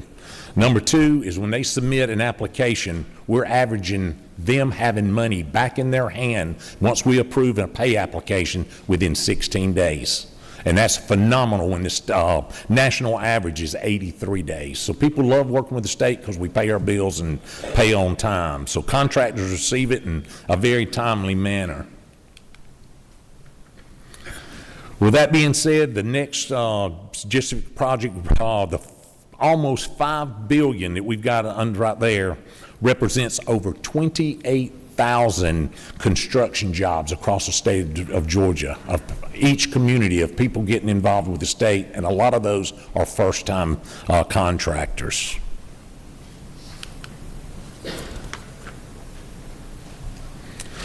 Right now, I'm going to call on Mr. Gerald Pilgrim real quick. Put on your seatbelts. We're going to take a quick tour around the state of Georgia, hit a few highlights of some projects. We're going to run around the state and land right back here on Capitol Hill to give you one you all want an update on, and that's the new LOB building. Thank you, Mr. Smith, and I think that is one of the things that what this committee does, what the General Assembly has done by investing in these projects, the impact that goes into local communities. We're going to kind of talk about that a little bit, and that the money goes in, and Chairman Hatchett and I have had a conversation, and one of the things that I think the General Assembly is not aware of, even on state construction projects, we pay sales tax on those projects. So not only that, we're paying money and it's going into the local community where it's being built. So that is part of state law. We've gone through, that's Department of Revenue, the Attorney General's opinions. So that's money that's going back in just like there. So we're adding services to the community in addition to some of the other things. But we'll go to, think all of y'all know about some medical college, new medical college at the UGA, $100 million project. Hopefully we'll have this completed November 15th, 2026. And what's unique about that $100 million, within 35 miles of Athens, 25 million of that, so 25% of that are subcontractors that are located in that community. So we think that's a very telling. You'll see that as a pretty good average on most of them. We have the Larry Walker Arena in Perry. That one has not started construction yet, but it's an $18.5 million project. The local contractor the contractor selected was local within the community, within several miles of the community. It's anticipated that the subcontractors are probably all going to be regional and within that community. So all those people are going to be working in those areas. Muskogee, we've got the commissioner, DJJ commissioner a moment ago, $23 million project over there. Within 28 miles of there, $6 million of that is into the local community. Waco, which is out in where Marty and I are from, out in the West Georgia area, small project, $10 million project, but $5 million of that are people within 10 to 15 miles of the campus. Additionally, the general contractor was located 10 miles, went through a competitive process to be selected. Moultrie, Georgia, $37 million project. Project's starting up and it's wrapping up hopefully within the end of this month. $5 million of that there. Dental college, that's one that we don't, Savannah, it's hard to say we're going to have a big impact with all the construction going on in Savannah, but we all know what the impact that will be. That construction starts in, they've gotten through all the area, going through final pricing, starts in April, will finish in May 2028. The Washington State Prison, we got the commissioner back there with his staff, so $876 million, all the important things that will be for corrections, but in Washington County, what does it mean? These are the local, you'll see on one side the local vendors that are actually participating in this project. This is a very complex project. Takes a lot of specialty people coming in. We've got people in the region. There'll be 500 jobs for 2.5 years additional added. There are people going to come in, use the services and everything in that community. We'll work with the local development authority about trying to find more businesses that could have opportunities as the construction starts, that can provide help labor, other things along that lines in there. The Chamber of Commerce is working with us doing a guide for the 500 people that have come to this community that need to know where to buy groceries and eat. They're doing that. So we're proud of the local participation with there. That takes us to Legislative Office Building. I think all of y'all like to hear that, and that's what we're going to go from there. That's what's coming up over there, you'll see to the left. January 25 of last year, we were wall site. This is January 1st of this year. It is flying up. So that is a $324 million project. We will be complete and have everyone in this being able to be in seats by October 31st of this year. So it is a very aggressive schedule. Our contractors have stepped up to it. We're very proud of that. Economically, regionally, this is big for Georgia. It'll be something that I think that will be added benefit. And as you see the bottom slide, well, the top slide is the balcony that'll be looking out on the 5th floor, looking out to the Capitol, the view that'll be, that members will be able to take guests out. They'll be able to have receptions out there. And then the bottom view is the side view. We didn't get the front view on this slide. I don't know why. The side view from their new appropriations room. So next year, this committee will be able to, both House and Senate that are members of the committee will have their own seat. They'll have a computer monitor in front of them. They'll have a comfortable chair. There'll be additional seating in the back for the public and for members that are not part of the committees. So very proud of that. And from there, we kind of just take your questions, and we've got a lot of things going from there. So, Thank y'all. Any questions? Well, thank you for all the work y'all have done, you're doing. We're all anxiously awaiting, definitely that last one.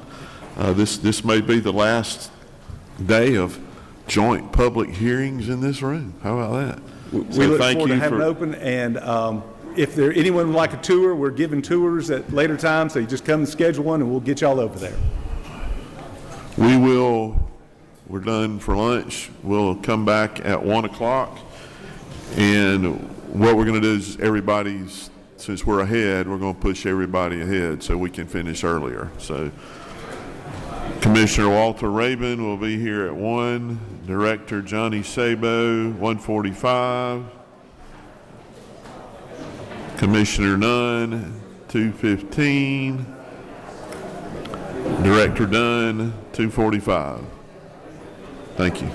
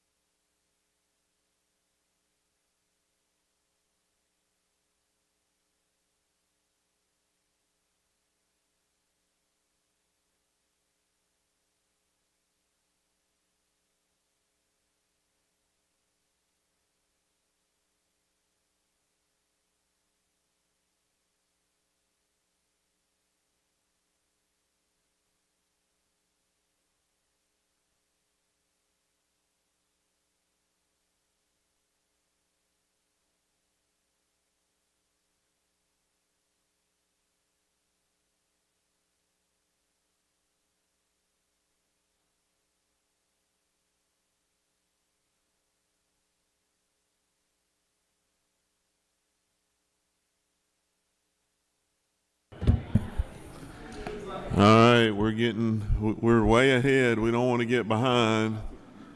Anybody in the hall coming in, come on in.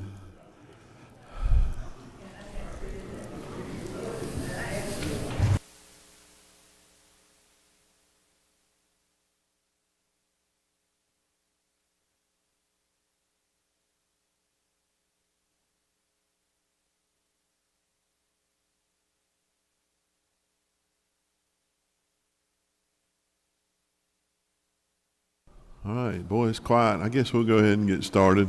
People will start coming on here. That way you might not get as many questions, Commissioner. Come on up, Commissioner Raven. I'm glad that y'all could come on early and help us move on a little quicker, and we look forward to hearing what the Department of Natural Resources needs. Floor is yours. Good afternoon, and thank you for having me here today. Look forward to discussing our amended FY26 budget along with our FY27 budget for the Department of Natural Resources. Let me begin before I get into my talking points to say how thankful we are to Governor Kemp and Director Dunn for their continued support of the DNR mission and our employees. And I look forward to working with all of you in the General Assembly and hope you can also be supportive of these efforts. Before we get into the actual DNR budget, I did want to give you a brief update on several items that you funded last year in last year's budget. I hear from many of you throughout the year, and everyone knows that feral hogs continue to be a hot topic throughout the state. Thanks to this body and the governor, last year we created a new awards program that was funded and is being administered by our Wildlife Resources Division. The name of this new program is called the Hog Down Awards Program, and what we have done is incentivized the killing of feral hogs. We have a contest and we award five traps, feral hog sounder traps, each quarter. So thus far, we have awarded 10 traps to date, and those applicants that have put in for those traps have killed more than 4,000 hogs across the landscape of Georgia, which is a very good thing. And then along with this incentivized program and the Feral Hog Task Force, we have removed over 12,000 hogs from Georgia's landscape, which I hope that many of you will hear positive comments from the ag community in your areas. Additionally, I wanted to thank you for your continued support for the Hunters for the Hungry program. We are greatly appreciative of that. This program has grown significantly with the funding that you have provided. We now have 56 processors across the state that are participating, which covers about 52 counties. 99 food banks across our state have received that donated venison that our hunters have harvested, which accounts for about 106,000 pounds of venison. We're working towards our goal for the year of 140,000 pounds of venison for these food banks. We hope to achieve that goal through the extended bow season that is still going on in our metro counties and down in southwest Georgia, but also through our crop depredation damage permits. And while I'm on crop damage permits, we continue to receive, and I want to make sure you hear me correctly, great feedback with our program and what we have done working with you, hearing your comments and implementing those into how we issue crop damage permits. Over the past year, we've issued over 900 crop damage permits where we have authorized the killing of up to 31,000 deer outside of our regulated deer season. So we hear you, we hear your constituents, and are committed to continue to work toward that problem while maintaining a healthy deer herd for our hunters. Now moving on to the budget, what we're here to hear about. DNR has several items in the governor's budget report for AFY 26, and that begins on page 259. We are very, very thankful for the $2,000 supplement in the amended budget, which recognizes the importance of recruitment and retention for the men and women of the Department of Natural Resources, and are very appreciative of those dollars that'll go toward that. And you'll see that supplement reflected in every one of our division's budgets. Under Coastal Resources, item 2 there is a $500,000 request to replace our Coastal Resources database, which is over 20 years old. This will help to streamline the permitting and application process all along the coast. If you'll look on page 260 under Parks, Recreation, and Historic Sites, item 2 is $1.25 million for erosion control at Crooked River State Park in Camden County. If you ever visit the park, you'll see the enormous amount of erosion that has taken place there since the 1960s. We've actually had to move our 11 cabins 3 different times because the erosion continues to encroach. So this request is to be used for the state match for a $5 million grant that we have applied for to address that erosion problem. Item 3 provides $500,000 in pass-through funding to the Stone Mountain Memorial Association for financial and operational review and planning. On that same page, under Wildlife Resources, item 2 provides $5 million for road paving project on Sapelo Island. Item 3 provides $2 million in funding for land acquisitions that would expand our wildlife management areas, provide outdoor recreational opportunities, and help to conserve our endangered and threatened species statewide. And then I'll end the amended budget with several capital projects that can be found on page 381. Item 35 provides $1.75 million for the North Georgia Mountains Authority for improvements and renovations at Unicoi State Park. Item 36 provides $10.4 million for a helicopter for our law enforcement division to support our search and rescue operations. We currently have a fleet of 3 rotor wings. We would sell one of those rotor wings to keep our fleet at 3. We want to replace one of our 407s with a 429, which is a twin-engine helicopter, and with the increase of rescue missions that we're flying in the gorge, I think if any of you were in that helicopter during one of those rescue missions, you would certainly want a backup engine should we have a skip or a fail. Item 37 provides $3 million in funds to support facility improvements and renovations at our fish hatcheries throughout the state. We currently have 10 fish hatcheries and produce about 11 million fish annually at those hatcheries. Item 38 provides $1.5 million to replace gangways at DNR operated properties throughout the state. That money will be used to replace 67 gangways statewide. Item 42 redirects $15 million out of our FY25 funds that was authorized for land acquisition at Paulding and Dawson Forest to be used for land acquisitions at Pine Log Mountain and Bartow County. Probably before it was left our inventory, it's one of our most popular WMAs, and with the proximity to Atlanta, it's a great investment for the state of Georgia to conserve those properties so close by. And then lastly, for the amended budget on page 384 under Go Bonds Issued, this allows us to utilize the remaining proceeds from a bond from fiscal year 23 that was used for Vogel State Park for dam repairs. This will allow those monies to be used at other DNR maintained dams. Any questions with the amended budget? If not, I'll move on to FY27. We do have one question on the amended. Okay. Yes, sir. Chairman Tarvin. Of the other 2 helicopters, how many of those have 2 engines? Neither. They're This both, will be the only twin engine? This will be the only twin engine. Yes, sir. That's it. Okay. Moving on to FY27, which would begin on page 261. Each of our divisions' budgets, you'll see, reflects the change in the adjustments to the agency premiums for the DOAS-administered insurance programs, as well as the GTA telecommunications and infrastructure rates, and the state health benefit plan. Going to coastal resources, item 4, page 261, eliminates the one-time funds that were used for beach restoration in the amount of $1 million.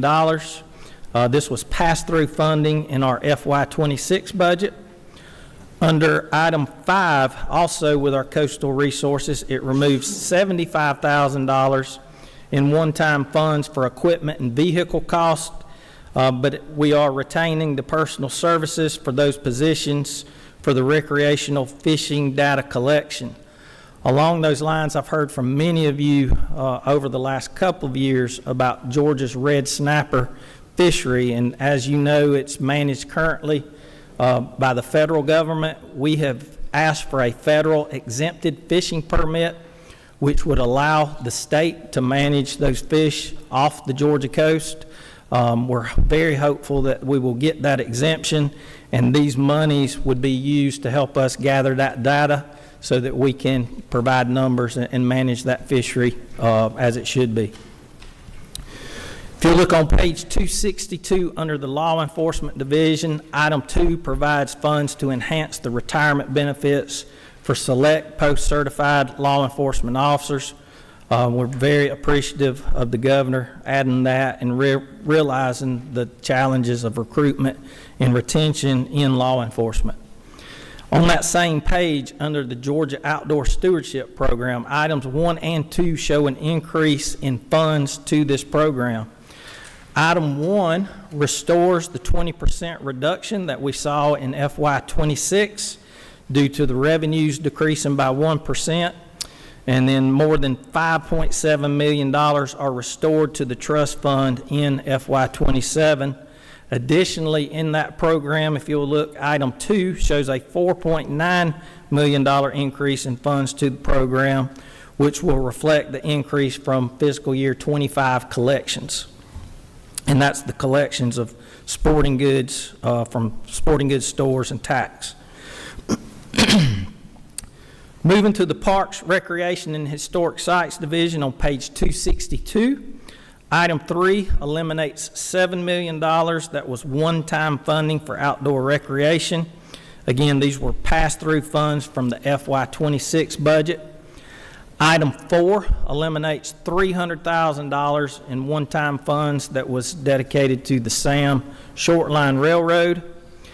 If you'll look on page 263 under the Wildlife Resources Division, item 4 shows an increase in funds of over $1 million for the Wildlife Endowment Trust Fund. That makes that trust fund whole based off the number of lifetime license that was sold during this past year. And then lastly, item 5 provides an increase in funds to the amount of $200,000 for additional operational cost at fish hatcheries. You heard me say that we produce about 11 million fish annually that we stock in all of Georgia's waters, and with inflation, you know that the price of fish food has gone up tremendously. You'll see a couple of bond projects in FY27 if you'll look on page 390. Item 1 under the Department of Natural Resources provides $4.94 million to fund replacement vehicles and emergency equipment. Of these funds, $1.25 million will go to the gentleman that will speak after me, and $3.69 million will remain in DNR to assist us with new vehicles, as well as 7 aerial ignition drones that will support our fire efforts across the state. Item 2 provides $16.91 million to fund facility major improvements and renovations at DNR facilities statewide. And again, of that $16.91 million, $1.25 will go to the Environmental Protection Division, and we would retain $15.66 million in DNR. And with that, Mr. Chairman and members of this body, I want to thank you for your time today, and I'm happy to answer any questions. Oh, there they go. Chair Lady Smith. Right in front of you. Good afternoon. First of all, I just want to do a shout out to what you and all the employees of DNR are able to accomplish with a very small team for the state of Georgia. And also to those who are listening, the DNR maintenance and care of our state makes us one of the most attractive tourist spots in the country. And another plug for Georgia Outdoor Stewardship Act. We've got it happening in Georgia, and I appreciate you and all the people who work for DNR and what you do. Thank you so much. We're very, very proud of the system that we have provided. And when I say we, that includes everyone in this room. But the men and women of DNR work hard to make them look good every day with very streamlined budgets. I'm proud of the work they accomplish.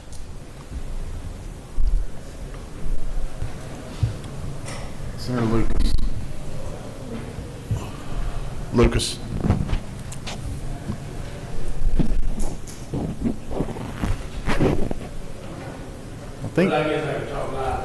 I can hear you. Let's not try that. Let's try grabbing the person beside you, if you don't mind. Do you by any chance, has the department by any chance looked at extending deer season? We have. We routinely look at those numbers, and again, what is a healthy population, and then, you know, we have a window that we can change the seasons in. One thing we did this year that was very, very popular, increased our deer harvest statewide, was to add 2 doe days prior to firearm season coming in. So yes, we do look at that almost on an annual basis. And we do have probably the most liberal deer season of anywhere in the nation. Well, the reason I asked, it's been kind of warm, and going in the woods, and it's 75 degrees, it doesn't do any good, but the deer still run all night long. Yes, sir. Yes, sir. You're not suggesting we stretch that to the dark hours?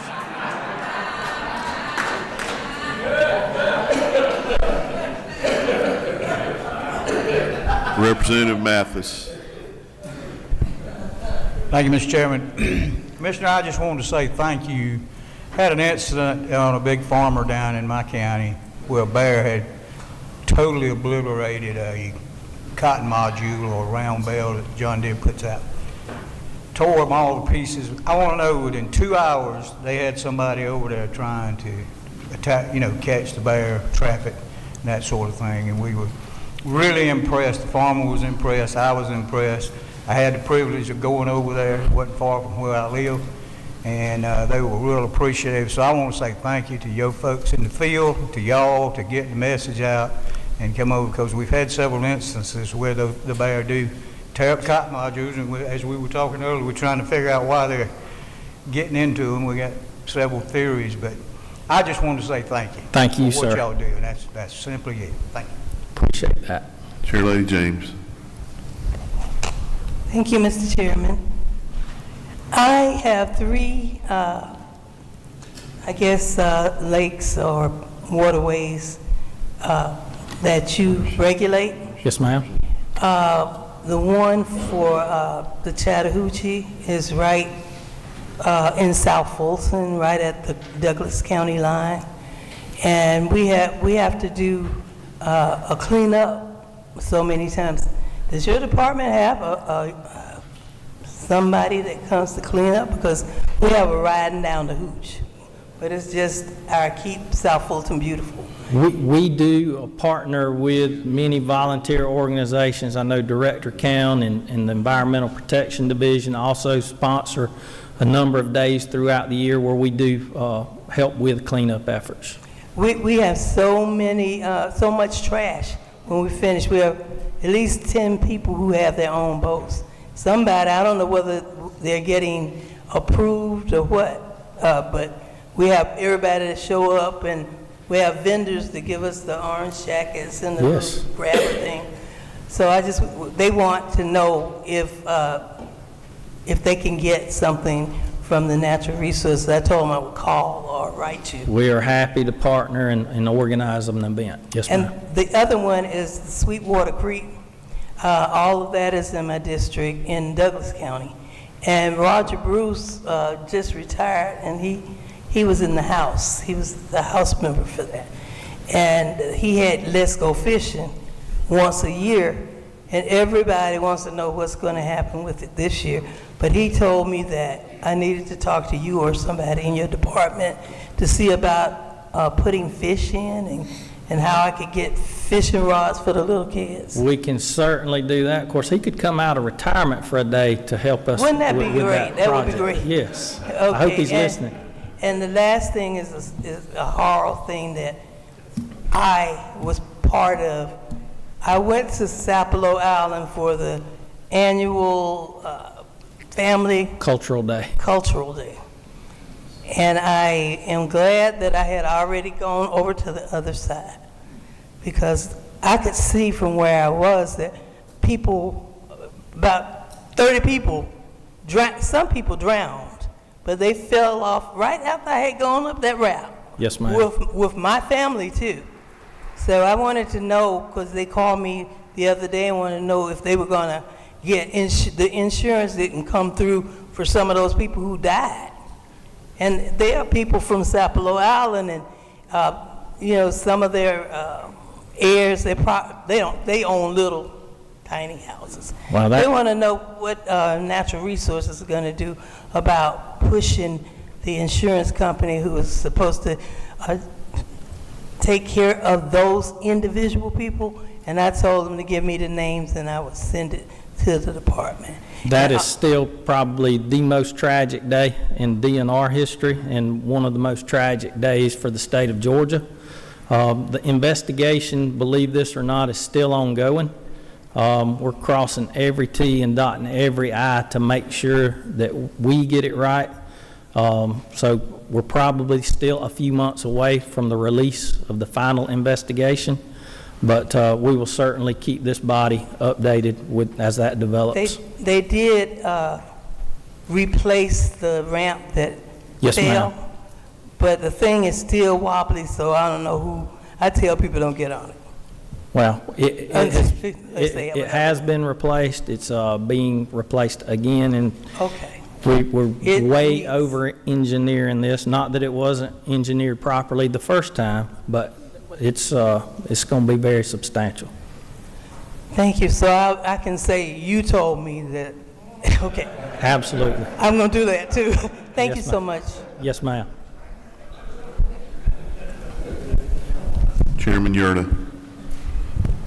Thank you, Mr. Chairman. Appreciate you, Commissioner, being here with us today, and appreciate the job your agency does for the citizens of Georgia. The General Assembly has supported recent efforts to improve game warden, post-certified employee compensation. Has this had a result in improving folks interested in becoming game wardens and enrolling in the training?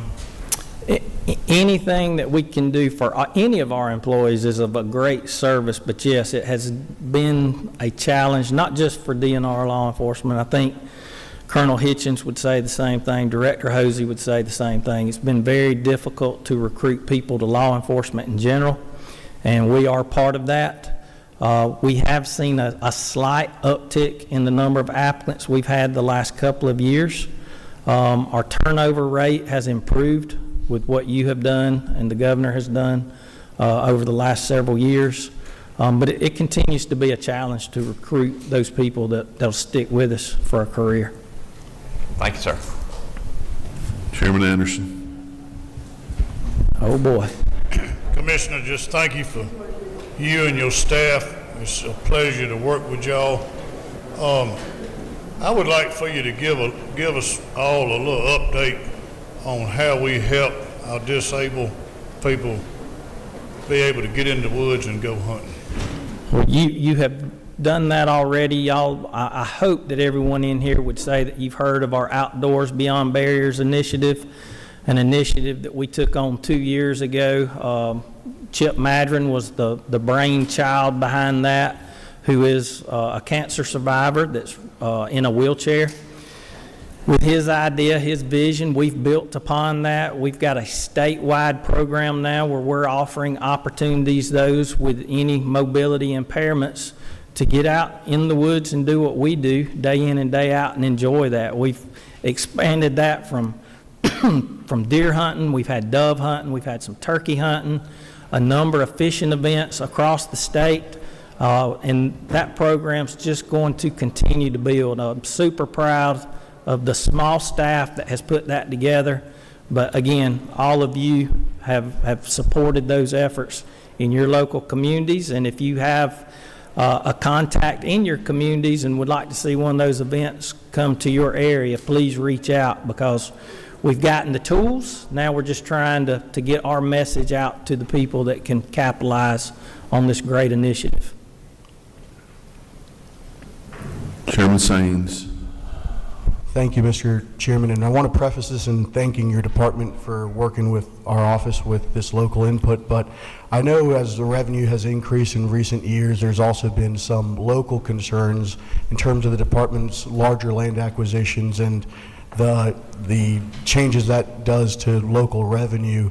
Has there been any changes in terms of the local input process when we're making large acquisitions and determining the appropriateness?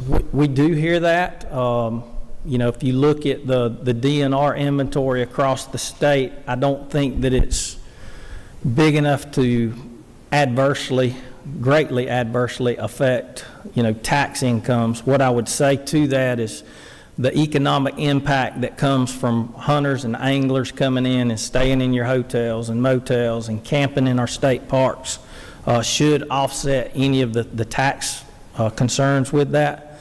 But yes, that is something that we do follow closely.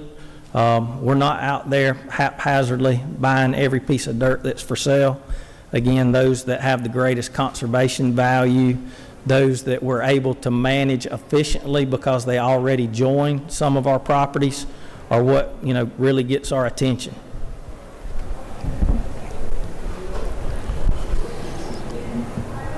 Thank you, Commissioner Raven. That's all your questions. Thank you. Thank you. Next up is Director Johnny Sabo with the Forestry Commission. Oh, are you gonna go? I didn't have you down. Sorry. Go ahead. No, go ahead. Go ahead.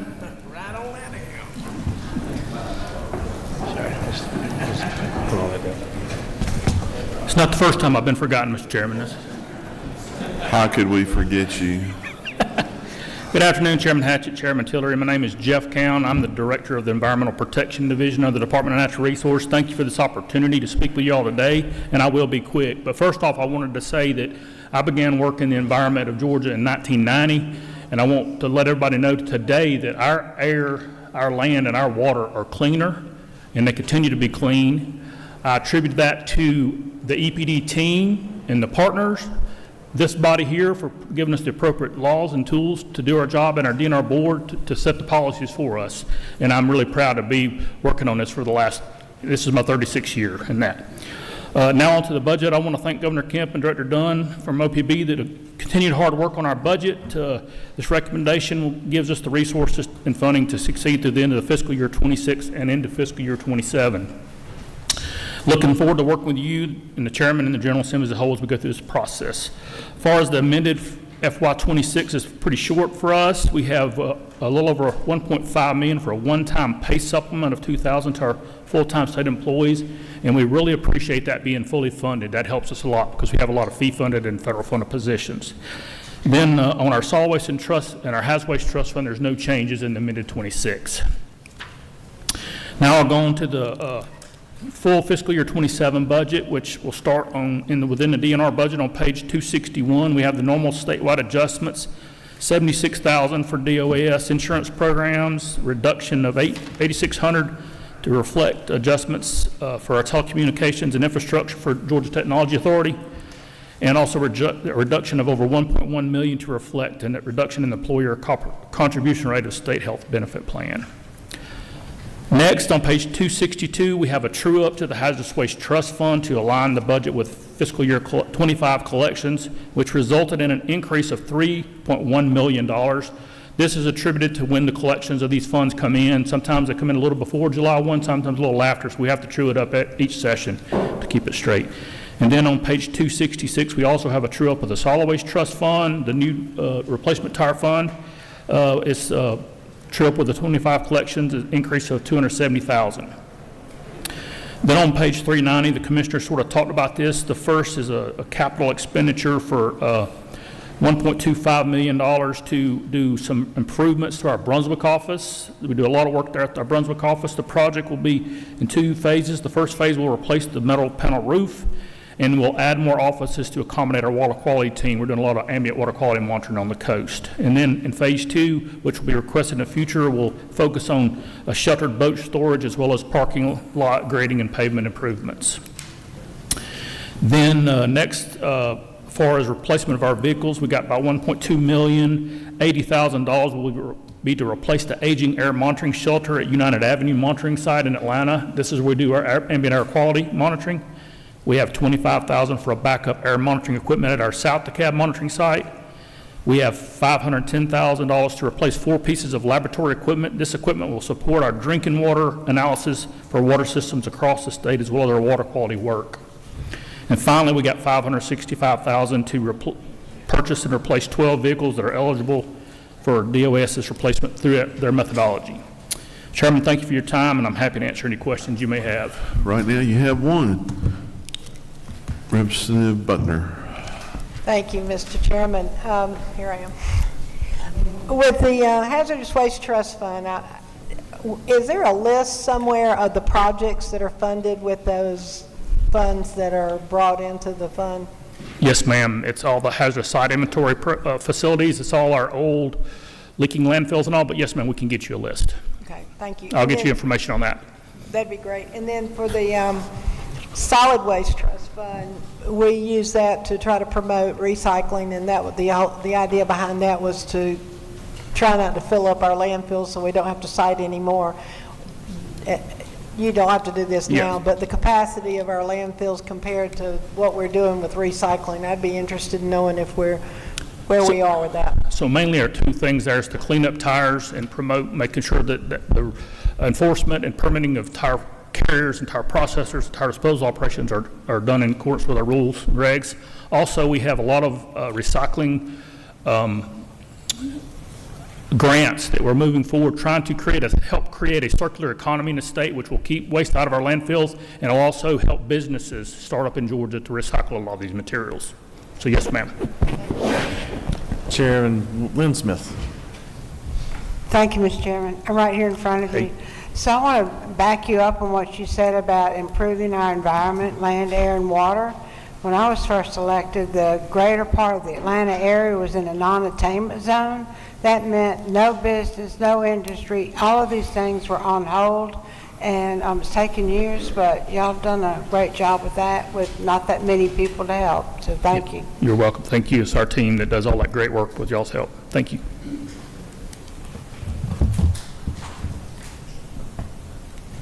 Representative Glaze. Thank you.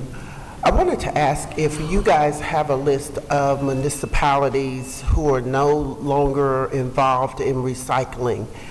And the reason I ask that is I know that we have the grant money to help support and encourage that, but there are some cities in my district who have moved away from recycling, and for me, that's a great concern. As much work as we've done to get a better quality of water, air, and soil, we need to make sure that our cities are continuing to join this state effort. Yes, ma'am. Our program that is headed by Leah Sassoni works to do that, but we'll also work with the Georgia Municipal Authority and the Association of County Commissioners of Georgia, try to get the message out on this grant opportunities and work with these local governments to help them set up things that hopefully will help it continue on into the future. Yes, ma'am. Would you be able to provide that to us so that we can get that to those municipalities that we know have moved away from recycling? Yes, ma'am. We'll work on that. Thank you so kindly.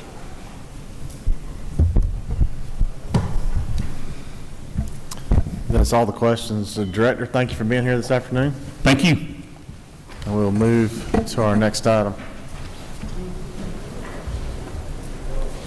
Mr. Sabo from the Forestry Commission. Director? Sir, good morning. I've got a PDF version, but did you want to plug in your PowerPoint version? Yeah, because I got a video, if that's okay. Sure.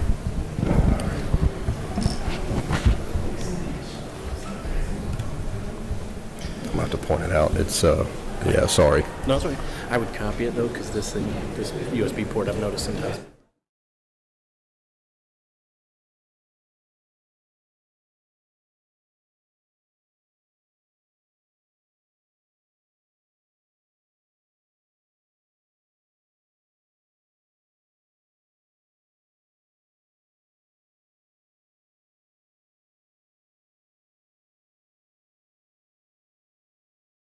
Oh, is it not? Yes, sir, it is. Good deal. Oh, thank you. We're glad you flew in to talk to us. I didn't quite fly in, but yes, sir. We'll talk about that too. So, good afternoon, Mr. Chairman, committee. Thank you all for this opportunity to present today. I'm going to run through a variety of things, but first thing that I want to do is recognize a few folks in the audience. One is my Deputy Director, Mr. Chris Butler. He's back there in the corner. CFO, Ms. Michelle Gray right here, and then two gentlemen, when I asked how do they want to be introduced, because they're pretty integral to something we're doing, they said just Bo and Andy, and I love that. So two of our fine members from Georgia Tech back here, so if we get into technical questions later on, I will absolutely defer to them. I always like to remind everybody of our mission, vision, core values. And really this comes into play more now than ever, especially using facts to drive our decisions and being responsible for our success. And I'm going to play into that a little bit, but especially when we start talking about the forest industry and how does Georgia climb out of the hole that we are currently in. First, a little update from last year in recovery efforts. I appreciate the funding for tractors last year, so we have received 5 of the tractors so far, and 24 are expected within the month. So we are rapidly gaining that equipment in, and we will be ready to go this spring season. The fuel mitigation program, the $135 million, 132 of that was allocated for the cost share program with landowners. All of it is still allocated, so far $7.9 million paid. And one thing that we did, if y'all noticed, we had a second sign up. We called every single applicant, asked them where they are, do they plan on using the funds, do they need help, what constraints do they have, and how can we help them. And most of them said they plan on using the funds or they're waiting on cost share. We had roughly 16 million turned back in from landowners saying they were going to use EFRP, the federal program. So that's where we did the second sign up with the 16 million to account for that. And more than enough in reserve if we have to do anything further. As far as landowners wanting help. As far as one neat product what we did with that program is landowners said they wanted help but they couldn't find a contractor. We then worked through the master logger program with UGA to find loggers who were looking for work. And all the logging equipment's not the best equipment in the world for debris cleanup. You can do it. And so we have loggers getting involved and helping clean up Helene. Just looks a little bit different, but some of them are getting creative, putting rakes on the front of their skidders and different things like that. So happy we could help find work for some of the loggers. The fire breaks and forest road programs, we have finished with all the initial signups. We're still continuing to do that for free in the impact area. To date, over 3,700 miles of line put in. You see the hours, over 11,000 hours, and that is just in that immediate impact area. Really in the worst of the worst. So that doesn't include all the other lines around the state and everything that we've been doing. All right, I want to jump right into the Governor's Forestry Task Force before I kind of come back to more traditional GFC ask. I want to start with the mass timber building, and I've heard a few questions about that and the what and the why, and I want to thank the Governor. I think he teed it up nicely when we talk about building with mass timber in the state. So when we look at nationally, population densities are actually supposed to decrease and go down. Lumber, dimensional lumber, it is tied to new starts. When I say new starts, that's new construction. So if we think new construction is going to go down, which it has been, then how do we find other uses for this wood to increase construction? And mass timber is an outstanding answer for it. There's some discrepancies in what costs are for mass timber to build with mass timber. I'll just be honest, and it looks like some of the numbers are on average about 10% higher to build with mass timber.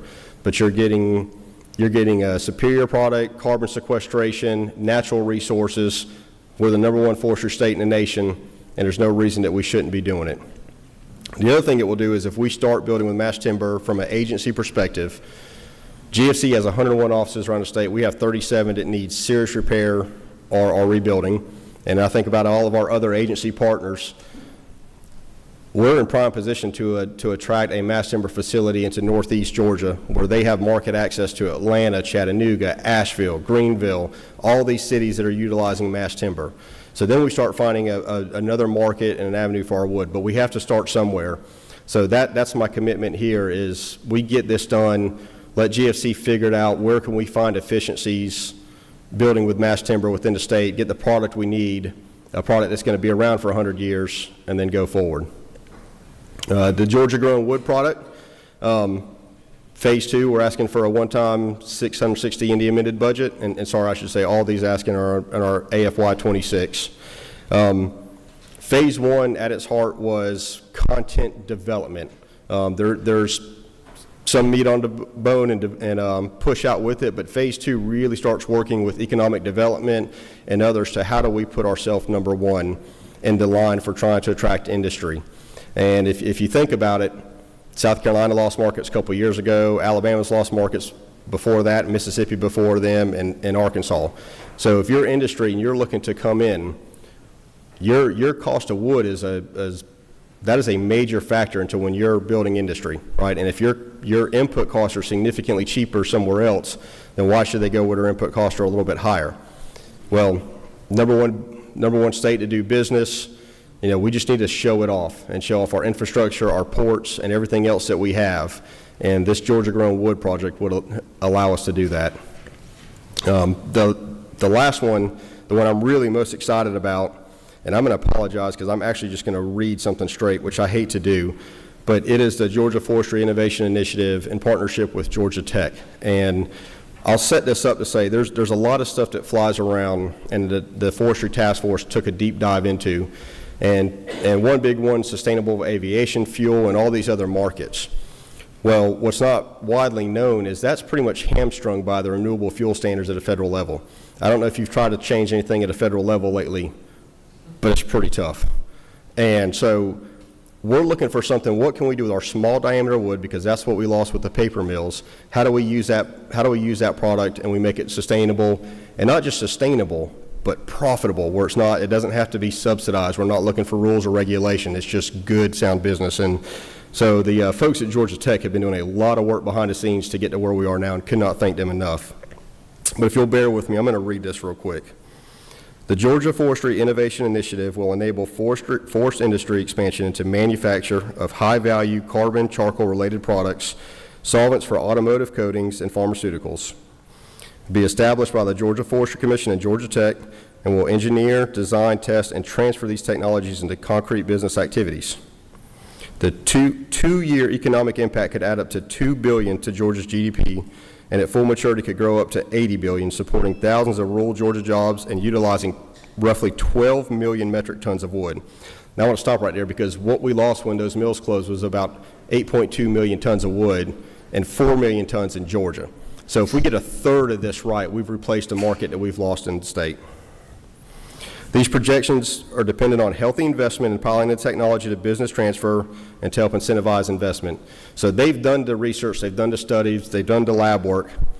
This is going from that tabletop to scale up and moving forward beyond that. There's multiple forest industries that's interested in this project. There's a lot of visionaries out there, but there's still some risk. So that's what this is, helping the state take a little bit of that risk away. And to me, 10.9 is not a huge ask when we think about a $2 billion GDP return in a couple years. And if we want to go more in depth on that one, on the what and the how, that's where I will absolutely get my friends from Georgia Tech up here. Keep it on AFY 26. see Walter left the room, talking about helicopters. This is the helicopter that you appropriated last year. I want to thank you for that.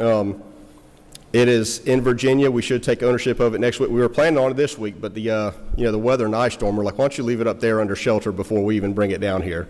It's going to be a little bit different than anything we've ever had. If you see the snorkel dangling down below, it will actually fly over, suck up water, has greater carrying capacity, and we're very excited about what this will bring and what this will mean to our fleet.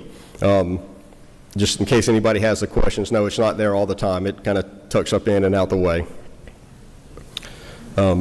Just really want to thank the governor for the employee supplement fund. That is massive when we talk about turnover and employee morale and what that means for our agency. $107,000 operational funds for the new helicopter.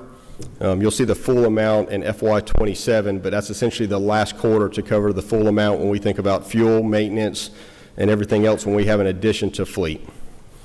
10.9 for the Georgia Forestry Innovation Initiative. That's what we just talked about with Georgia Tech, and $148,000 in pass-through funding to Talbot County. As far as capital outlay, 2.6 for mass timber that we just went over, and then $12 million for tractor replacement. And I want to touch on that one a little bit, and I'm going to show the importance of why here later. But last year we were asking for 10.9 in the amended, and we had 1.1 in our actual operating budget. This year that 1.1 is going to be shifted, and we'll show that. And so we won't have the full 12 million, if you will, going forward. So the 12 million is actually going to be in an amended budget as we move. But that 1.1 we really need for operational funds. So when we get into the FY27 budget, when you see that 1.01 in operating funds, that's what we had for equipment replacement. Now it's being taken out of that and moved to operational funds. On average, our average fire response now is costing us $480 more per fire. So when we talk about 4,000 wildfires in a year, it's just taking more to attack the fire. Fuel goes up. I don't have to tell you all inflation's gone up, but honestly, it's just more people, more manpower, especially in the impact area.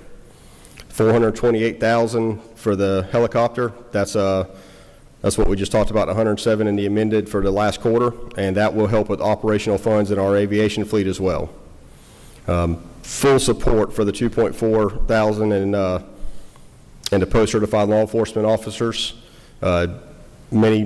Many folks aren't aware, but GFC actually has law enforcement officers, and we do arson investigation, timber theft, partner with the fire marshal's office, DNR, and we actually arrested one arsonist this past week, and we're on one another one this week, and I won't get too much deeper than that. But they do a lot of good work, and a lot of times they go unnoticed, and to me that just means they're doing their job, and it's couldn't thank that group enough.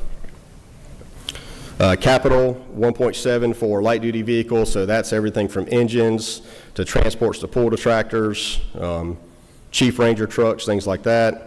1.6 for major maintenance and repair, and then a little over $1 million for new construction for a truck shed in Coffee County. And of course, this was all done before the kind of mass timber movement when we put this in there, but of course we're going to look to do that with mass timber as well. So that is the absolute goal.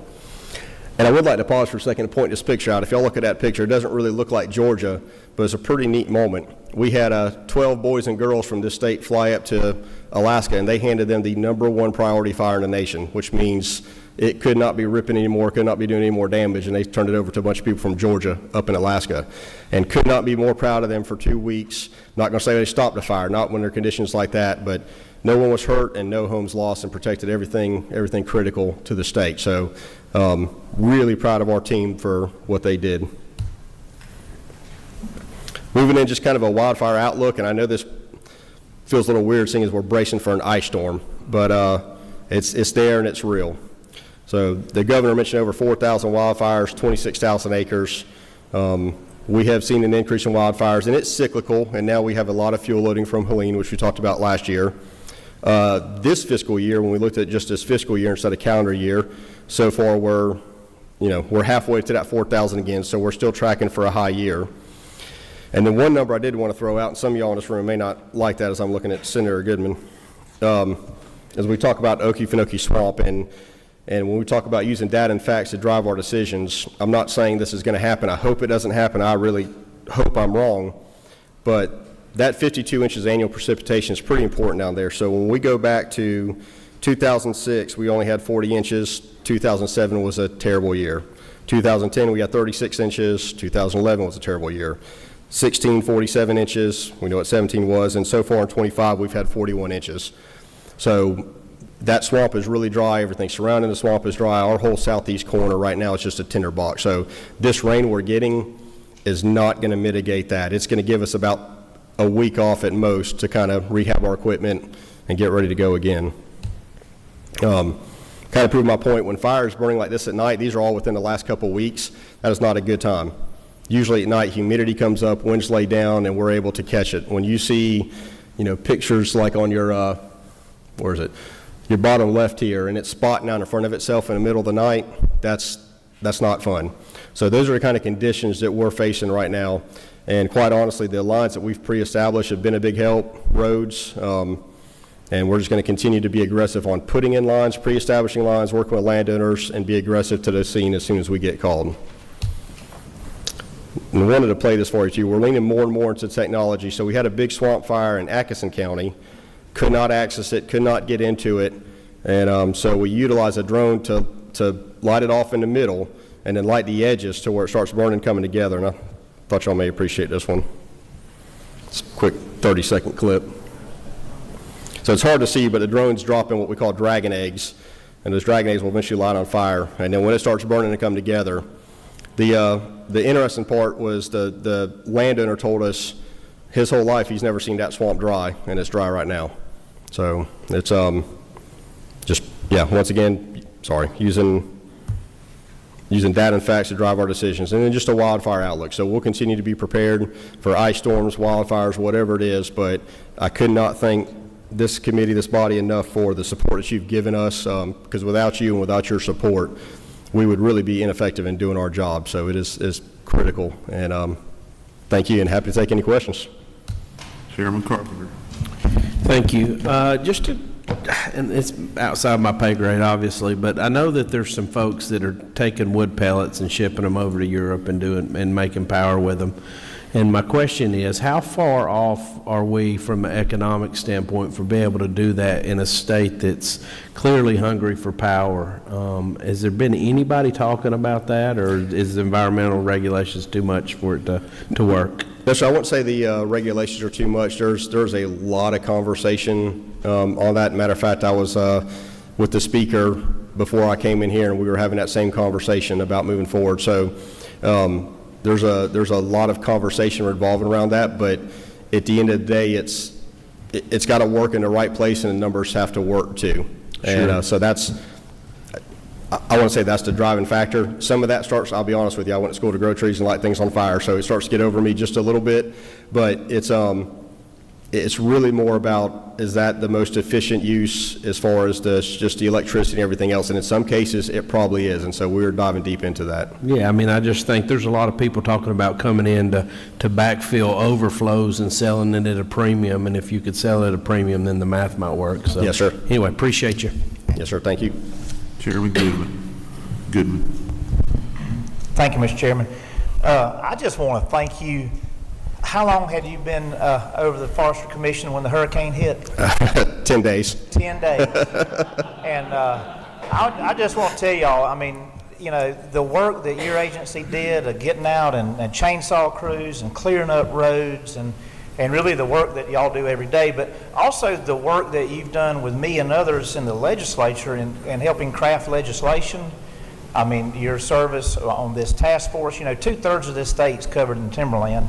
And so anybody that doesn't think that what happens in the forestry industry doesn't affect all of Georgia, I promise you that, that it does. And really, there's something that I've talked to you about it before, I'm going to bring it up, but y'all, down where I live at, it's 11 miles to the closest place to buy gas. And you all are really the last line of defense in us losing everything we've got. And y'all fought 4,000 and nearly 4,100 fires, right? Yes, sir. And we're talking about the swamp. I remember in 2007, I was on that fire. And it was 2 o'clock in the morning. And I wish everybody in this room could be there to experience what he's talking about, because the humidity gets real low and the fire spotting 3 miles ahead of you, and it literally sounds like a freight train. and it's creating its own weather, and it's sucking so much oxygen, feeding the fire, that when you stand on a dirt road, it's like a sandblaster on your face, because that fire is pulling oxygen so fast. And I remember Buck Klein, who's retired now, but he was over in Lowndes and Lanier, Chief Ranger. 2 o'clock in the morning, he strikes out. He puts this thing around his face where he can breathe, because you can't breathe. And he and about 20 other tractors went off into the woods, and I just remember praying, God help them get back, And so one of the things that before I leave this building that I hope that it get done, and I'm speaking for me now, not for you, but I'm speaking for me. 4,100 fires. Those guys that are fighting these fires, y'all are heroes, and they cannot participate in the state firefighters pension, and that is something that I hope that everybody in this room, before I go back to Cogdale and hang it up, or the folks in South Georgia send me home, that we can do that, because those folks deserve it. And I just honestly thank you for being my friend, but you really, you've done a great job. Thank you. And you were thrown into the fire, and I'm proud of you and proud of your agency. Thank you, Senator. Well, I could not thank you enough for your support and everybody's support. And it's a great team. It's not just me. Outstanding team. So, yes, sir. Chairman Tarbin. Thank you, Mr. Chairman. I will echo what Senator Goodman said as he made those remarks. I had chill bumps on my arms from experiences I've had when I was a child. And Director, every year when the humidity drops and the wind picks up and you look out and you see all the places that are grown up, and I think of you and your predecessors. Yes, sir. The questions I've got is one for employee safety and the other is logistics. Over the years, this is what I think of every fall when we get into this season. The cab tractor situation, as far as percentages, elaborate a little bit on if our percentages, of course, are picking up. I'm sure they are. And the logistics problem we had years ago with some of the heavy equipment, being able to get it moved around the state properly. Are we pretty much stocked up in regions at least where we can move the larger equipment? And again, thank you for what you guys do. Yes, sir. Thank you for the comment. So I'll start with the logistics question and moving around the state. That is absolutely solved, and a lot of that sometimes depends on the personnel to move the equipment, right? And I could not be more proud to say that our turnover rate, if I take out retirements, because in my mind, you do 30 plus years, you deserve to retire, we're at 3.2%. So that really helped solve that logistics problem of moving equipment, getting it around the state pretty quick. Even with retirements, we're at 5%. So we're not talking about a huge jump. As far as open cab tractors, we've been working with OPB for several years to put a plan in place. This $12 million that we're asked for and amended is part of that plan. We replaced roughly a third that we had left. Before last year, we had 100, right? So we've replaced roughly a third of those. 2 more shots of $12 million will take care of all of our open cab tractors, and then the goal is to bump it back down to like a $6 or $7 million a year, and that'll put us on a 20-year replacement cycle. So that's the vision. Yes, sir. Thank you. Chairman Petrie. Thank you, Mr. Chairman, and thank you, Director. You don't know how much I appreciate all y'all do. Those guys in Stapleton do a marvelous job. Brandon Davis and all those guys, y'all do great work. I wanted to ask you, you mentioned we can't do enough for you guys. First of all, in my opinion, 2/3 of this state's in standing timber, and a lot of people don't realize that, and y'all got a lot to do. But you mentioned the 8.2 million tons of wood we've lost in Georgia. That's huge loss of demand. To what degree, an issue we're working on, the transferability of tax credits, job tax credits, investment tax credits, in your opinion, to what degree would that be helpful for us to get? You mentioned mass timber, biofuel was mentioned by the chairman up on the podium there. So tell me what your thoughts are on transferability of tax credits. Well, I go right back to we're in competition with other states, and there's a lot of fine people in some of those surrounding states, and so we're at the back of the line because we started last, and somehow we got to get to the front of the line. And so anything that we can utilize to attract industry to this state, to either attract industry, and if it uses a load of wood, it's good. That's kind of our motto. So Yes, sir. All right, this fourth line over here, y'all need to get together. Chairman Smith, Chair Lady. Thank you. Right in front of you, look down the, so first of all, to the people who are listening who do not live out in the rural areas where there's farming, Georgia, and with the help of Georgia Tech and some other groups, we were the first state in the nation to do carbon credits, and the innovation and willingness to stick your head up and look around to keep advancing us forward has been of great benefit to Georgians.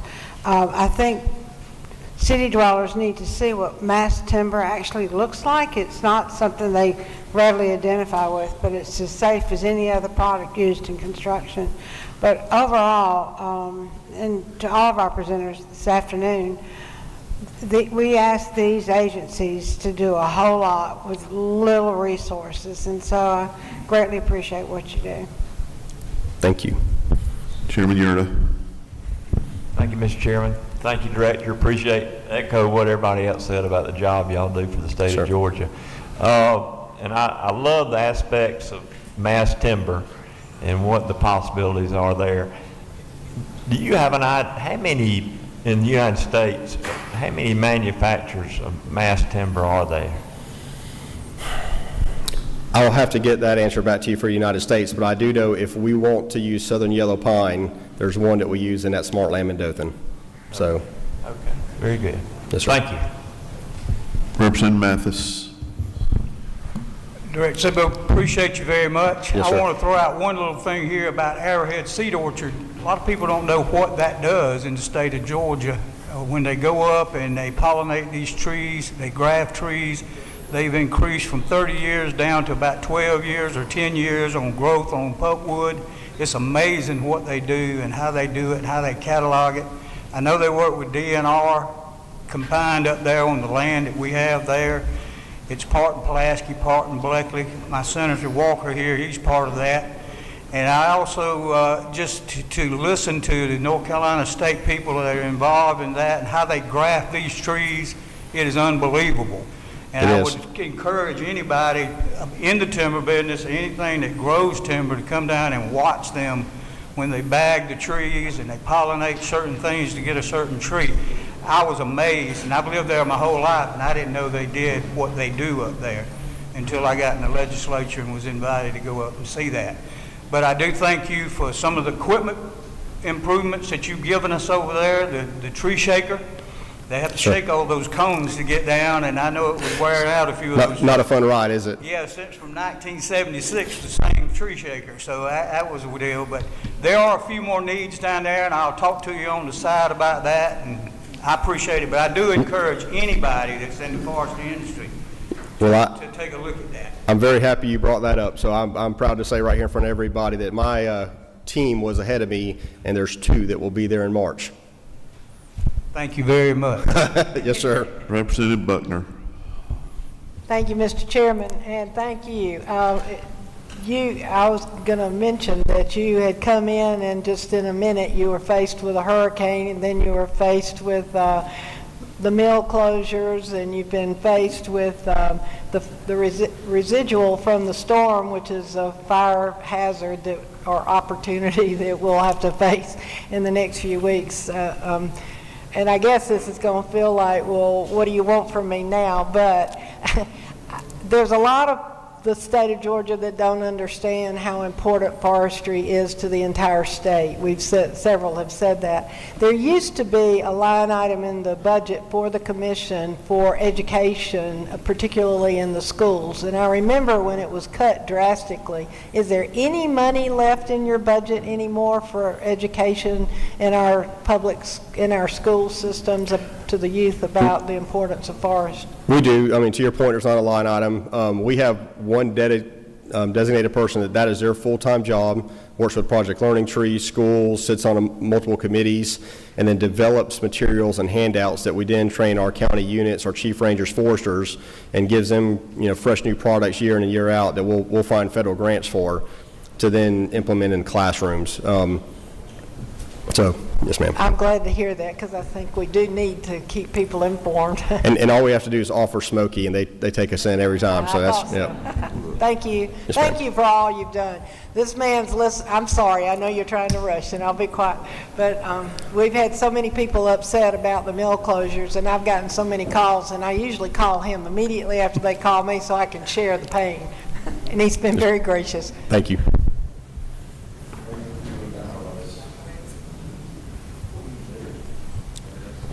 There we go.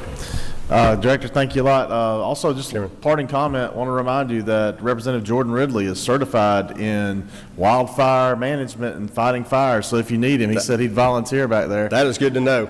We'll put him to work. Take him on crossover day. That might help us with some votes. So. All right. Thank you. Thank you, Director. Next. Next up is Commissioner Nunn. And then we're done.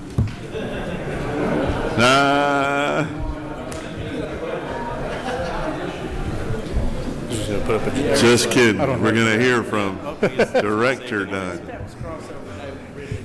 All right, you get to use that twice. Commissioner Nunn, floor is yours.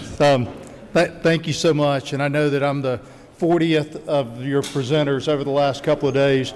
I started to bring some milk and bread for y'all because I know you've been sequestered away, but I think there's still plenty there. Chairman, members of the Appropriations Committees, I'm Christopher Nunn, Commissioner of the Department of Community Affairs, and I'm delighted to be here with you today to give you a little bit of an update and share our budget. I will do my best to be brief and to the point. Quick reminder, DCA is the state's community development agency. We support community planning and economic development, infrastructure, financing, and housing. We focus on helping build strong, vibrant communities, which, as you know, includes access to affordable housing. As one of 53 state and territory housing finance agencies, DCA effectively delivers solutions for home ownership and safe, affordable housing. So I'm going to work off of your sheet. I don't have a presentation. In section 16 of your budget documents, you will find a handful of agency recommendations. And I want to first start by thanking Governor Kemp and the legislature for your support for our state employees. When I left the private sector, I didn't really have a clear idea of what to expect. But I have had the pleasure of working with some of the most talented and dedicated employees and individuals in state government. And of course, I'm biased to DCA, but I will tell you that extends beyond DCA to all of the agencies across the state. Director Sabo, I enjoy partnering with him. Rick Dunn, who will be up here after me. I really appreciate the talent that we get to work with, and I thank you for recognizing the hard work of these professionals. While important and impactful, our work can be thankless at times, and I appreciate your full consideration of the proposed one-time supplement that's reflected throughout the budget. At line 703, under housing initiatives, you will note a $50 million proposed one-time funds to the State Housing Trust Fund to address homelessness across the state. So it is our intent to roll out a flexible, competitive grant program with these funds. And I'll just break this down into three basic things. First, you've heard me share a 2020 GAO study that shows a strong link between rent and homelessness, specifically a resulting 9% increase in homelessness for every $100 increase in median rent. In fact, homelessness is a complex issue, and it affects urban and rural areas alike. With these funds, it is our intent to focus on the issues of unsheltered homelessness. So the unsheltered population is on our streets. Second, we recognize that while $50 million is a lot of money, at the same time, when you consider the housing needs statewide, it's not that much. And so in order to stretch these funds even further, we do expect for these competitive applications to include matching funds. I've already had conversations with a number of philanthropic providers and with communities. Solutions to homelessness are best defined at the local level. This initiative is aimed to support locally driven initiatives by providing flexible funds that are leveraged by local and philanthropic matching funds, thus stretching the $50 million even further. And finally, while solutions in Atlanta and Savannah may look different from those in Gainesville, Tifton, or Statesboro, we do plan to require all grant recipients to provide us with the data so that we'll have a better grasp of the scale of this important issue statewide. I'm sure there are questions, but I'm going to continue through, Chairman, with the budget. At line 717, I must say with the Georgia Environmental Finance Authority, I hated to see my friend and colleague Hunter Hill leave in November, but I'm excited to be working alongside Trey Bennett, who's the new Executive Director at GFA, and I expect that you will hear from him in the subcommittee hearings. At line 717, you will see the proposed addition of $35 million. Last session, Senate Bill 13 expanded GFA's responsibilities to include project financing for natural gas facilities. This amount simply provides startup capital for such projects. Moving to One Georgia. In its first 25 years, One Georgia has made significant impact all across the state, especially in our more rural communities. And that work continued in 2025 with $12.5 million awarded to 11 communities for industrial capacity and recruitment. The recruitment activities entailed 3,067 jobs in places like Cedartown, Metter, Midway, and Warrenton. In addition, workforce housing and site development initiatives continue to address important community needs. Last year, we extended 11 workforce housing infrastructure grants in Cairo, Carrollton, Douglas-Coffee County, Gilmer County, Greensboro, Hagan, Leesboro, Moultrie, Richmond County, Swainsboro, and Thomaston. And the pipeline in that program remains strong. At line 725, this relates to an FY26 legislative add for disaster recovery. You appropriated $25 million to assist communities affected by Hurricane Helene, and we stood up in One Georgia a new program and conducted 2 grant cycles providing assistance to 17 communities in Appling, Bullock, Glenn, Hancock, Irwin, Jeff Davis, Jefferson, Lawrence, Lincoln, Lowndes, McDuffie, Richmond, Screven, Tift, Toombs, and Wilkes counties. This proposed reduction in the budget reflects all of those remaining funds, which we recommend moving to ag and forestry budgets, as you just heard from Director Sabo, to address ongoing timber-related disaster needs. Also on line 726, the governor recommends an additional $15 million for a successful site development initiative that was launched 18 months ago. The impetus for this initiative is the demand after successful deployments of sites that have been developed in conjunction with One Georgia over its first 25 years. These small to mid-sized industrial tracts enable local leaders to grow their local economies. However, many have been deployed amid unprecedented statewide success over the last 5 years.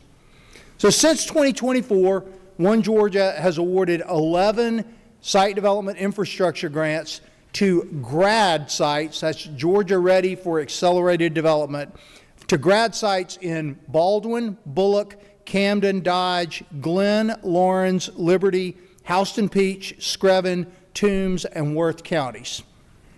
There are an additional 11 scholarships or smaller planning grants that have been extended to other communities that are seeking the Department of Economic Development's grad certification. And we anticipate that many of those planning grants will lead to infrastructure funding requests, which is the objective behind this addition. Shifting to the FY27 budget document, there are a couple of items beyond the standard enterprise adjustments throughout. At line 802 under Departmental Administration is a $2.8 million increase to address partial funding for prior year cost of living adjustments.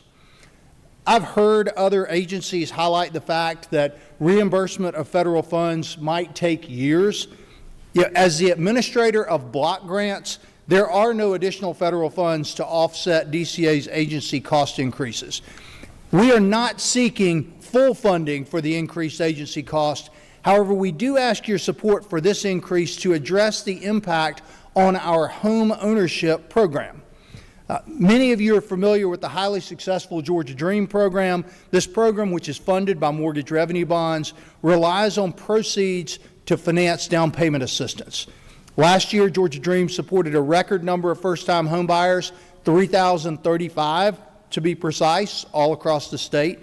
And a significant portion of the agency's cost of living cost increases are borne by the Housing Finance Agency with funds that might otherwise be used for down payment assistance, which is needed to sustain the increased homeownership production. Under housing initiatives at line 820, this simply reflects the reduction of $2 million to the State Housing Trust Fund, which you included in last year's budget with the explicit note that those were one-time funds. And so we are making those one-time. And also at line 836 under GFA, similarly a $500,000 reduction, which I understand was included in the 26 budget for a specific project, but also was reflected by this body as one-time funds. With that, Mr. Chairman, that concludes my quick presentation, and I'm happy to entertain questions. Thank you, Commissioner. There's an individual that has their button pressed. She missed the DNR presentation, and I think they said they would take their building in Taylor County, but I'll let Representative ask a question, maybe. Thank you, Mr. Chairman, and good afternoon, Commissioner. Thank you for your presentation. And he's right. I do have an empty building that's owned by the state in Taylor County that if Department of Corrections, Community Affairs, we'd love for you to take it on if you feel that you need some additional space. But also, just to let you know, I wrote a letter of support from Macon County for the CHIP grant. So if you see my name come across, I'm supporting Macon County for that endeavor. But you mentioned in your presentation that you're the administrator of the block grants. So as administrator for the block grants, is it required for local governments that are applying for block grants through Department of Community Affairs to have public hearings to notify the public of their intent to apply for a block grant? And if so, can you explain that process to me? So absolutely, and I'll kind of tie your question together. So you mentioned a really important program, the CHIP program, Community Housing Initiatives.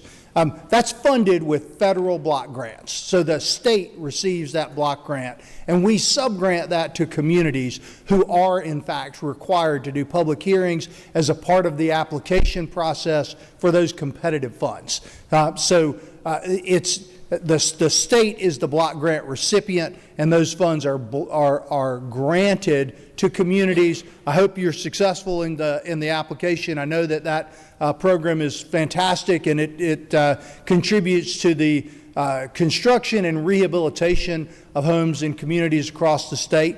So yes, the public hearing is a requirement for that process. Those are federal grants. Okay, very good. But again, there's an available building in Taylor County. Thank you very much. Representative Carpenter. Thank you. Appreciate you being here, sir. Quick question. First question is on the I didn't realize this, but under the building construction line item, you guys set building construction codes for the whole state. Is there a possibility that we get a group of people that do a lot of building in our communities that complain about certain codes that are excess, that are driving the cost of housing up, to sit on some sort of panel to discuss these things instead of just carte blanche accepting international codes, et cetera? Yeah, no, that's a fantastic question. And I honestly would appreciate any of you who have questions about this process to come and see me, because I think this is a very misunderstood process. So in fact, you created a process for creating state minimum codes. It's the minimum code, and that is done by a subcommittee of the DCA board that is made up of 21 defined professions in the law. So it is the HVAC industry, it is the electrical industry, it is the building officials, it is the fire marshals. So it is 21 qualified professionals, including home builders, who sit on that panel. And every 6 years, so the international codes come out every 3 years, but so that we are a predictable state in which to do business, we do every 6 years, we revisit the latest international code and adapt that to Georgia. And it is that group of professionals from the industries, from communities across the state. Local officials are represented by local building officials and by local fire marshals, each of the industries. It's a very thorough process. I don't know that I have ever seen the international codes adopted carte blanche. Right, sure. We are always working, and cost is absolutely one of the criteria that they look at as they go through that debate. So I'd love to talk to you more and share with you more about how that process works. But to be clear, that's not a handful of agency people at DCA defining state minimum codes. That is a group of industry professionals that were defined by this body. Sure, maybe even just like a friendly suggestion box or something. The other piece is, of course, on the homelessness piece. I heard what you said. I just hope that sometimes it can be a much more cost efficient to catch it before it happens from stretching those dollars. So hopefully as we move through this process, we can have that conversation. Representative Glaze. Thank you, Chairman. So Commissioner Nunn, I was wondering if the Georgia Initiative for Community Housing is going to play a part in helping with those homeless dollars and trying to get more inventory on the market. And the reason I ask that, there is a lot of municipal, what we call barriers to developers actually coming in and building out more of what we need. And so some of that is around just going through the process of platting and making sure that they're streamlining some of those local processes. Is there a way to put that into the GIC program or the homelessness program, that grant money, to make sure that developers are not being hamstrung in the municipal process for getting, from the dirt to a key to a door? Right. So great question, and short answer is yes and no. But thank you for highlighting the Georgia Initiative for Community Housing, which I think is a fantastic long-term planning program. And the way that I think that the answer is yes is, over the last 20 years, we've had nearly 100 communities across the state that have participated in the GIC program, worst acronym in state government, right? Remember, pay attention when you come up with an acronym in your law, because it's just going to get adopted. So I think when you look at those communities, many of them, for years going forward, continue to maintain that team to address community housing issues. And I think in those communities, absolutely, they can play a big part in how do we address homeless needs in a particular community. I think because that program is a planning program, so the people who come into the program this year are participating in a 3-year process, and I don't expect that anyone in this room would consider appropriating funds to an agency that you want us to deploy 4 years from now. And so, I think that the way that the GIC participants will play a role in addressing these homeless issues is that alumni community that has participated in the program over the last 20 years, or maybe in the program today. That's exactly the program. The alumni are the ones we need to be talking to make sure that they help us with these barriers. We get this every day. Our developers are telling us we cannot get, houses on the market because local governments are literally causing us not to be able to get there in an efficient and financially sound manner. So we need help, and I think the state can give some kind of assurance that we're making sure that those who come through the GIC program have this information, and we give them some information to help them streamline the process. If they're going to get the grants, and we're going to get the housing on the market that we need so that we don't deal with homelessness at this rate, we've got to get everybody in the game, and they've got to participate. Thank you so much. Representative Lim. Sorry. Thank you, Mr. Chair. Commissioner, I always appreciate working with you. I just to stay on homelessness for a second, I appreciate the focus on unsheltered homelessness. To bridge that with what Chairman Carpenter said, we also know that a lot of the issues with that is people who are sheltered, at least by the HUD definition, become unsheltered and are not accurately captured by the periodic point in time counts. And I'm wondering, and we know a lot of locals struggle with that, is there any guidance that will be given, even some funds directed to addressing that? Because I think that bridges the gap between unsheltered and sheltered. So I will just highlight, to you policymakers, we laid out a rough idea of a plan that was included in the governor's budget. $50 million is not going to solve all housing issues in the state. And in conversations with some of the philanthropic partners that we have talked to, focus is important. I know, and you remember, we administered $1 billion in emergency rental assistance during COVID, which that's 20 times this $50 million. And so we are certainly open to that feedback and to tweaking this program, which is simply a concept at this stage to address the needs in our communities. I mean, that's really what I meant when I said the intent is a flexible program that meets local needs. We really do believe that the solutions in Rome are probably going to look different than they look in Toccoa or in Atlanta. Last question, Senator Orr. You don't have a question? Okay, sorry, your light was on, but maybe not. Maybe it was Senator Eccles? Oh, guys, you hit the one behind you. Never mind, it's perfectly fine. Commissioner, thank you a ton. And two things I want to bring up for just subcommittee purposes. One, we'd love to know the rules, what you're looking at for this housing program.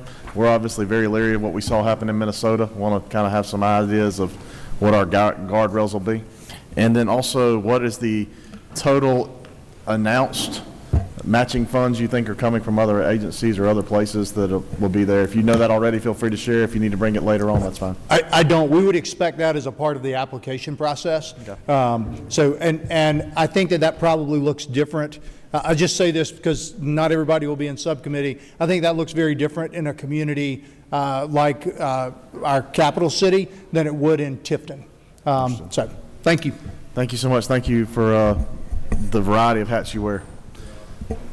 Our next and final presenter, we move from none to done. Director Dunn. Your mic's not coming on, Mr. Hatchett. There you go. Shall we say the best for last?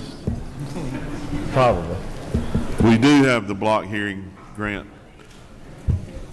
grant hearings at 4, so just so y'all know that. And even though we're finishing early, please know because of federal law, we will still have to wait until 4 o'clock to hold that hearing. So we will not be able to accelerate that one.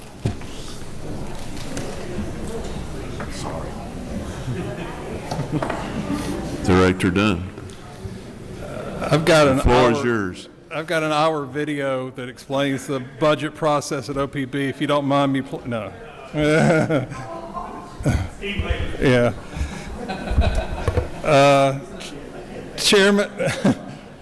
Chairman Tillery, Chairman Hatchett, members of the Appropriations Committees, I appreciate once again being able to join you this afternoon to wrap up your budget week.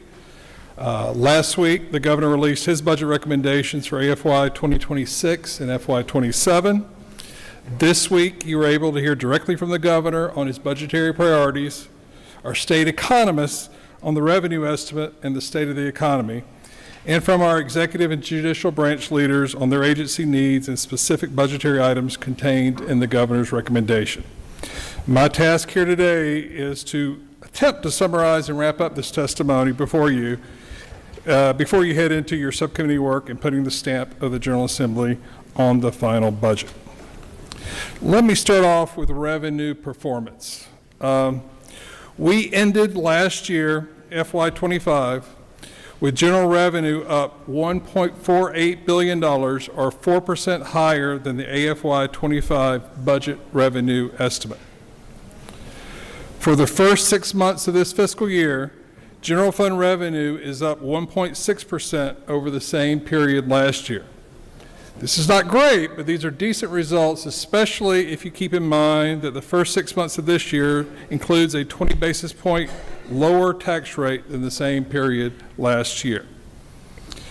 The current FY 26 budget passed last year is built upon assumed general fund revenue of $35.9 billion, which is $1.3 billion, or 3.4% less than FY 25 actuals.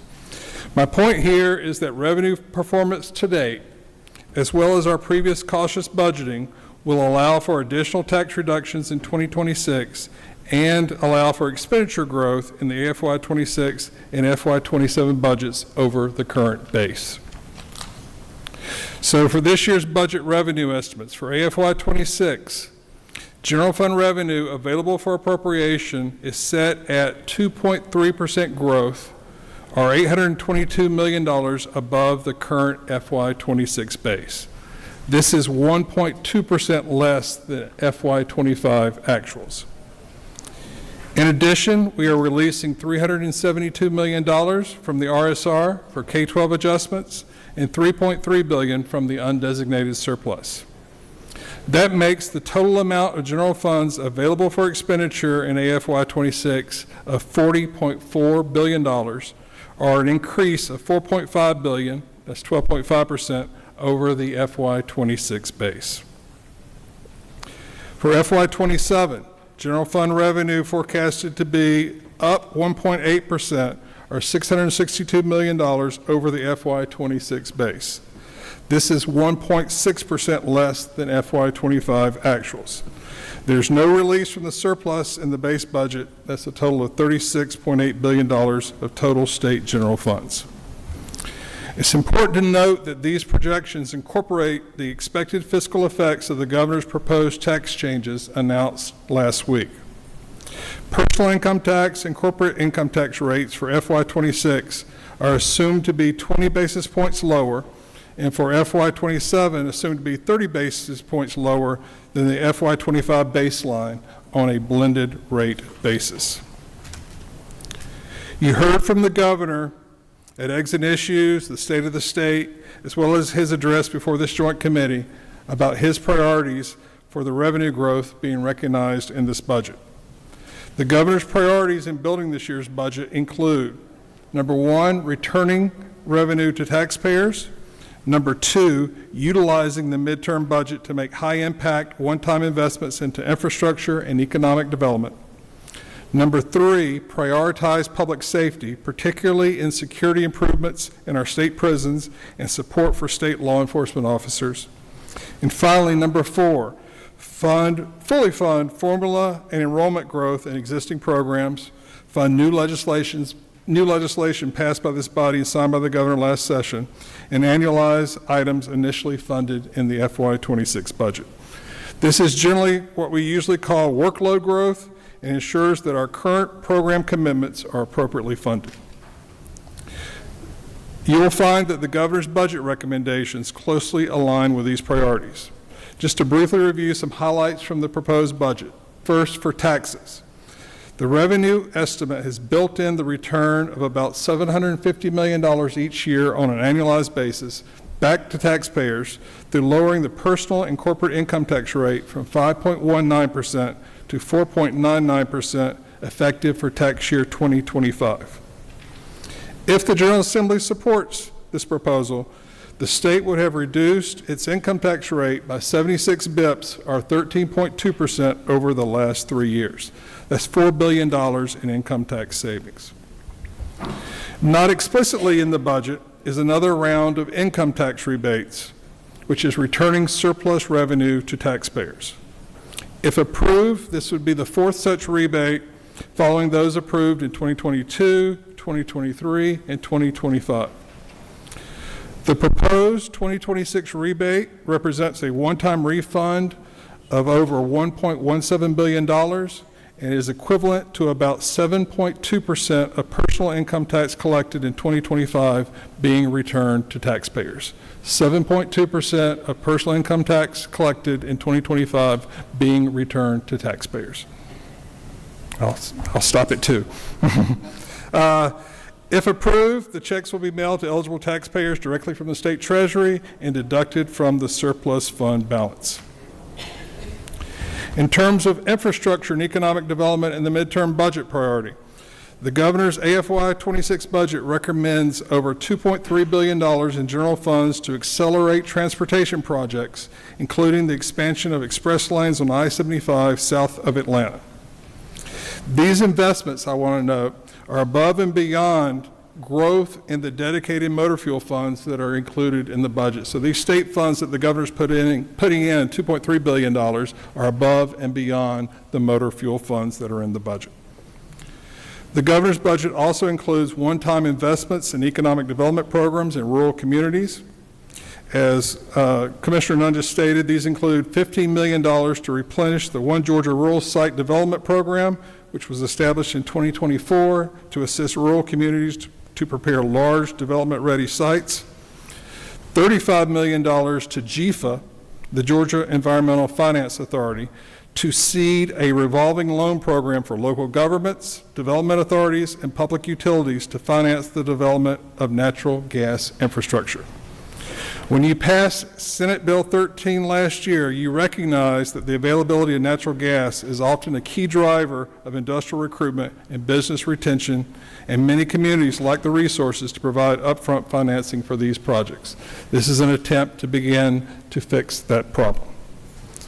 Finally, in the rural economic development bucket, there's almost $14 million to implement recommendations of the governor's Timber Task Force, including almost $10.9 million to support the adoption of technology developed at Georgia Tech that utilizes wood scraps for carbon solutions in the automotive parts and pharmaceutical industries. I also want to mention $33.2 million provided in the governor's capital budget to draw down federal funds for the drinking water and clean water state revolving funds. Both in last year's budget and this year's budget, we have included a larger than normal state funds infusion to draw down the increased federal funds made available as part of the bipartisan infrastructure law. This $33.2 million is twice of what we generally put into the state revolving funds as matching funds. These funds are critical to local communities for replacing or expanding drinking water and wastewater systems, reducing lead in drinking water, and managing PFAS contamination. Public safety, you heard about this morning. The governor's budget includes large additions to the Georgia Department of Corrections, as well as improvement in the retirement benefits for state law enforcement officers. We worked closely together last year on the GDC budget, and we saw historic additions of over $650 million to improve staffing ratios, harden existing facilities, and expand bed space. This year's proposed budget for the Georgia Department of Corrections includes over $200 million for capital improvement at existing facilities, $55 million annualized for inmate physical health care, mental health services, and dental services, and $27 million for 335 new correctional officers to improve the staff-to-offender ratio. The governor announced at the State of the State a special law enforcement retirement plan for officers currently enrolled in the GSEPS tier.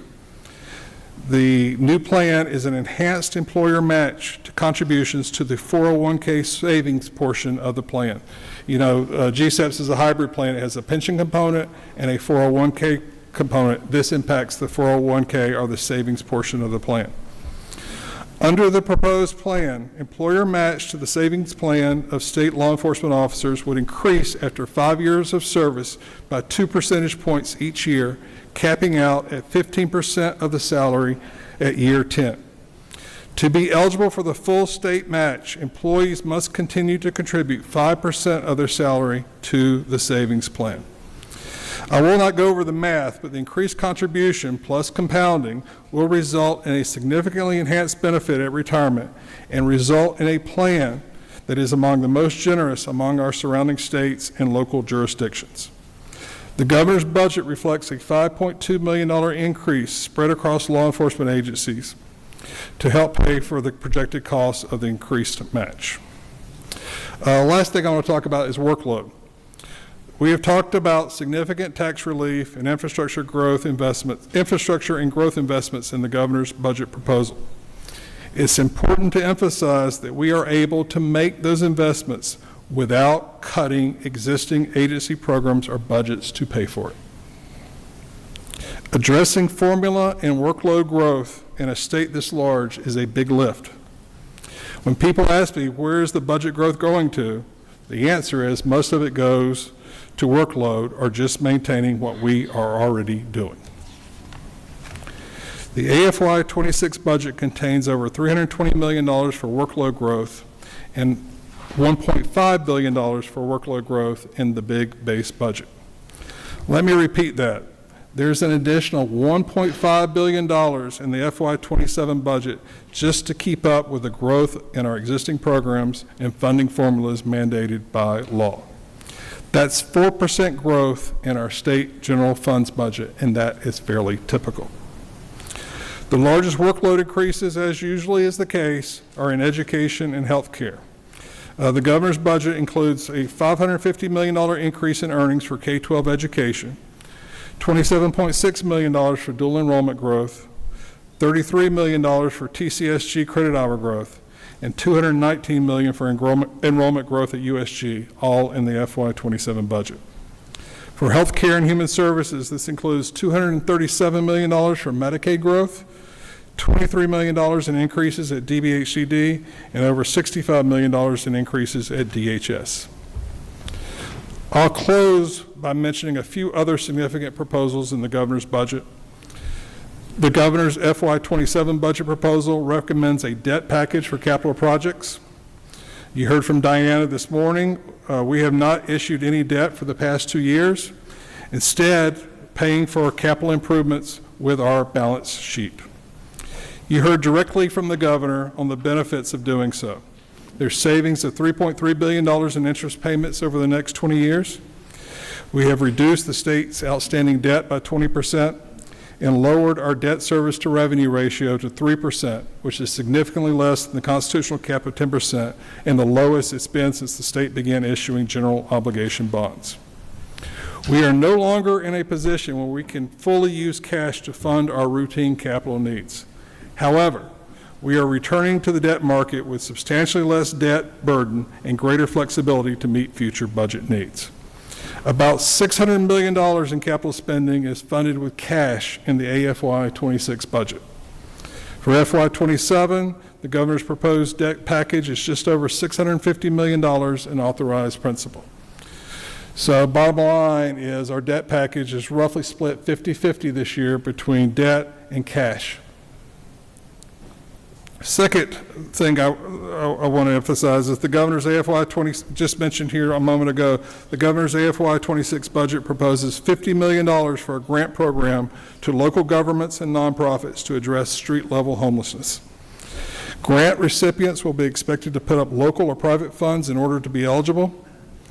And though grants may be used for emergency shelter, transitional housing, outreach engagement, and wraparound services, the funding is intended as one-time with the goal of building community support and involvement around high-impact interventions to address the homelessness problem in this state. The FY26 budget includes a one-time salary supplement of $2,000 for state employees, Board of Regents employees, and teachers to keep our workforce and help them deal with higher inflation. The total cost here is $612 million. And finally, the AFY26 budget provides $325 million to the University System of Georgia's Foundation DREAMS program to provide needs-based aid to students pursuing an associate degree, bachelor's degree, or technical degree. The DREAMS Scholarship Program is an endowment whose earnings provide annual needs-based scholarship funds. The purpose of this appropriation to the endowment is to incentivize philanthropic and private donors to contribute. A reasonable goal for the foundation is to have a total of $1.8 billion for the endowment. Assuming reasonable returns, that should generate about $80 million on average in current dollars each year for needs-based aid. Chairman Hatchett, Chairman Tillery, I will close my remarks there. We have been working on this budget for the last 7 months, and now we're happy to hand it off to you. To that end, I hope this has been helpful, and I look forward to continuing to work with you, your subcommittee chairs, and members of your committees as we work our way through the process. Thank you. Director, before we have anybody ask any questions, we just want to make sure you know that Representative Stinson has a building in Taylor County. I'll look into OPB South for that. You're welcome.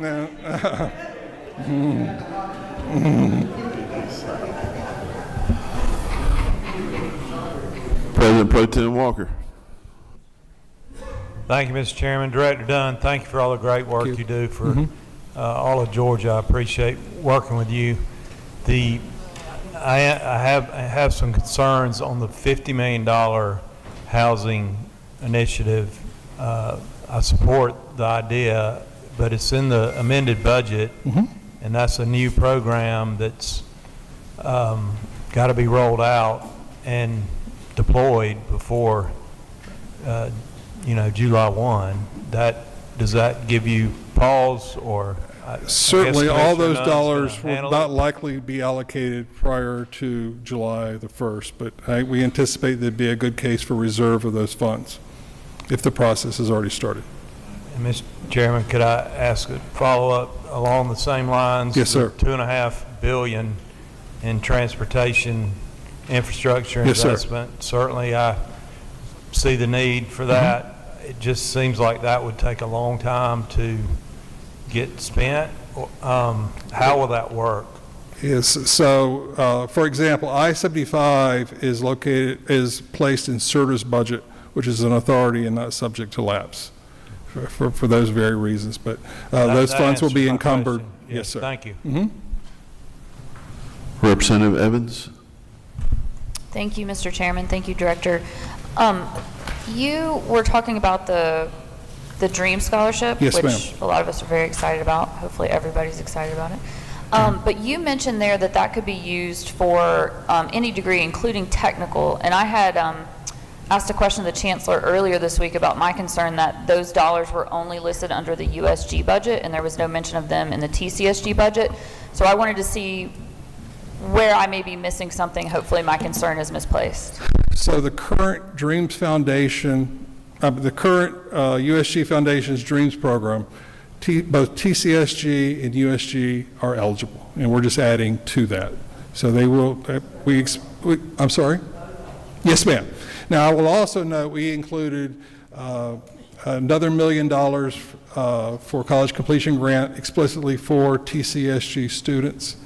And the last thing I'll mention here is we've got some pretty good data on the financial need of USG students. We don't have a lot of good data yet on the needs gap, if you will, for TCSG students once you consider Hope Career Grant and things like that.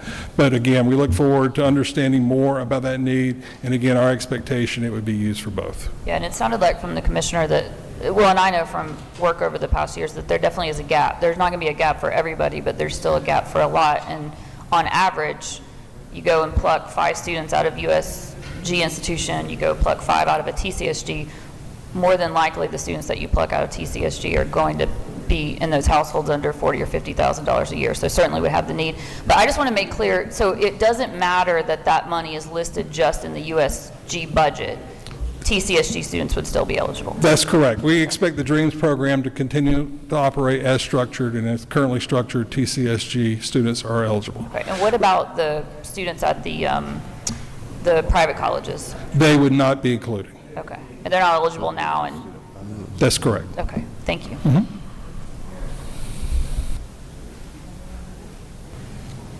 Director Dunn, Awesome.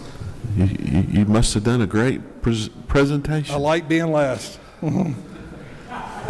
Thank you. Look forward to Thank working you. with you. Yeah. Members, just a reminder that all the presentations that were made are online under the House Budget Office tab on the legislative site. There are subcommittee meetings tomorrow, and there are subcommittee meetings scheduled for Tuesday.